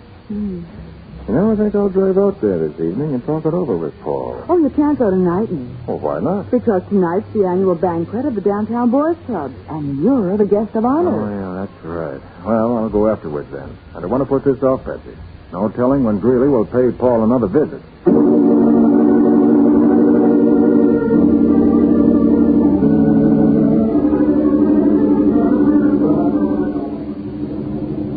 Oh, that's the store there on the right. The one the two men are coming out of? Mm-hmm. Well, you can park right behind that green sedan that the men are getting into. Oh, yeah, well. Hey, by George. Huh? The one with the yellow gloves. That was Jeff Greeley. Jeff Greeley? What? Do you think we ought to follow them? No, not now. I want to see what's happened inside the shop. Okay. Come on. Well, at least they haven't thrown any bombs or smashed another window. That's right. Well, I'm worried. Paul said Greeley promised him the next time it'd be more serious. Help! Please help me! Yes, what is it? Oh, my husband, he's hurt. Are you Mrs. Elliott? Yes, my husband, he's in the back there. Please do something. I'll go, Patsy. You stay here with her. Yes. Oh, Mrs. Elliott, what happened? Those men, the two that just left. They hit him. Now, don't worry. Everything will be all right. How is he, Nate? Shall I call an ambulance? No, that won't be necessary. You mean he's all right? I'm afraid not, Mrs. Elliott. Paul's dead. Dead? Oh, Nick, he's fainted. I shouldn't have broken the news to her so abruptly. Here, Patsy, take care of her. I'll call Matty and tell him to put out a general alarm for Jeff Greeley on a charge of murder.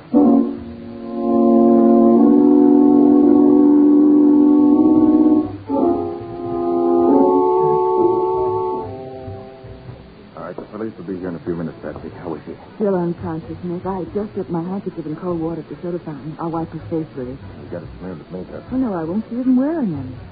You mean that peaches and creamy face is natural? Of course it is. Some women are lucky. She's coming out of it. How do you feel, Mrs. Elliott? Who are you? My name's Carter. I'm a private investigator. I used to know Paul years ago. Was that Paul? Please, try to tell us what happened. Paul and I stayed late to unpack some new stock. He was opening the crates in the back room. And I was in the storeroom when Sam Spade and that other man came in. How long ago was that? Oh, it was only a few minutes ago. I heard Paul quarreling with him and the sound of a fight. Yes? I came out of the storeroom just in time to see Greeley. The one who was wearing yellow gloves? Yes, that's him. He picked up the crowbar Paul had been using to open the crate. And he hit him with it. Did they see you? No, I don't think so. When Paul was still, he ran out the front way. Yes, we saw them leave as we drove up. Now he's dead. Try to control yourself, Mrs. Elliott, please. I used to nag him because he didn't make more money, but it was only because I loved him and wanted to be proud of him. Of course it was. No, it's too late. Mrs. Elliott, if you can identify Paul's killers. I can.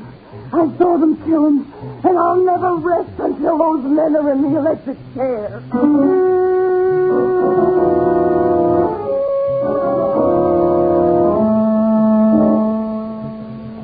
Well, did you find anything, Nick? No, Matty. The ledger of Greeley's is the only thing in the whole apartment. Yeah, there's plenty of evidence in it to convict Greeley of running a numbers racket, but that ain't important now. Hey, wait. Here's an interesting item. What? October 17th. Farm, $18,375. Oh, can you imagine a bright-light character like Jeff Greeley buying a farm? What would he do with a farm? Use it as a hideout, and I'll bet that's where he is right now. Hey, you're probably right, Nick. But we don't know where this farm is located. If he bought it for a hideout, the chances are it ain't even in his name. Well, some of his friends might know, if we could get them to talk. Yeah, maybe. We'll round up a few of them and try anyway. How about the medical examiner's report, Matty? Bruises, contusions, cut on the left eye. Oh, they must have beaten him pretty badly. And then finished him off with a crowbar. Oh, it's going to be a pleasure to get my hands on those guys. I don't suppose there were any fingerprints on the crowbar, Sergeant. No, Patsy, not a single one. What? Well, why should there be, Nick? Greeley was wearing gloves. That's right. Greeley was wearing yellow gloves. Well, now, look, we don't need a fingerprint. Mrs. Elliott's testimony will be enough to convict those two rats. Yeah, but if anything happened to her, you wouldn't have any case at all against Greeley. Nothing is going to happen, Patsy. We got her in a downtown hotel under an assumed name. Where? She's registered at the Kemble Arms on East 49th Street under the name of Mrs. Anna Davis.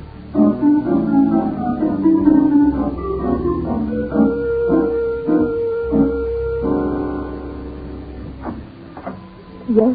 Mrs. Elliott? No, my name's Anna Davis. I know, Mrs. Elliott. It's all right. I'm William Jeffords from the District Attorney's Office. Oh, I didn't know. There's been a couple of new developments in the case, Mrs. Elliott, and the DA wants to see you in his office right away. All right. Just a minute. I'll get my pen.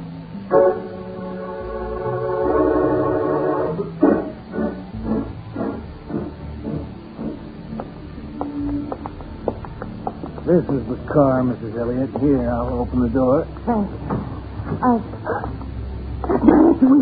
That's Jeff Greeley. Get in there. Nice work, Eddie. Now, you keep her quiet back there. I got some driving to do.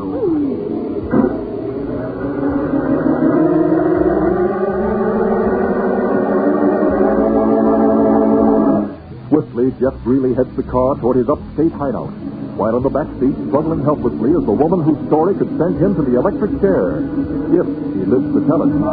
We'll see what happens next in just a moment.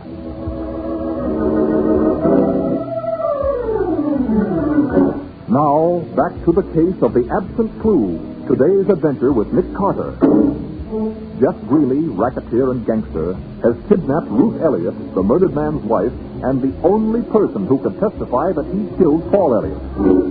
At headquarters, Nick and Matty have just learned that Mrs. Elliott has disappeared from the downtown hotel where they had her registered under an assumed name. Greeley did this, Nick. It's got to be Greeley. The doorman at the hotel saw two men force her into a car, but they got away before he could call a cop. There's no use getting excited, Matty. Oh, how long do you think Greeley is going to let her live, knowing her story will send him to the chair? Well, how do they find out where she was, Sergeant? I checked that, Patsy. They used the old registered letter check. Huh? The man went to Mrs. Elliott's apartment with a letter she had to sign for personally, and the superintendent told him where she was. The superintendent? But how did he know? I told her not to let anybody know. She said that after she found what hotel we put her in, she called him and gave him the address in case of an emergency. Well, we've sure got the emergency. Now you can say that again. We've got to work fast. Oh, sure. But what do we work on? The location of that hideout really has in the country. Nick, we've been working on that and got exactly nowhere. Matty, Greeley's brother would know where it is if anybody would. Nick, we questioned him for over an hour this morning. All right, then. We're going to question him some more. Okay. I'll have him brought up. But I tell you, it's no use, Nick. Pete Greeley's dumb, but he's plenty tough. Okay, it's up to us to be just a little bit tougher.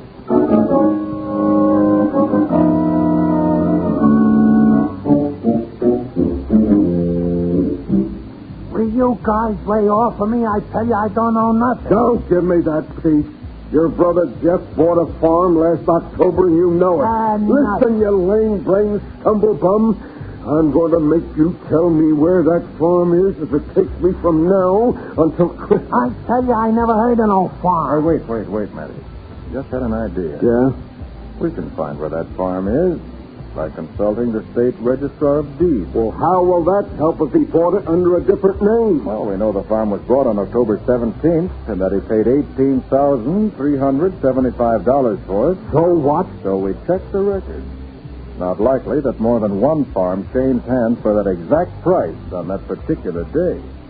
Hey, Nick, you've got something there. Yeah, Matty, we'll have the exact location of that farm inside of 4 hours. Yeah, but what about Pete here? You can't hold me. I ain't done nothing. Why, you... No, wait, Matty. You may as well let him go. Okay. But I hope you come back to see us, Pete, when you can stay for a long, long time.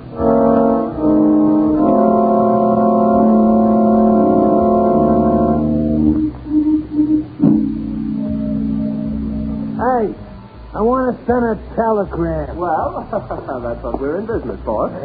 Do you have it written out? Yeah, right here. And it's got to go fast, see? Naturally. Our telegrams always... what is this first word? James, J-A-M-S. It's a guy's name. Oh, yes, of course. James, Crane, is it? That's Graham. What's the matter, stupid? Can't you read? Well, Here, give me it. I'll read it to you. I don't want no mistakes. Yes, that would be best. James Graham, Rural Route 6, Box 124. Rural Route? Oh, there'll be an extra charge for messenger service, unless they have a phone. Okay, stupid. So send a messenger. They got no phone. Horton's Grove, New York. Dear James, your friends from downtown are coming up to see you. Never mind that, Pete. I'll take that. Cutter, where'd you... I've been trailing you ever since you left headquarters. Why do you think we let you go? Just a moment. I'll have to have that paper. Forget it.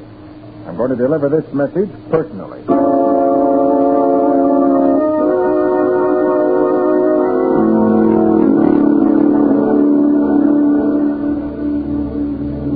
Is this the place? This is it.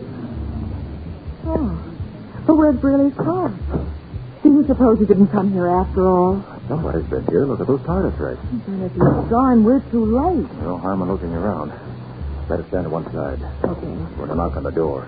We might get bullets for an answer. Well, be careful, Nick.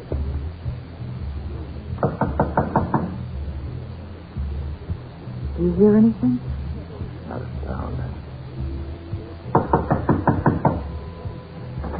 Is it locked? Yeah, I'm going to break it in. Tire tracks prove they had some reason for coming here. There may have been to dispose of a body. Oh, Nick, I hope not. Here goes. Oh. Now let's see what we can find in here. What? Did you hear that? Yes. Seems to be from this room over here. Yes. Nick, it's Mrs. Elliot, bound and gagged. And she's alive. Oh, thank heaven. You untie the gag, Patsy, while I get these ropes off her hands and feet. Right, Nick. Stay here, Mrs. Elliot. Are you hurt? No, I'm all right. I heard your voices and I started pounding my heels on the floor. That's the tapping we heard. All right, now you're loose. Tell me, did Jeff Greeley bring you here? Yes, he and two other men. They said they were going to kill me. Where are they now? I heard them say something about going into town for cigarettes. Oh, then we better hurry. We've got to get away before they come back. Yeah? What's your rush? Oh. Really? You can all relax now, because you're not going nowhere till I say so.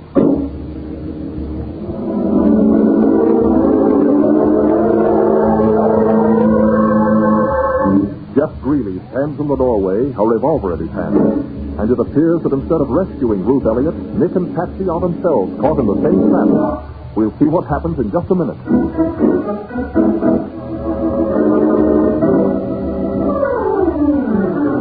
Now for the conclusion of the case of the absent clue. Today's adventure with Nick Carter. Nick and Patsy found Ruth Elliott bound and gagged in the deserted farmhouse where she had been taken by Jeff Greeley. But just as they were about to leave, Greeley appeared in the doorway, a revolver in his hand. You can all relax now, because you're not going nowhere. You got back from town with those cigarettes in a hurry, didn't you, Greeley? I never went. Barney and Eddie took the car, and I stayed here to keep an eye on things. That was smart. Now keep on being smart and put away that gun. I'll put it away after I make sure that you three ain't going to talk now or ever. Nobody's going to get away with framing me. Framing you? Yeah. If I fry, it won't be for something I didn't do. Well, if that's all that's worrying you, Greeley, you can put that gun back in your pocket. I know you didn't kill Paul Elliott. What's that? He did. He did. I saw him. No, Mrs. Elliott, you killed your husband. You did. It's a lie. That's why you kidnapped her, isn't it, Greeley? Why, sure. I've been trying to make her tell the truth so that I'd be cleared. I can understand that. What chance would I have in a court when it's my word against hers? You wouldn't have any chance. Unless you had a confession from her, signed and witnessed. Yeah, and that's what I've been trying to get. And I'll get it, too, or else. I won't do it. I won't. You can kill me first. I see your point, Mrs. Elliott. You'd rather be shot than go through a trial and die in the electric chair. You can't prove a thing, any of you. Look, Mrs. Elliott, how about this?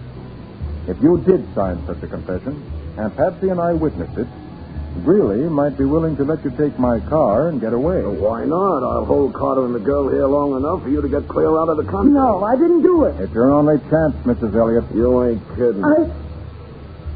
You'd really keep him here long enough for me to get out of the country. Yeah, and I'll give you enough dough to do it with.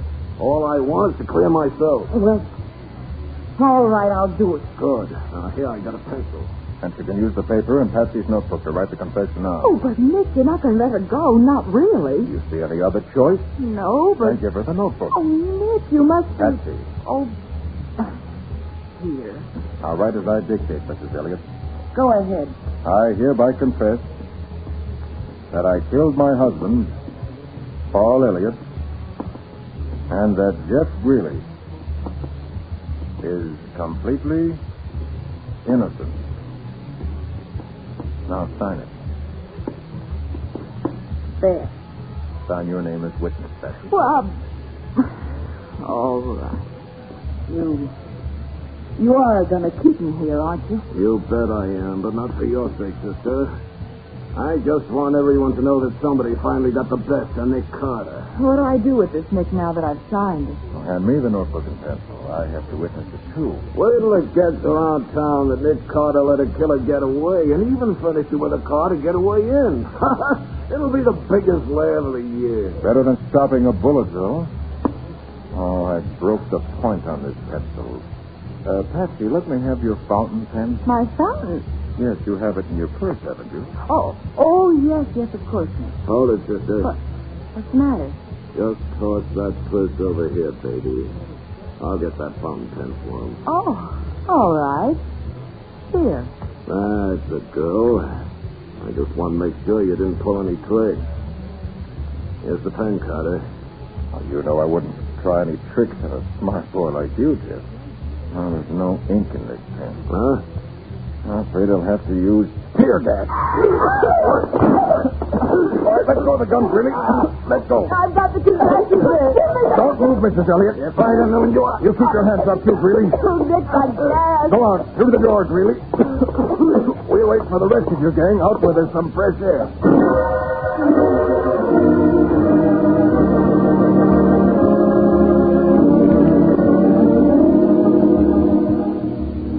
Nick, Nick, would that confession Mrs. Elliott signed have held good in court? Oh, not for a minute, Patsy. It was obtained under duress. But the one she signed when we got her to headquarters will hold good anywhere, especially with the proof we have to present to a jury. And I suppose that clears Jeff Greeley completely. Clears him of the murder charge, but he still faces a sentence for extortion, assault and battery, carrying a gun, operating the numbers racket, and kidnapping. Golly. It's going to be a good many years till he'll be a free man again. How did you know he didn't kill Elliot? I didn't know. But I began to wonder when Mrs. Elliott overdid the heartbroken wife act by pulling that phony faint. Phony? Why, it looked perfectly real to me. Ah, but it wasn't, though.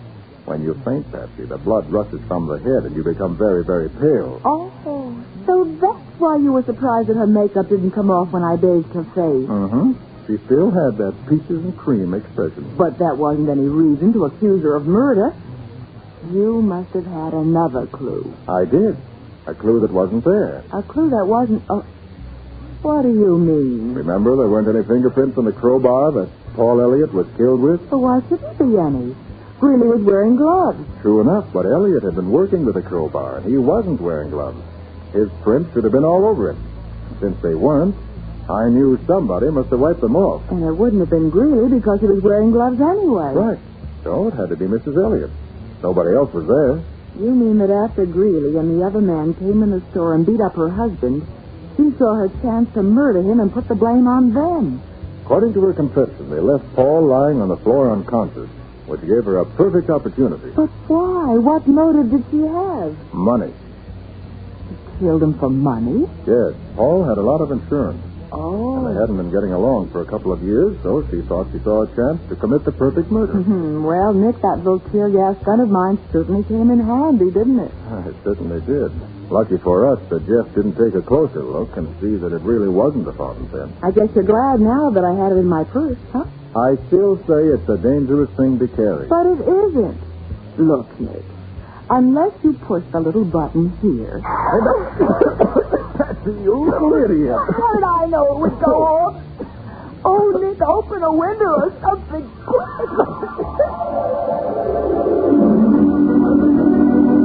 The Creeper.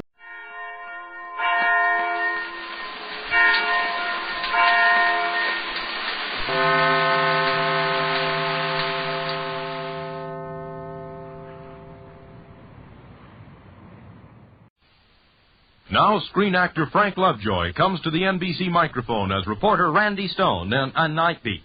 But first, let me tell you about our other mystery features on NBC. Saturday night, Brian Donlevy brings you international intrigue as he accepts another dangerous assignment. Then on Sunday, Mike Waring as the Falcon becomes involved in a murder. Later, Martin Caine, Private Eye, featuring Lloyd Nolan, investigates a mysterious case concerning jewel smuggling.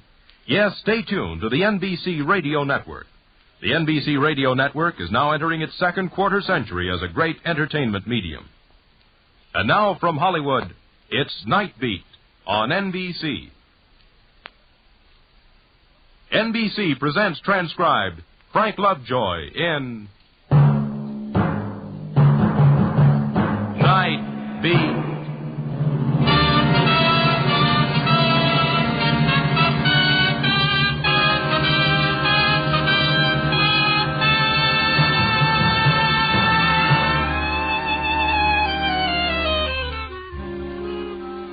Hi, this is Randy Stone. I cover the Night Beat for the Chicago Star. And sooner or later, on any given night, you'll find me wandering across a neon-lighted wilderness on South State Street known as Skid Row, where all good dreams come home to die.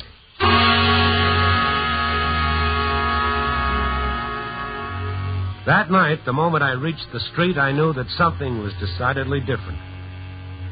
Up ahead was Rescue Mission, a shabby little store with a crudely crayon sign offering salvation and vegetable soup to one and all.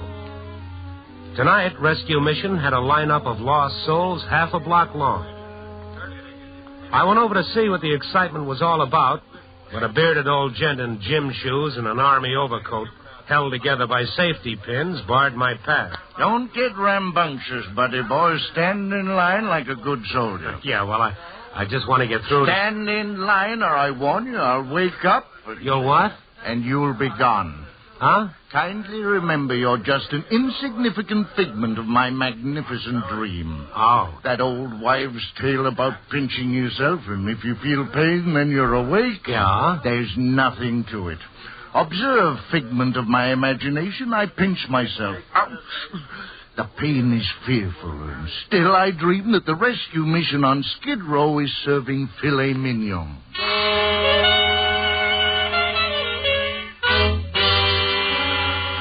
Yeah, it was true.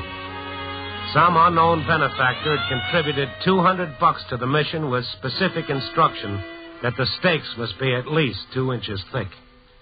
It was like that all up and down Skid Row. The same source had seen to it that the A1 flop house had clean sheets and pillowcases for the first time in the memory of living man. When I dropped into the corner tavern to see how things were going in the cold beer department, the bartender stuck a champagne cocktail under my nose. Here you are, sport. Hey, wait. It's for free. Bon appetit. Huh? That's French. It means you should enjoy it. Oh, swell. Santa Claus comes to Skid Row. Look, Santa Claus wouldn't give you a 2-cent seltzer. It's that beat-up dame at the end of the bar. Her? Yeah, she must have rolled one of them visiting bankers from Iowa. She was perched on a stool at the far end of the bar, next to the lighted jukebox and the empty phone booth and the stacks of beer cases. A bleached-out Tootsie with a gardenia in her hair. As I walked toward her, the shifting lights of the jukebox turned her face into a multicolored mask. First blue, then amber, then rose, and then blue again. And then I was beside her. And the illusion of a mask was even stronger.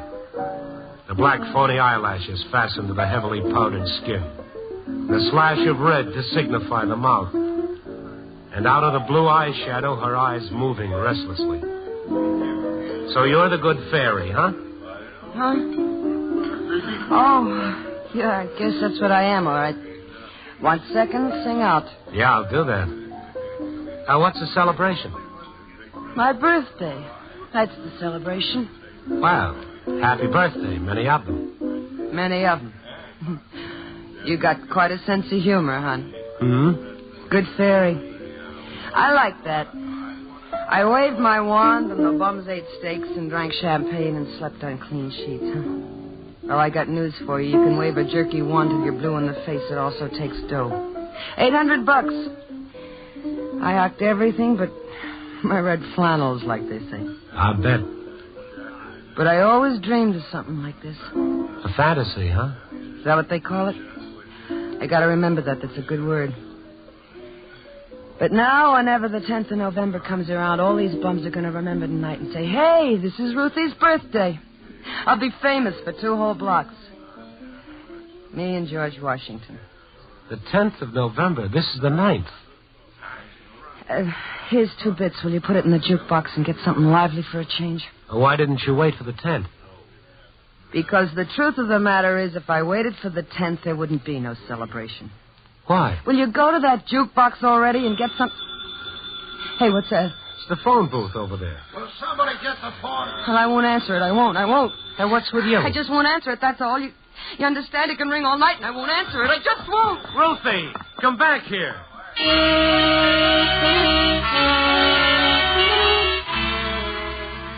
I looked back at the bar and saw that in her terror the dame had forgotten her purse. I opened it to see if I could find any identification. The card in her wallet said Ruth Martin and an address in St. Louis. I also found a hotel key with the name Royal Hotel, Chicago, Illinois, stamped on the leather holder. I also found a nice, neat .32 revolver, brand new, fully loaded, ready for business.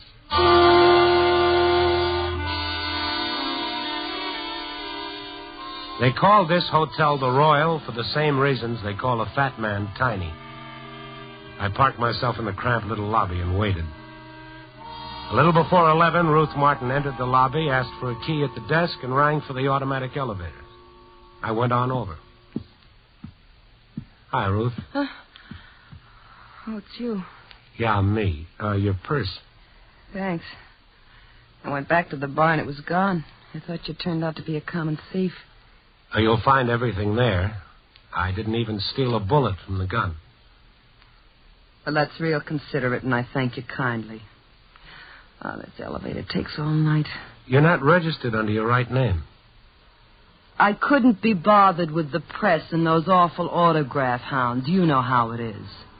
You want to tell me how it is, Ruthie? Here's my elevator. Thanks for every little thing, hon. Look, I hate to keep repeating myself, but if you waited for the 10th of November for your birthday, why wouldn't there be any celebration? What's to celebrate about a funeral? Good night.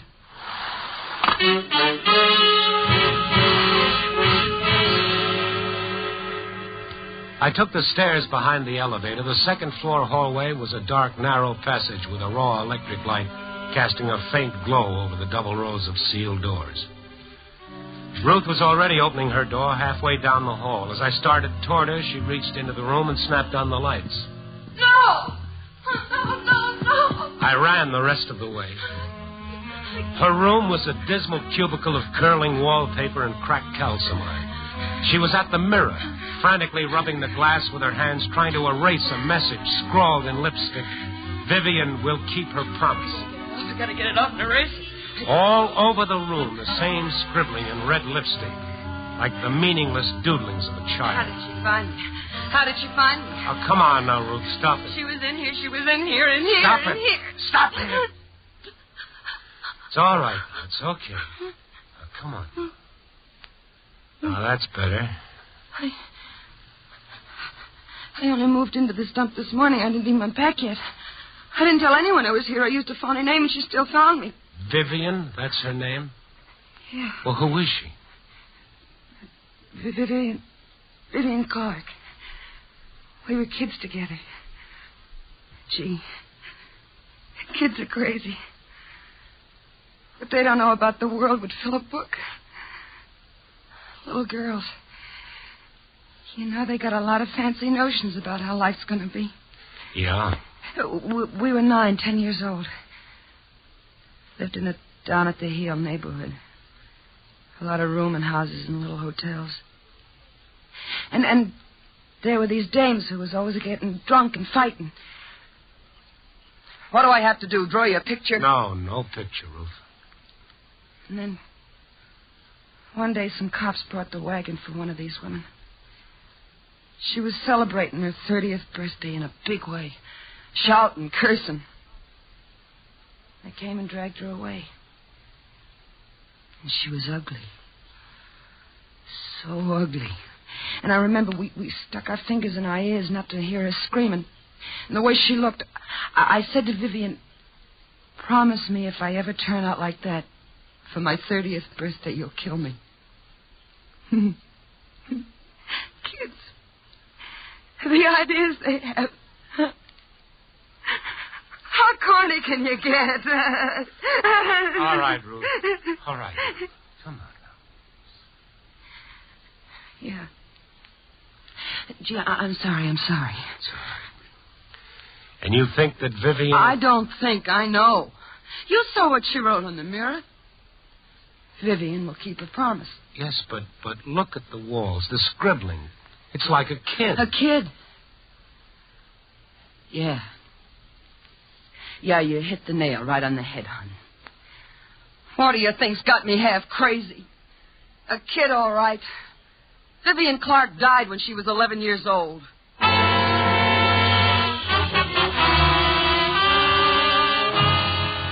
That was a small statement that called for coffee, strong and black.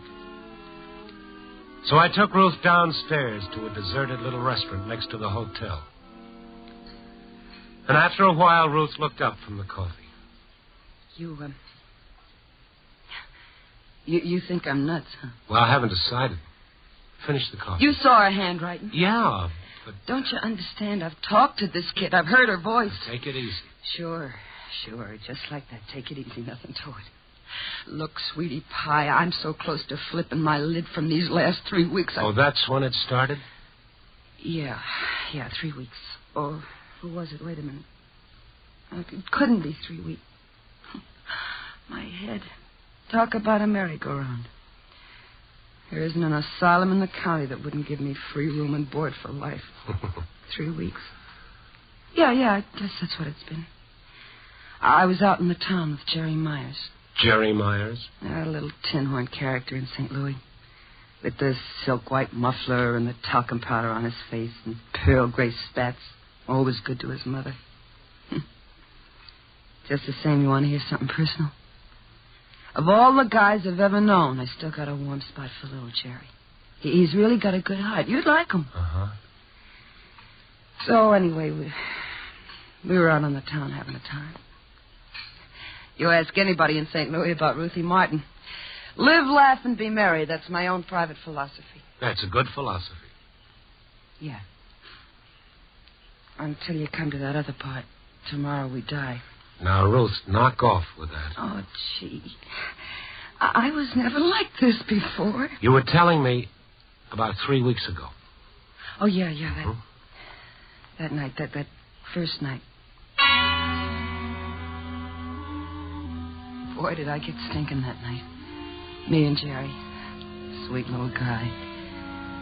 It must have been 4 a.m. when I got back to my room, and I just flopped across my bed and passed out like I'd been hit with an atom bomb or something.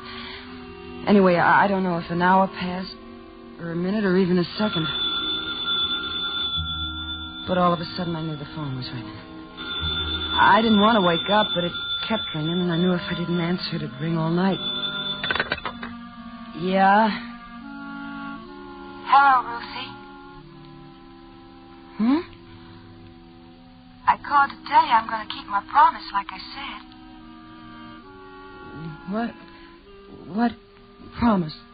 You got a birthday in 3 weeks. So? You'll be 30 years old. Hey, that's a lie, a rotten lie. I'm 26, and I can prove it with birth certificates and other papers. Who is this? You know. You sound like a kid. Sure. What's a kid calling in the middle of the night for? Who is this? Don't you really recognize my voice? Vivian Clark. I don't know any... What? Who did you say? I just wanted to remind you of your birthday. Hey, what kind of a gag is this? Vivian Clark is dead. And to tell you I'll be seeing you like I promised. You remember my promise, Ruthie?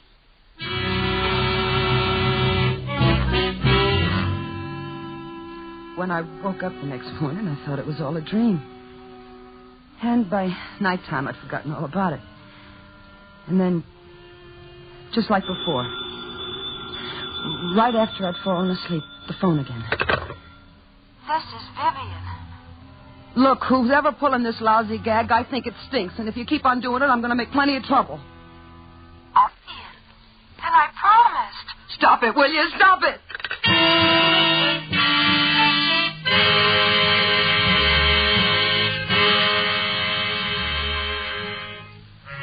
From then on, every night a call.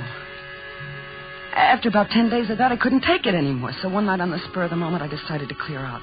Without saying anything to anybody, I packed a bag and grabbed the night train for Kansas City. I got in around 2 a.m. and just looking at a town where no one knew me or anything about me made me feel better. I found a nice hotel. I took a hot shower and had a little nightcap. And I really felt okay. Ready for the first good night's sleep in a long time. Snapped off the lights and I crawled into bed.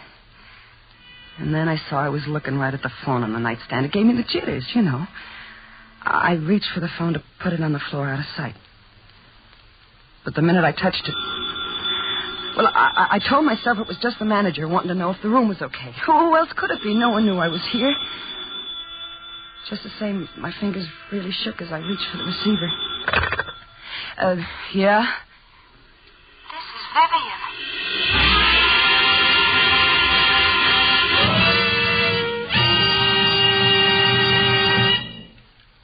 And that's how it's been ever since, Mr. Stone. I see. I bet I moved 15 times in the last 10 days, from KC to Duluth to Chicago. And she still follows you. And tomorrow, for a birthday present, she catches up with me. She catches up with me, Mr. Stone. Look, Ruth, I know a fella. He's a nice, friendly guy. He happens to be a doctor. Oh, I was waiting for that one. A real nice guy, complete with straitjacket and butterfly net, huh? Oh, no. Oh, it's all in my head. Sure thing. I didn't say that. But you saw yourself what she did to my room. If I'm nuts, so are you. Yeah, that could be. Well, I'm not going to any witch doctor. So let's move on to suggestion number 2. Well, let's face it. It is possible that someone is behind this. That somehow or other you've been followed from place to place. For Pete's sake, how? With mirrors? I don't know. I'm just trying to help you. Yeah, I'm sorry, hon. Okay. You got a nickel? Huh? I'm going to call an old gal named Mrs. Ferguson who works the night shift on the rewrite desk down at the paper. Why? Well, you're going to have to borrow her apartment for the night. I don't get it. We'll go straight to the apartment from here. You won't go back to the hotel to check out or even pick up your suitcase. Now, I'll do it for you later. We'll even give the cabbie a phony address a few blocks away from the apartment. We'll walk the rest of the way. There won't be a chance for any other person in all the world to know where you are. And if Vivian Clark calls you there, well, baby, we're both going to this doctor.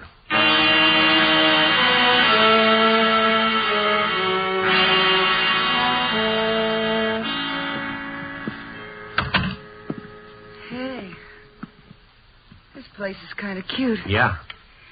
You get so tired of hotel rooms. They're lonely. Uh-huh. Say, you think she's gotten the aspirin in the medicine cabinet? I got a headache to end all headaches. Boy, I'm really knocked out. Well, why don't you take a hot bath and try to get some sleep? I'll go and get your suitcase. I just hope the minute you're gone, the phone don't ring. It won't ring, Ruthie. Double lock the door. Hey. Why are you doing all this? Oh, well, I'm an overage Boy Scout. No, I'm serious. Well, I don't know. I guess maybe you've been hit on the head long enough. Maybe that's it.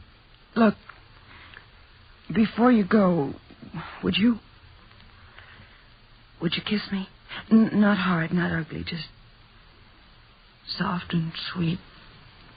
For luck. For luck, Ruthie.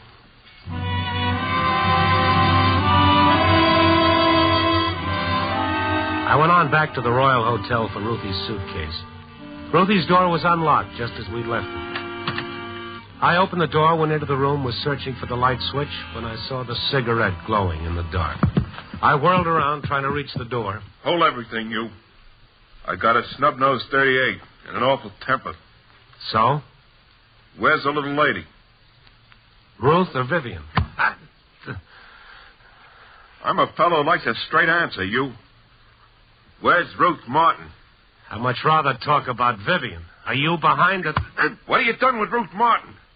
Listen to me.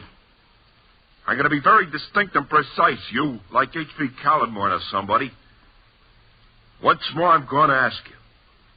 Then I'll remain silent for a reasonable length of time. Then, if you have an answer to my satisfaction, I'll kill you. What have you done with Ruth Martin? Sport, take my word for it. I never been more serious in my life. Where is she? Where is she? Where's Ruth? Will you tell me, please? Please, mister. Toss the snub-nosed 38 on the floor and we'll talk. I haven't harmed her. She's okay. Where is she? The gun. No. It's the only way. All right. Thanks. Where is she? You sure she's okay? Why'd she run off like that? Wait. Let's get some light on the subject. It's better. Oh, I'm sorry I got so much of my blood on your white silk muffler. Oh, that's okay. I got half a dozen more of it. Oh, you're being humorous. Yeah, that's what I'm being, all right. Talcum powder, pearl gray spats, good heart. Mm-hmm. Well, I suppose love sometimes softens the picture, huh? Jerry Myers, huh? Yeah, that's right. Hey, where's Ruthie? Who are you? A reporter. She turned to me for help. What's with that screwy Dave? What's the matter with that babe? She tilted or something? What do you mean? Well, I've been going loony trying to find her. then tonight I finally traced her to this dive. I come here, she's gone. I wait, and you show up. I thought, well, you must have done something to the broad. Oh, no. No, she's okay. Love. What you said before, something about love. Oh, did I? What kind of routine is that, you? Ruthie don't love nothing but a good time, and the same for me, so don't make a motion picture of it. Hey, where is she, you? You ever hear her mention a kid named Vivian Clark? The name's totally unfamiliar. Uh-huh. When I spotted you in this room, I started thinking maybe that there was a racket going on. I don't follow you. The only thing I don't get is this scribbling on the wall. Oh, yeah. Hey, what about that stuff? Looks like a... I'll get it. Yeah? This is Vivian. What? Hey, what's the matter, you? I know where Ruth is. I'm going to see her now. It's her birthday, and I promised I would. Hello. Hello. Hey, what is it? Tell me. Come on, quick.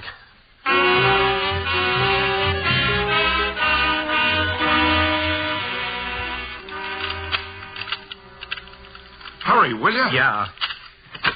Ruthie! Ruthie! I'm back here in the bedroom, Mr. Stone. The bedroom? Don't let it trouble you. Come on.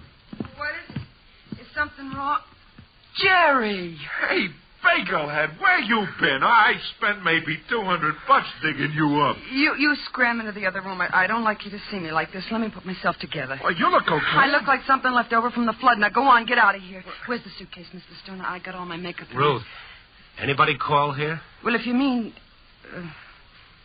that certain party, no.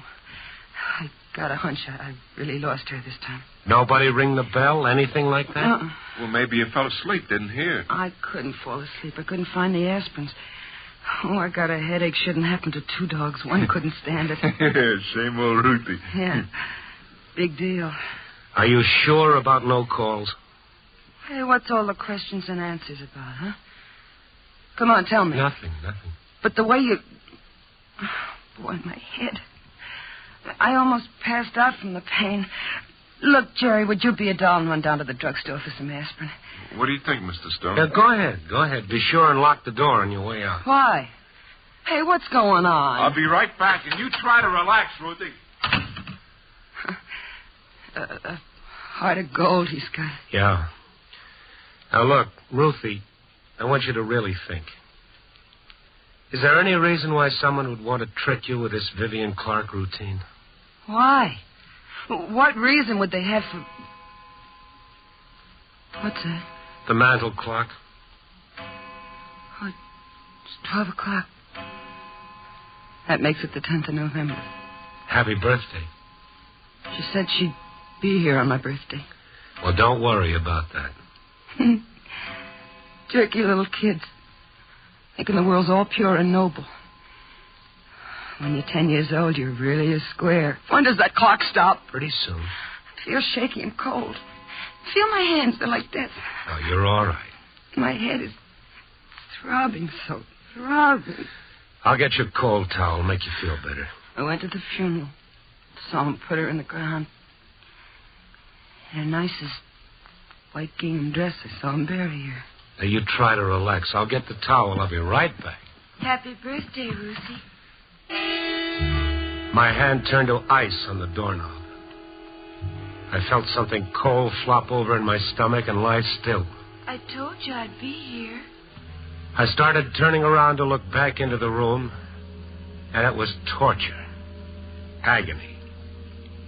Because I knew there wouldn't be anybody in the room but Ruthie. All these years I waited to keep my promise. And now I have. It was like suddenly being catapulted into the middle of a nightmare. Her eyes were misted over. Her face was bloodless. Her lips moved, but the voice of a child came out. It's in the purse, Ruthie. In the purse. And now, like a sleepwalker, Ruth was crossing the room for her purse on the dresser. And now her hand dipped into the purse and came out with the gun. Put the gun down. Hurry, Ruth. Don't let him stop Give me the gun. You let me alone. You let me alone. I promised you. The gun. I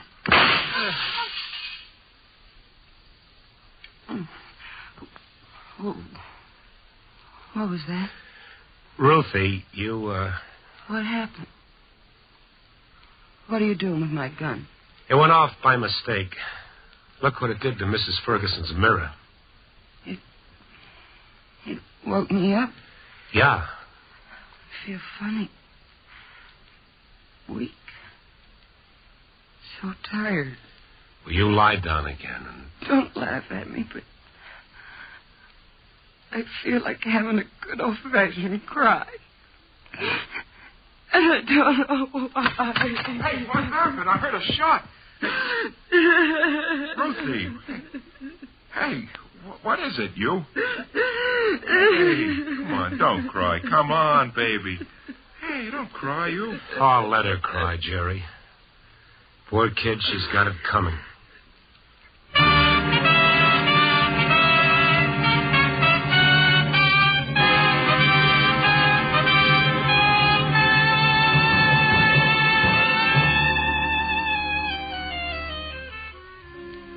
It would be nice to say that that was the end of the story and that Ruthie and her Prince Charming went back to St. Louis, and lived happily ever after.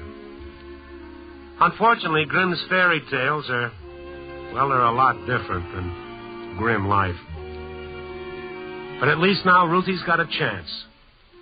That doc that she was so afraid of, the one who wouldn't know a butterfly net from a burlap bag, he's helping her. And Jerry of the silk mufflers and the good heart is helping her, too. And with luck and time, Ruthie will come to understand why the Vivian of her childhood came back to haunt her. No, we can never be as good and pure as we're determined to be at 10.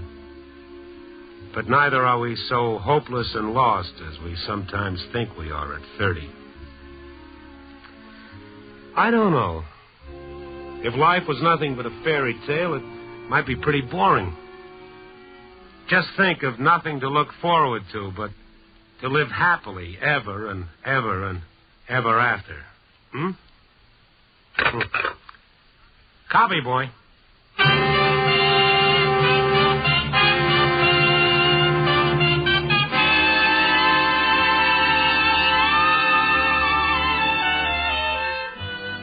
Night Beat, starring Frank Lovejoy, is produced and directed by Warren Lewis. Tonight's transcribed story was written by Larry Marcus with music by Robert Armbruster. The part of Ruth and Vivian was played by Joan Banks. Others featured were Tudor Owen, Lou Krugman, and Jeff Corey. Don Rickles speaking. Listen next week at this time and every week as Randy Stone searches through the city for the strange stories waiting for him in the darkness.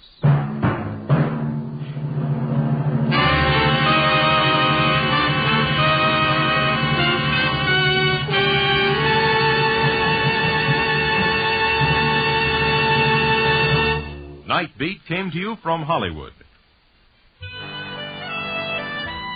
It's the Silver Jubilee on NBC. Saturday morning, enjoy another great half-hour program on the Somerset Maugham Radio Theater. This Saturday morning, the magic curtain of radio drama rises on the radio production of Maugham's famous short story, A String of Beads. The Somerset Maugham Radio Theater will feature actress Geraldine Fitzgerald. Hear the Somerset Maugham Radio Theater this Saturday morning. And keep tuned to NBC, now entering its second quarter century as a great entertainment medium. This is NBC, the national broadcasting company.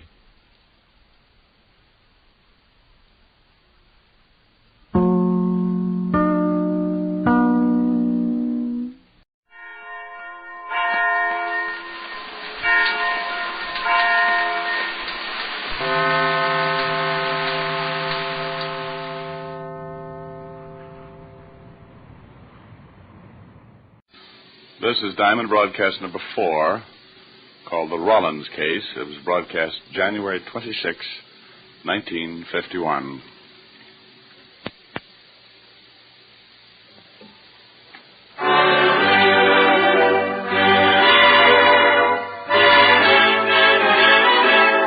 The makers of Camel cigarettes present Dick Powell as Richard Diamond, private detective.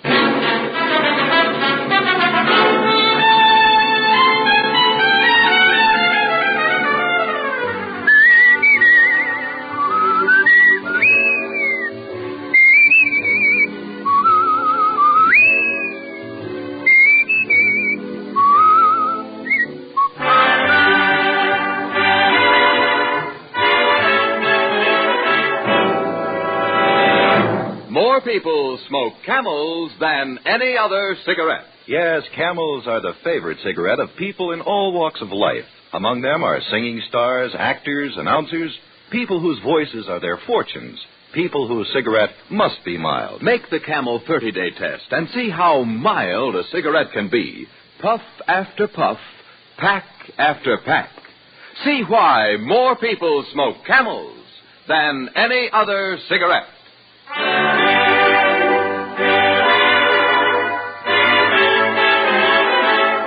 Here transcribed is Richard Diamond, Private Detective, starring Dick Powell.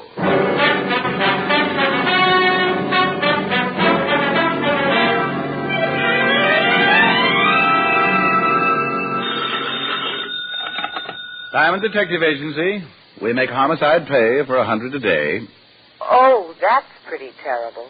Oh, you should catch me on a bad day. Nothing. Am I going to see you tonight? Not if you keep turning out the lights. Who turns out the lights? Oh, well, what difference does it make? It's fun. I'll expect you at 8 and you be here. Honey, of course. How's business? Oh, about as dull as 50 miles of dirt road. We'll have dinner home. Bless your little pointed head. And your empty pocketbook. Uh-oh. What?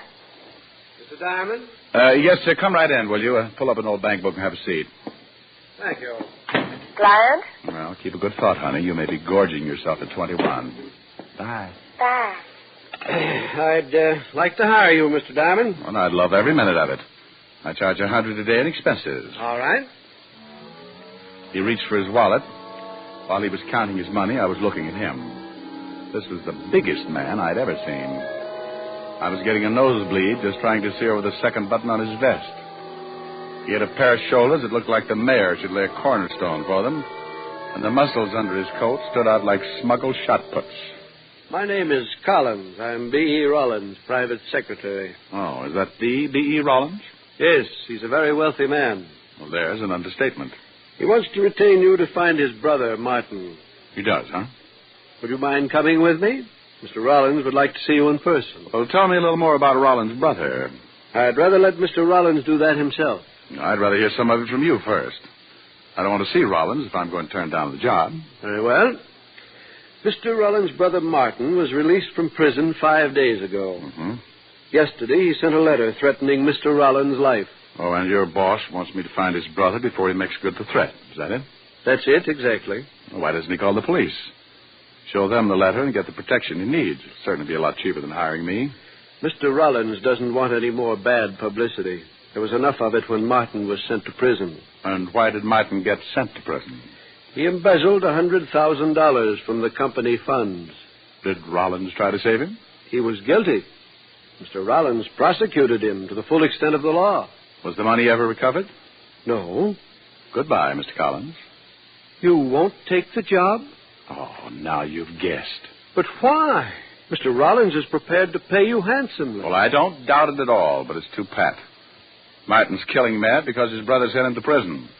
Rollins receives a threatening letter, but won't call in the police, yet he wants Martin found. Why? I told you.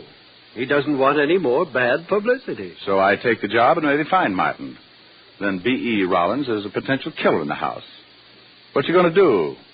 Try and keep his mind off of things by letting him shrink heads in the basement? Remember, Mr. Diamond, they are still brothers.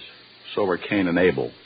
You mean you think Mr. Rollins intends to kill his brother, and that's why he wants you to find him? Well, that's a little crude, but it's certainly a possibility. That's utterly absurd. Maybe so, but no one would blame him.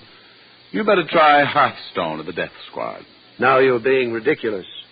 Mr. Rollins is a highly respectable businessman. His reputation is spotless. Well, then this looks like too good a time for him to start getting dirty. Goodbye, Mr. Collins. He got up and started to say something, but changed his mind. He turned and walked to the door, ducking his head as he went out. Someday he was going to forget to duck and take the whole wall along with him. 10 minutes later, I got a phone call. Yeah? Is a man named Collins in your office? But he was. He just left. Did you take the job? Well, who's this? If you didn't take the job, you're fortunate. If you did, you'd better catch up on your insurance payments. Oh, I think so, huh? I think so. This is a family matter, so leave it that way or you're liable to get yourself killed. Look, would the Sherlock and me show if I deduced your name was Martin Rawlins? Hello? Hello? When I brushed Collins out of my office with a quick no, I wouldn't have taken the job he'd offered me for a share in Manhattan Island. But when somebody starts threatening me, it's like telling a 5-year-old kid to stay away from the cookie jar. The quickest way to get me to do something is to tell me not to and try pushing me around. I looked up the Rawlins address, and in 20 minutes my cab pulled up in front of a big old English house that looked like the summer training camp for the U.S. Mint. Yes? Why, Mr. Diamond. Tell Mr. Rawlins I want to see him, will you? Come in. I'm happy you've changed your mind. Just tell him I want to see him. He's in the garden. This way, please. We went through the big house and out through the glass doors into the garden. B.E. Rawlins was sitting in a chair feeding the birds. He was reaching his late 60s with the sour look of a man who didn't want to. As he threw the breadcrumbs out on the gravel walk, a big diamond on his little finger flashed in the afternoon sun. Mr. Rawlins? Huh? Oh, Collins. Who's that with you? The detective you sent for, Mr. Rawlins? Oh, yes. Pull up that chair and sit down, young man. Oh, thank you. Just feeding you to the birds. Here, Birdie. Been doing it for some time. Oh, swell. Well, what are you standing around for, Collins? I want to talk to this detective in private. Yes, sir. If you need me, I'll be in the library. I won't need you. Here, you feed the birds for a while. Makes you feel good. Oh, sure. Here, Birdie. Birdie? That's fine. What's your name, young man? Diamond, Richard Diamond.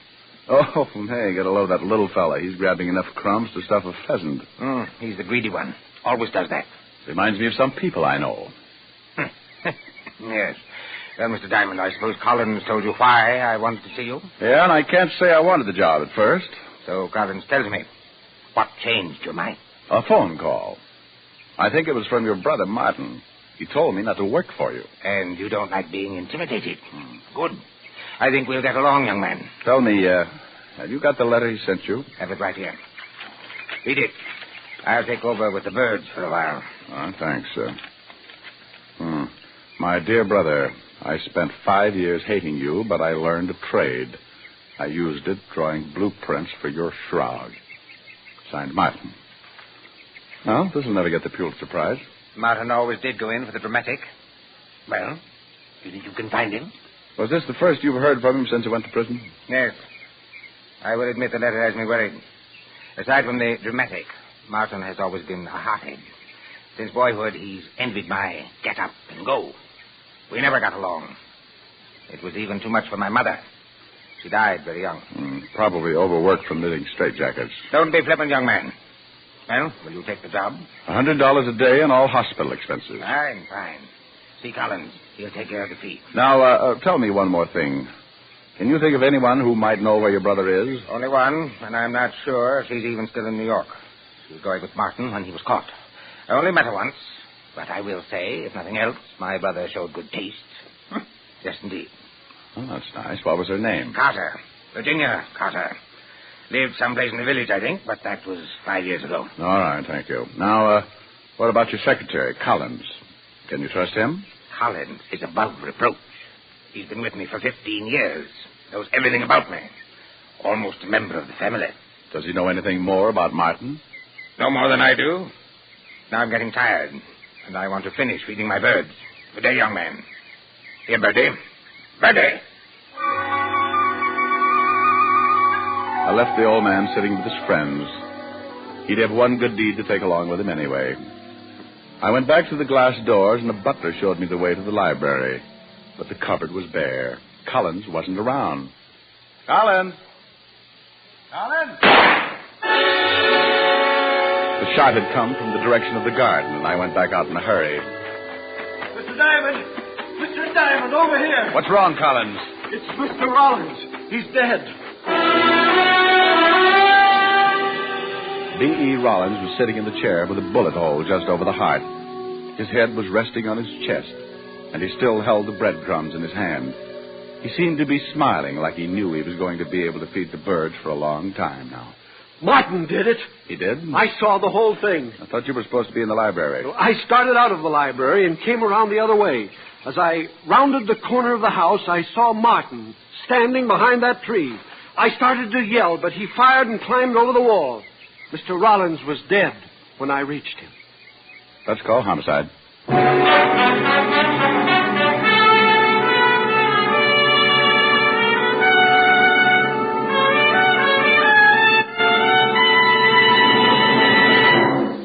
Before we continue with Richard Diamond, Private Detective, here are a few words about smoking enjoyment. Not one single case of throat irritation due to smoking Camels. That's what noted throat specialists reported in a coast-to-coast test of hundreds of people who smoked only Camels for 30 days. That's how mild Camels are. Make your own 30-day Camel mildness test. Smoke only Camels for 30 days and enjoy the rich, full flavor of Camel's costly tobaccos. And see for yourself how mild Camels are pack after pack. See how well Camels get along with your throat week after week. Yes, that's the sensible test of cigarette mildness. For only by steady smoking can you judge the day-in, day-out mildness of a cigarette. Start your own Camel 30-day test today and see how mild, how flavorful, how thoroughly enjoyable a cigarette can be. You'll find out why people say, once a Camel smoker, always a Camel smoker. How mild, how mild, how mild, how mild, how mild can a cigarette be?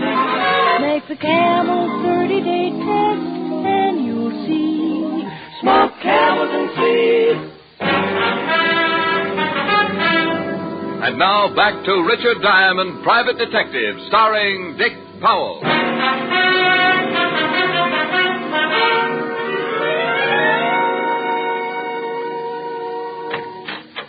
Hello, Rick. Hi, Walt. Well, the great private detective. What do you want the police force to do for you now? Get rid of one of their stupid sergeants? Now, I don't Oh, like... it is? Okay. Okay, yeah. This is Mr. Collins, Walt. Lieutenant Levinson, Mr. Collins. Hello, Mr. Collins. How do you do, Lieutenant? Yeah, the body's in the garden. B. Rawlins, huh? Yeah, big time. Rawlins Investments. That's right, Lieutenant. Any idea who killed him? Mr. Collins here says it was Rollins' brother. That's right, Lieutenant. I saw Martin shoot Mr. Rawlins. There he is. Gee, on such a nice day, too. Isn't Otis a dream? Oh, such a one. Well, right over the heart. Otis, you go... What are you doing, Rick? It was a letter from his brother. A letter? Sure, I read it myself. Holy Ike, it's gone. We searched the whole garden for the incriminating letter and came up with a big fat zero. Then I remembered something that the old man had told me about Martin. Something about a girl named Virginia Carter. I questioned Collins, but he didn't know her. So I put the old mind to work and became my usual shrewd self. I went back in the library, grabbed a phone book, and found the only Virginia Carter listed. It was a wild, long shot, but I grabbed a cab, and 40 minutes later I was standing in front of her door. When she opened it, I got the quickest scalding in history. Hello.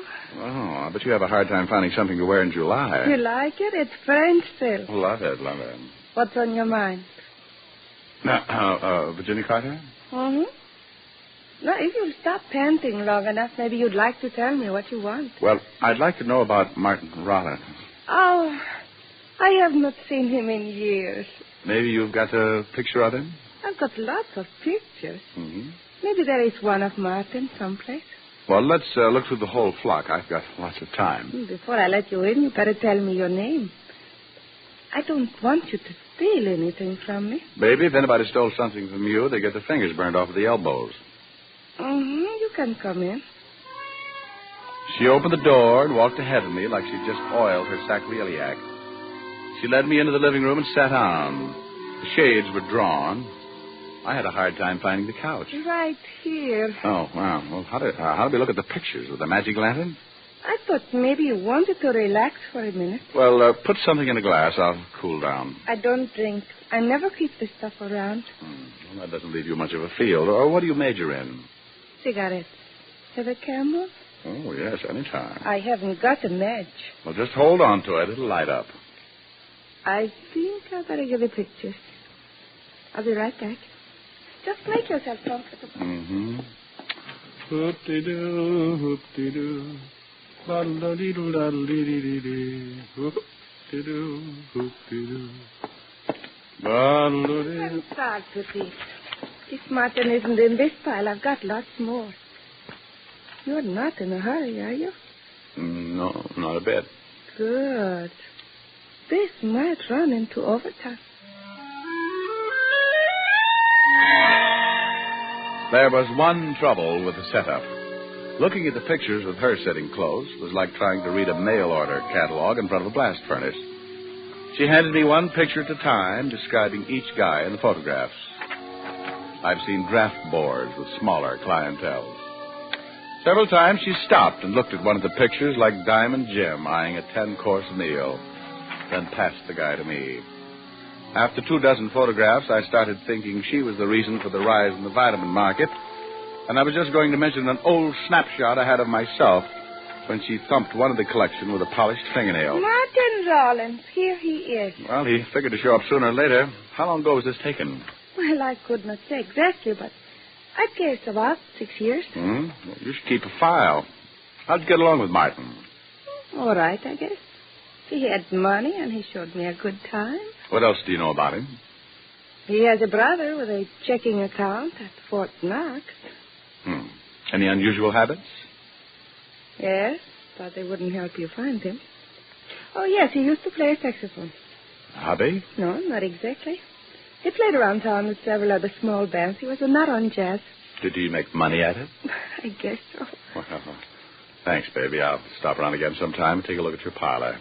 I'll spin in nice soft web. Mind if I take Martin with me? Not if you bring back a picture of yourself. Maybe I'll just bring my camera. You can take it. Good. That's why I keep the room so dark. I like to develop things. I hated to leave, but my hair was on fire. She'd given me one lead. Martin was a musician of a sort, and sometimes he made money at it. I started to cross the street to catch another cab, and I was halfway there when I heard the car. That was an old trick. You drive by fast, open your door, and if anyone is in the way, he winds up with a face full of automobile. I picked myself up and thought about chasing him, but he was so far down the street I couldn't even get the license number. I grabbed a bug-eyed cabbie and had him take me to local 802 of the Musicians Union. I went in, and a little short guy with a twitch looked up at me from behind a big desk. Is something I can do for you, Pop? Bad twitch. Yeah, too much bop. Tell me, do you know a Martin Rawlins plays the sax? Has he got a card? He makes money. Got a VA. Better have. I'll see if he does, will you? I'm an old friend. I'd like to get in touch with him. You look like a cop. And I've got a shiny little badge. Oh, wait a minute. I'll see what I can find. Cop, huh? Now look what you done. You got me twitching more than ever. Between twitches, he found what I was looking for. Martin had just renewed his card. It didn't show a home address, but his mail was being sent to one of the swing joints on 52nd Street. I said thanks and left him in the middle of another twitch. I walked out on the sidewalk, looked at the long gray shadows stretching out from the tall buildings.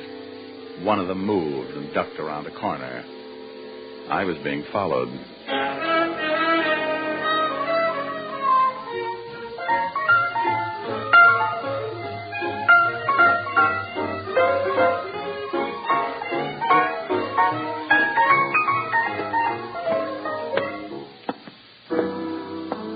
Fingers, can I bother you for a minute?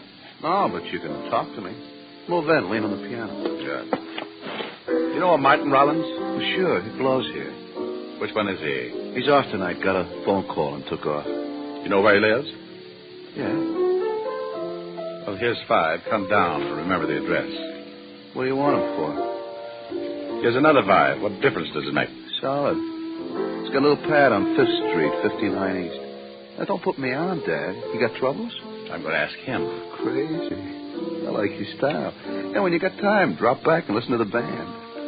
I don't think I could stand the altitude. Crazy guy. I went out fast, and 10 minutes later I was standing in front of Martin Rawlins' apartment. I tried my knuckles and waited.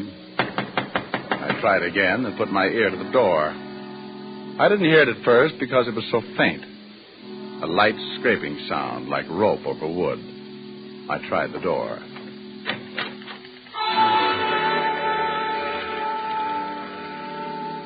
I had been right on both counts. It was a rope, and it was rubbing on wood. Brother Martin was making the sound effects, but he was doing it the hard way. He was on the other end of the rope, hanging by his neck. He was turning slowly like a weather vane in a soft breeze. The chair was tipped over at his feet, so I picked it up and sat down to think. I started to get up when something in my stomach jumped up and kicked my mind to high gear. I looked up at the dead man, and what I saw threw the suicide theory right out of the window. Sitting in the chair, my head was just on a level with his shoe tops. If he had used the chair to stand on, he would have still needed a ladder just to tie the rope to a beam. I've seen a couple of guys who hanged themselves, but never one who jumped 4 feet in the air to do it. I shoved the chair under him just to make sure. He cleared it by a good foot. I started to think of all the people who had been connected with the case, and the phone rang. I knew Martin would have trouble answering, so I helped him out. Hello? Hello, Martin. Well, he's tied up right now. Who is this? Well, hello, honey. Still collecting pictures? Oh. Hello? Hello? Antisocial.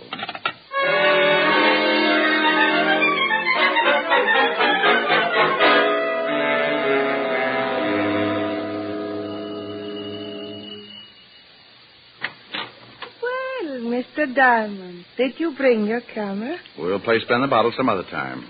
How did you know my name? What? You gave it to me this afternoon. You're a bad liar, baby, and look out, I'm coming in. Now, wait a minute. I'm expecting someone. Well, if it's who I think it is, you better hide all the rope in the house. Now move it out of the way. Oh, You heard from Collins yet? I don't know what you're talking about. Now get out of here. Collins, Rollins' secretary, just killed Martin Rollins. He stretched his neck out so far he started looking like an ad in National Geographic. What? Yes. He strangled him first, then stood on a chair and hung the body to a rafter. How do you know Collins did it? Because he forgot he's a foot taller than most guys. He gave Martin a boost and left him hanging too high. What's that got to do with me? Well, I think Collins knew I'd come to you. I think he promised you the moon if you fingered Martin Rollins. He wanted to get Martin, but he wanted someone else to do it for him. He knew old man Rollins would remember you and tell me. You're crazy. Oh, well, we'll see. How much did Collins promise you? He didn't promise me, I think. You don't think he's going to let you go on breathing when he finds out the lawyer's after him? You're the only hole in his story. Wait a minute. He just left Martin waiting for oxygen. He's probably on his way here right now. He didn't say anything about killing Martin. I want to get out of this mess. Now, that's better. Tell me everything you can. Well, he met me about 3 months ago at a party. We started to see each other. One day he told me he was in some kind of trouble and asked me to help, and I said I would. He told me that he had been in a deal with Martin and that Martin had gone to prison for it. So Martin had come back and wanted his share, is that it? Yes. He promised me 50... It all happened in the time it takes you to change your mind. He must have come in through the kitchen and started shooting. She went down like a diver with a bends and died on her face. He was trying for me when I jumped to one side and knocked over the only light burning in the room. He came close, but the flash of his gun gave me his position, and I threw enough lead to start a pipeline. He stumbled back into the kitchen, but he was dragging it. I heard him drop, and I moved in after him. The moonlight slanted down through one of the windows and splashed out on the hard floor. He was lying in it, on his back, like he wanted to get that far anyway. Don't try again, Collins. I still feel like shooting. Forget it. No reason to kill you now. Before you close your eyes, tell me something. Better make it quick. Why didn't you go out and get Martin Rollins yourself? Why hire me to find him? I didn't want anyone to know I was looking. You were the alibi. With Rollins dead and Martin suicide, you'd swear Martin killed the old man. Because Rawlins showed me the letter? You forged it? Yes. Yes, I shot Rawlins and took the letter. And you planted that phony call to my office? Yes. Well, you nearly got away with it, Collins. You just forgot how tall you were when you hanged Martin. I thought sure Martin was the one who was trying to run me down. I'm a rotten driver. How bad is it? You must have been a good cop. I caught all three. It should be raining out. Too nice a night to die. Not a cloud in the sky. Must be nice to look at. No. Keep standing up. You'll never see it from down here.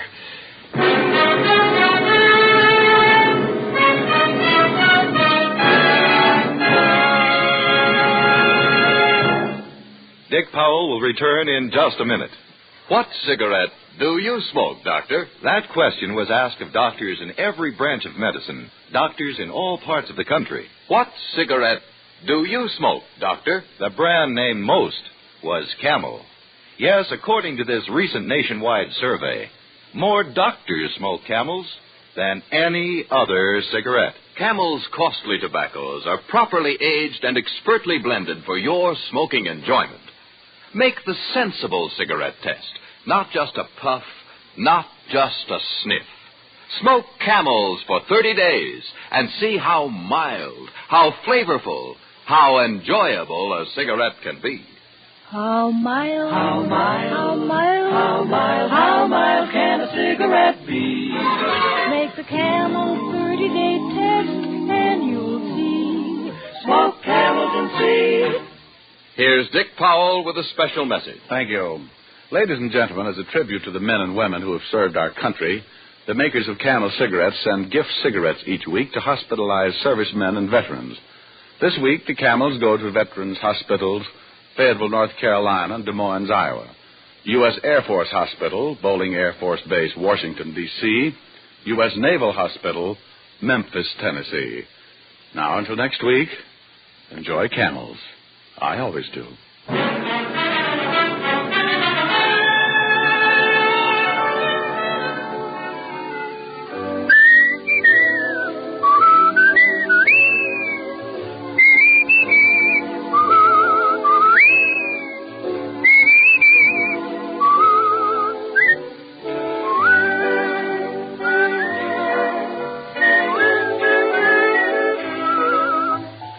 Tonight's adventure of Richard Diamond, starring Dick Powell, was written by Blake Edwards. Our director is Helen Mack. Featured in tonight's cast were Virginia Gregg as Virginia and Ted Osborne as Rawlins. Tom Tully was Collins, Arthur Q. Bryan as Lieutenant Levinson, and Wilms Herbert Otis. Men, pack your pipes with Prince Albert. The rich flavor and natural fragrance will tell you why PA is America's largest selling smoking tobacco. Prince Albert's choice tobacco is specially treated to ensure against tongue bite, and it's crimp cut to smoke cool and even. Get Prince Albert. It's the national joy smoke.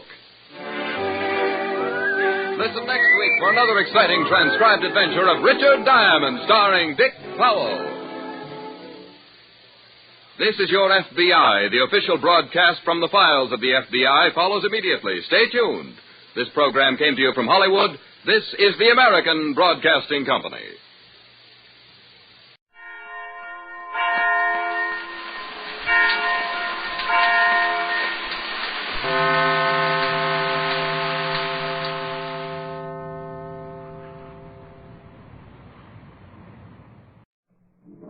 The hair-raising adventures of Sam Spade, Detective. Brought to you by the makers of Wild Root Cream Oil for the hair.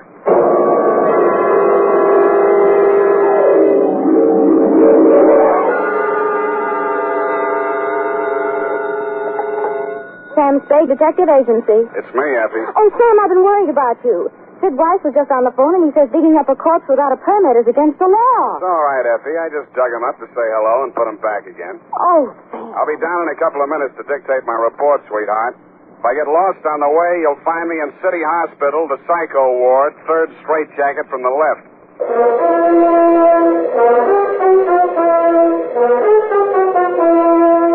Dashiell Hammett, America's leading detective fiction writer and creator of Sam Spade, the hard-boiled private eye, and William Spear, radio's outstanding producer-director of mystery and crime drama, join their talents to make your hair stand on end with the adventures of Sam Spade. Presented each week by Wild Root Cream Oil, the non-alcoholic hair tonic that will put your hair back in place again, grooming it neatly, naturally, the way you want it. Fellows, if a girl can spend half an hour under a hot dryer in a beauty parlor to look her best for you, certainly you can spend half a minute sprucing up with Wild Root Cream Oil hair tonic to look your best for her. That's all it takes, and Wild Root Cream Oil grooms your hair neatly and naturally, the way girls like to see it. Besides, it relieves dryness and removes loose dandruff. There's not a drop of alcohol in Wild Root Cream Oil. It contains lanolin. So get the big economy-size bottle at your drug or toilet goods counter. And now, Wild Root brings to the air the greatest private detective of them all in The Adventures of Sam Spade.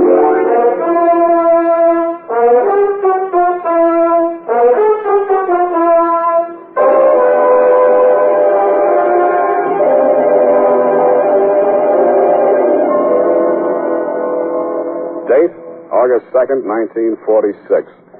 To Mrs. Gregory Denov. Subject, death of Dr. Denov. I was sitting in my office with nothing to think about except a horse named Corkscrew Jr. My secretary, Effie Perrine, came in and said there was someone outside. I didn't look up from the dope sheet, so she said it again. Someone outside, Sam. What's he look like? Blue double-breasted custom-made suit, Counterspy tie, hand-tailored shirt, English shoes, hand-trimmed Van Dyke. Get me a blank check and send him in. Okay, Sam. Please come in. Mr. Spade will see you now, sir. Thank you.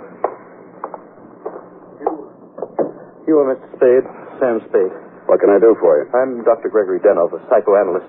I need your help. Lie down, doctor, and tell me all about it. I see you might also be noted for your sense of humor as well as your discretion. Who told you I was discreet? A man named Nicolaitis. Well, you tell Nicolaitis I think he's cute, too. What else does he say about me? That I can trust you with $10,000. Oh. Is this Mr. Nicolaitis one of your patients? No, he isn't. As a matter of fact, he's got in possession of some private records of mine. Well, it's rather involved. Nicolaitis is shaking you down, and he picked me as the middleman. Is that it? This is not an ordinary case of blackmail. Blackmail is blackmail, even if you do it in Technicolor.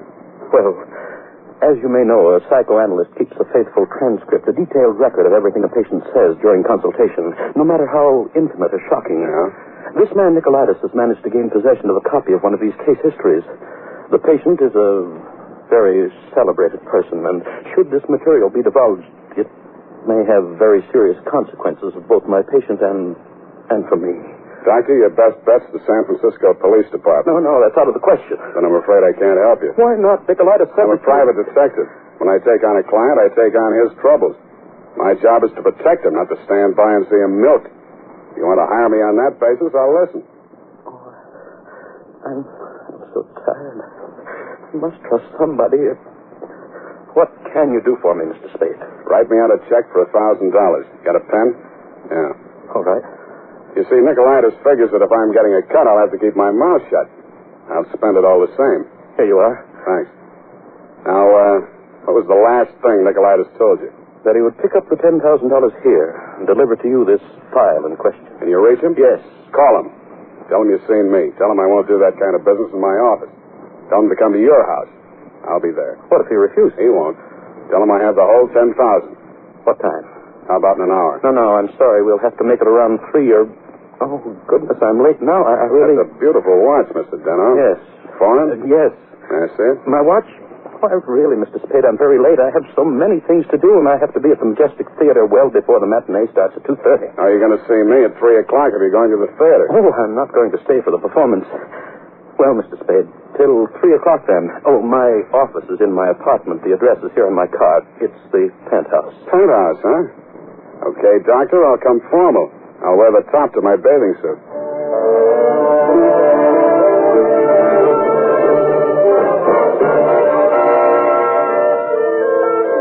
I left my office around 2:30 and started walking up Nob Hill.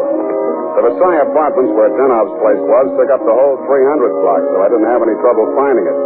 I stopped across the street for a minute to get my breath after the uphill climb, mopped my face, and started across.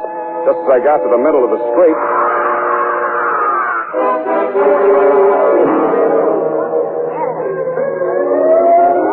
The crowd was packed in so close around I couldn't see who'd done the Brody, but I had a pretty good idea.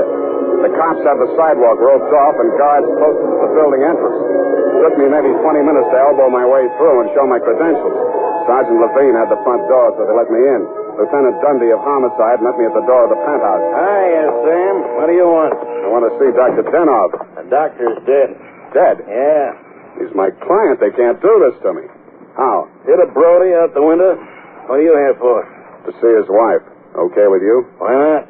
She's inside. Thanks. Mrs. Daniel, please. With all due respect for your grief, I must have the keys to the cabinet where Gregory kept his confidential files. You realize that you wished me to take charge of his patients and that I am responsible. All this police and so on. We must get those files out of here as soon as possible. Yes? My name is Spade. I am Dr. Zoya. I was poor Dr. Denov's oldest friend. If there's anything I'd like to see you, Mrs. Denov, alone. But you police have already asked her so many questions. You see, she's not in the... I'm not with the police. I'm a private detective. I was working for Dr. Denov. A private detective? He was in trouble, you see. You see, Dr. Sawyer, the police won't believe me. Mr. Spade, you'll tell them. You'll tell them he didn't commit suicide. Well, Mrs. Denov, I guess that takes care of everything here. It's clearly suicide. Oh, idiot. Blind, stupid idiot. Suicide. My husband, he treated suicide. He would never... No, please. It will be all right, my dear. I'm sorry. She's hysterical. If I had the time, I would... Tell them. Please, Mrs. Daniel. The undertaker has been arranged for a burial at 7 o'clock, Base Israel Cemetery. Now, please, the key to Gregory's file. Here, take it and go. Go ahead, all of you. Okay, we'll call you later. Oh, I'm so sorry, gentlemen. This hysteria is simply traumatic condition. If I only had the time. Who can I turn to? Who will help me? You think it's pleasant? You think my husband would rest if they said I committed suicide? What shall I do? What shall I do? What shall I do? Oh, you... Dr. Zoya didn't have the time, neither have I. You think it's murder? Who do you think killed your husband? Name someone? That's a very serious charge, Mr. Spade. Goodbye, Mrs. Denov. Constance Brent. You mean Constance Brent, the actress? Yes. She was his last patient this morning.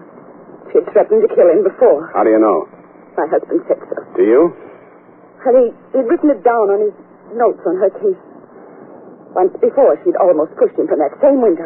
How about your husband and Miss Brent? Oh, I knew she was falling in love with my husband. That always happens. They call it a transference. But in this Your case... husband told me Miss Brent was acting in a play this afternoon over at the Majestic. Yes, Midsummer Night's Dream. But she was here. I know she was here. Miss Ray, the receptionist, was coming back from lunch when she heard voices arguing inside. And she was sure it was Miss Brent's voice. Show me the doctor's case history on Miss Brent. I can't. It's missing. As soon as it happened, I went to the files. I meant to show it to the police. Who could have taken it? Constance Brent was the last one in that room before he died. Yeah. When did you see Nicolaitis last? Nick, who? Skip it. Where can I reach you in case... For the next couple of hours, I'll be at the Majestic Theater. I want to see how good an actress this Constance Brent is.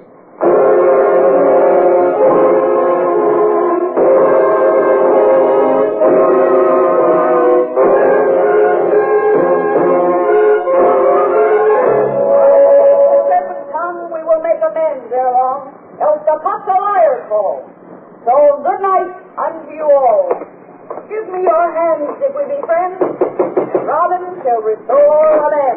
Yes? Miss Constance Brent's dressing room? What do you want? I want to talk to Miss Brent. Well, you can talk to me. I'm her husband. So you're Mr. Brent. I'm Jonathan Wallace. She's Mrs. Wallace. Now, what do you want with my wife? I've come to tell her that Dr. Denov is dead. Are you sure? You tried falling from a 12th floor window sometime. Well, that's the best news I've heard this year. But I'm afraid it will be a shock for Constance. Maybe, maybe not. He was the last person to see him alive, as far as anybody can make out. Are you from the police? No, I'm from the insurance company. Claims investigator. What do you want to see Constance for? The policy wasn't made out to her, was it? No, made out to his widow. But she can't collect. Police say it was suicide. That's settled. This is the last time I play Titania. Stand around while Puck talks his head off. Who is this person?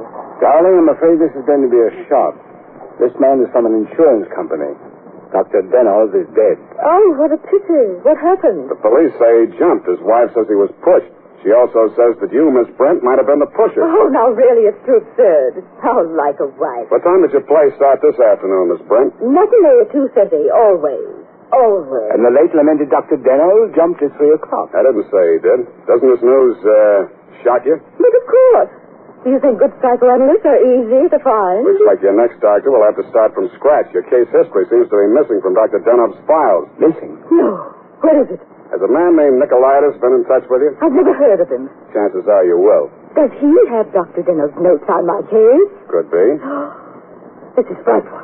Hot reading, huh? You seem to know this person, Nicolaitis. Get that file for me, and I'll pay you well for it. Just a minute, my lovely Titania. We don't know who this man really is. He might even be Nicolaitis himself. Let me see your company credentials. Now, what do you know? Somebody picked my pocket. My wallet's gone. I thought so. All right, you tell me who you are. I'll call the police. Oh, no, Jonathan, no police. Let's get off the merry-go-round. My name is Spade. You'll find me in the phone book under S. My office is open until 6 o'clock. And if a man answers, don't hang up. It'll be me.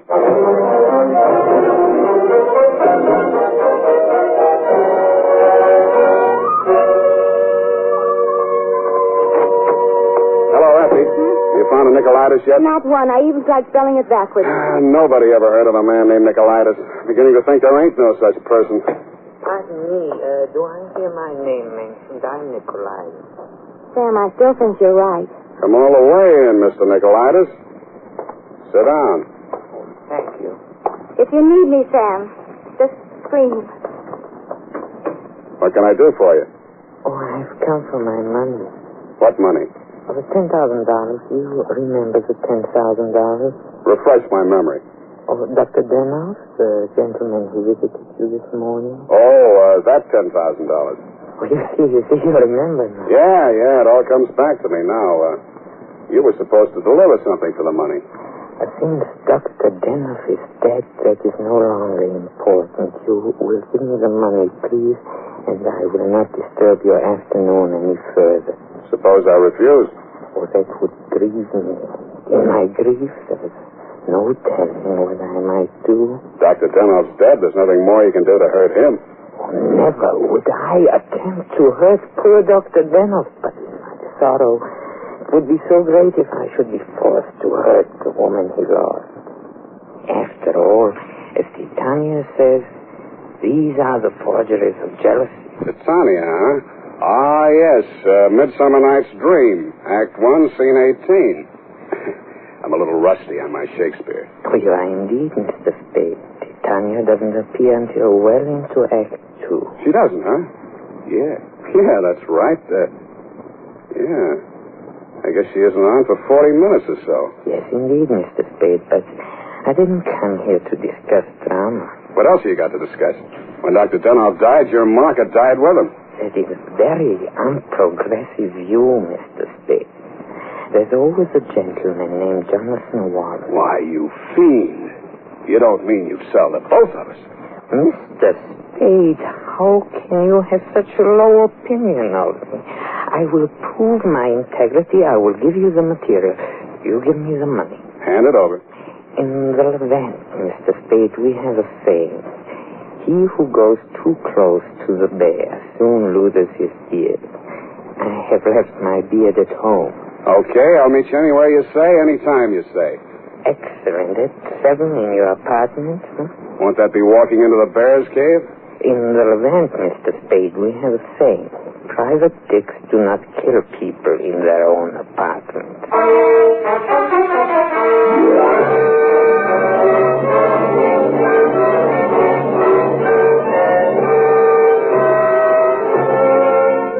It was then 6 p.m. I I called Effie for messages. She told me that you'd been phoning frantically, Mrs. Denov. I still had maybe 30 minutes before Nicolaitis was due at my apartment, so I breezed on up to your place on the hill. We had a very interesting chat. Remember, Mrs. Denov? Looking back on it, that was probably the most interesting conversation we had. Funny, I can't remember much of anything you said, but it was so cozy there in your place. And what with your clock being about 20 minutes slow, it must have been something like 7:30 before I left you. I grabbed a cab and told the hacky to step on it. I hoped Nicolaitis was still waiting at my apartment. He was.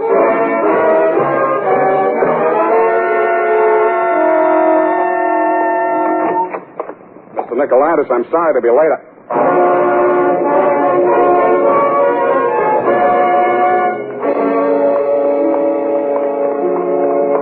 He was lying on my bathroom floor. The little guy was looking just about as natty as when he'd been in my office, except that the beautiful silk scarf he'd been wearing was twisted into a tight noose around his neck. Mr. Nicolaitis was a very dead blackmailer.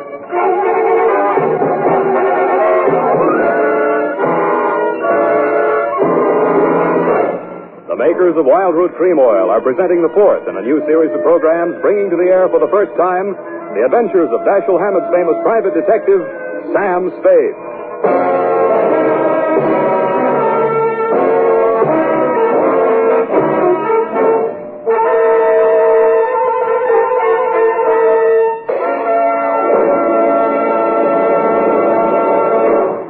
Men, at the racetrack, the man who has something better than a mere hunch is said to have it straight from the horse.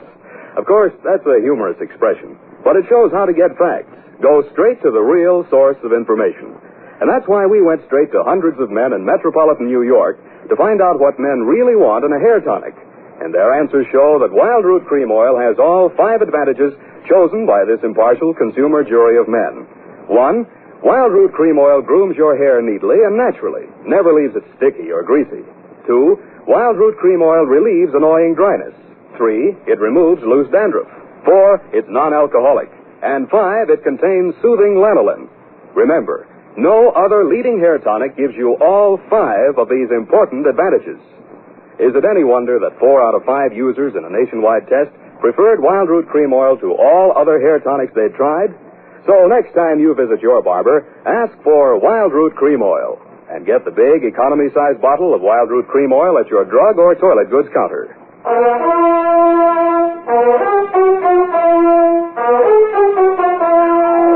And now back to Sam and Psyche.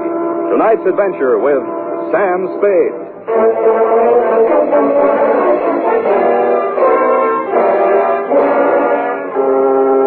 His eyes were open, and he seemed to be looking right at me as I bent over him. The finger marks in his throat were too blotchy to be of any use. Pretty soon, Lieutenant Dundee and Sergeant Polhouse came in and walked over behind me. We all stood there for a second, and then Polhouse bent down and closed those eyes. You know him, Sam? His name is Nicolaitis. That's all I know about him. What did he come here to your place for? I don't know. You invited him? I wouldn't have been surprised to find him here, but not like this. You boys got a smear on him yet? Sure. He's an old customer of mine. Runs a photo lab. Photostats, microfilm. Microfilm. Nobody makes any sense. They're all screwballs, psychos, neurotics. What am I doing in the middle of this anyway? Sam, don't scream at us. We're just doing a job. Oh, I'm sorry, boys. This Dr. Denover's my client. Mental expert. That Denov probably had a screw loose somewhere and needed a psychoanalyst himself. Say, maybe he was... Yeah. Hey, look, Dundee. I'm going out of here now. Do I call Sid Weiss and we go through all that again, or are you going to let me walk? Why, Sam, you can go. I know where you sleep. I'll wake you when I'm ready for you.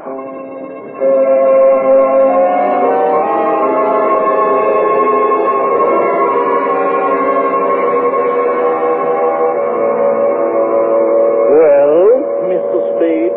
I want some answers, Dr. Zoya, and you're the guy who can give them to me. I'm listening. Just let the questions flow into your mind and do not try to repress any of them. Speak instantly, whatever... Okay, question number 1 without thinking. Do you think Dr. Denov was a suicide? Well, I had not seen Dr. Denov for many years. He had been my student in Vienna. I was his analyst, in fact. That's all very interesting, Doctor, but my question... Yes. Did poor Dr. Denov commit suicide? I have reviewed all the material, manifest and hypothetical, and I came to the conclusion, no, it was quite impossible. You see, these paranoid and Okay, dramatic... question number 2. Was Dr. Denoff in love with Constance Brent? I suppose I can now answer that question. When I arrived in San Francisco, I found him in great distress. He told me he feared he was losing his objectivity towards this patient. In other words, he was in love with her. Yes. You think she might have murdered him? All psychoanalytical subjects develop aggressive feelings toward the doctor. Nearly all of my patients have threatened me at one time or another. You don't say. Tell me, Dr. Zoya, you know anything about Jonathan Wallace, Miss Brent's husband? A violent type, almost psychotic. Yeah? How about you, Dr. Zoya? Could you have done it? That is a most interesting question, Mr. Spade. When I arrived here from Vienna without funds, dependent on the kindness of my former students, I must confess that I felt a certain antagonism. It disturbed me to realize that a man of my standing in the profession should be dependent on the goodwill of a younger and, I sincerely believe, less gifted man. However, I overcame this, and I didn't kill him. Yeah. Well, Doctor, thanks a lot. Oh, people. Truly a life study. There is no accounting. For instance, Dr. Denoff. He came to me only this afternoon with the strangest request. Yeah? He gave me the gold watch which I had presented to him many years ago upon his graduation in Vienna. He had a patient waiting and so had not much time to explain. Where is this watch? Please, I'm coming to that. He asked me to promise that I would have the watch buried with him if something should happen. That has been done. But Dr. Denoff just died at 3 o'clock. It is a Mosaic law that the deceased be buried before sundown. Thanks, Doctor. Thanks a lot. I hope I've been of some help. Doctor, you'll never know how much you've helped me.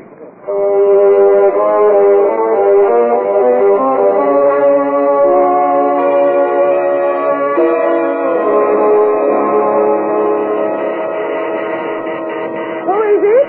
Spade. Oh, what's happened? I think I got the answers, Mrs. Denoff. That file on Constance Brent. Your husband knew that you'd been going through it. Mr. Spade. Shut up and listen to me. He took it out of the files, had it microfilmed for his own private records, and destroyed the original. Really? The man who did the microfilming was Nicolaitis. He delivered one print to your husband and kept another for himself. He was murdered in my apartment for the copy he used to shake down your husband. The killer now has that copy, if it hasn't already been destroyed. But we can still put our hands on the first strip of microfilm which you delivered to your husband. This is astonishing. How? It's in the gold watch which was buried with him. Oh, the watch that Dr. Zoya... That's right. Denoff made up his mind that whatever he knew about Constance Brent was going to go to the grave with him. What are you doing tonight? Well, nothing. And we got a date, sweetheart, you and I. I'll be back toward the wee hours. All paths lead to the grave. Ophelia, Act 6. Gregory's grave? But shouldn't we get a court order and have it done properly? The courts don't open until 10 in the morning, sweetheart, and Lieutenant Dunby's going to start asking me some questions about that stiff in my apartment before then. You see, baby, I can't wait.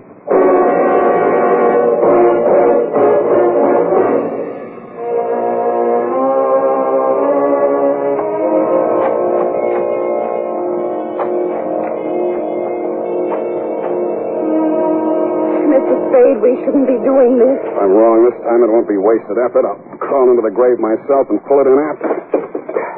Here. I struck it. Give me that crowbar, Mrs. Denoff, quick. Oh, dear. Oh, dear.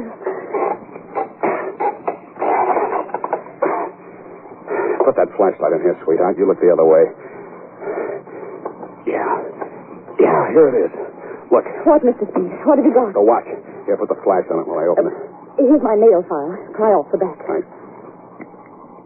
That does it. Here's the film. All right, Mr. Spade. Give me that film. Well, if it isn't the second gravedigger from Hamlet, Mr. Constance Brent. Stop clowning and hand it up to me. You better do as he says, Mr. Spade. We both got guns. I was expecting that. Took you a long time to get here, Mr. Wallace. How did dear Constance make out as Lady Macbeth? Just give me that film. Stop being an idiot, Wallace. The cemetery is crawling with cops. Put that gun away before you drop it and break your foot. Come up out of that grave, Spade, or you'll stay there forever. Okay, Dundee. All right. Get those hands up, everybody. Go ahead, Dundee. Make the pinch. Okay. Sam Spade, I arrest you for body snatching, violation of graves under the Civil Code number... No, you fool. You're supposed to arrest Mrs. Gregory Denov and Jonathan Wallace for the murder of Gregory Denov and Pericles Nicolaitis. But I... Oh, yeah. No, you don't.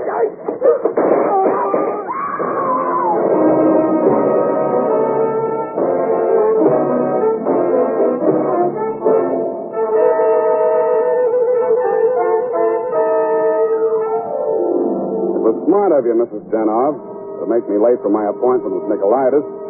You did that so that Wallace could nail him in my apartment for the microfilm. You thought you could use that film to pin Denov's murder on Constance Brent.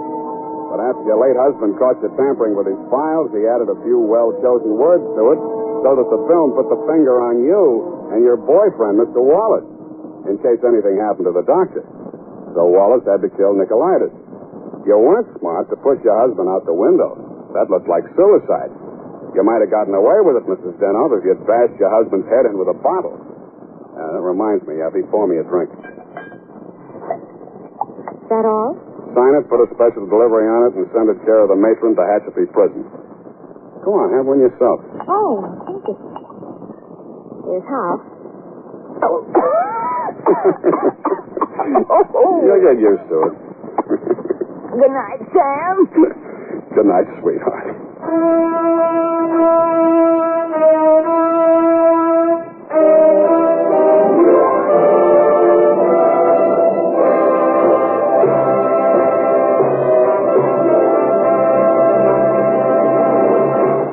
Wild Root Cream Oil presents The Adventures of Sam Spade, Dashiell Hammett's famous private detective, produced and directed by William Spear. Then, on these warm August days, the sun beats down on your hair, may leave it looking dry and brittle. That's why, now especially, you need Wild Root Cream Oil. This grand non-alcoholic hair tonic has just what it takes for summer grooming. It contains lanolin, the soothing oil that's so much like the oil of your skin. Wild Root Cream Oil keeps your hair neatly in place, gives it the handsome, successful look that helps you get ahead on the job. And Wild Root Cream Oil removes loose, ugly dandruff and actually relieves annoying dryness. So tonight, take the famous FN test. Check your scalp. Signs of dryness or loose dandruff tell you need Wild Root Cream Oil right away.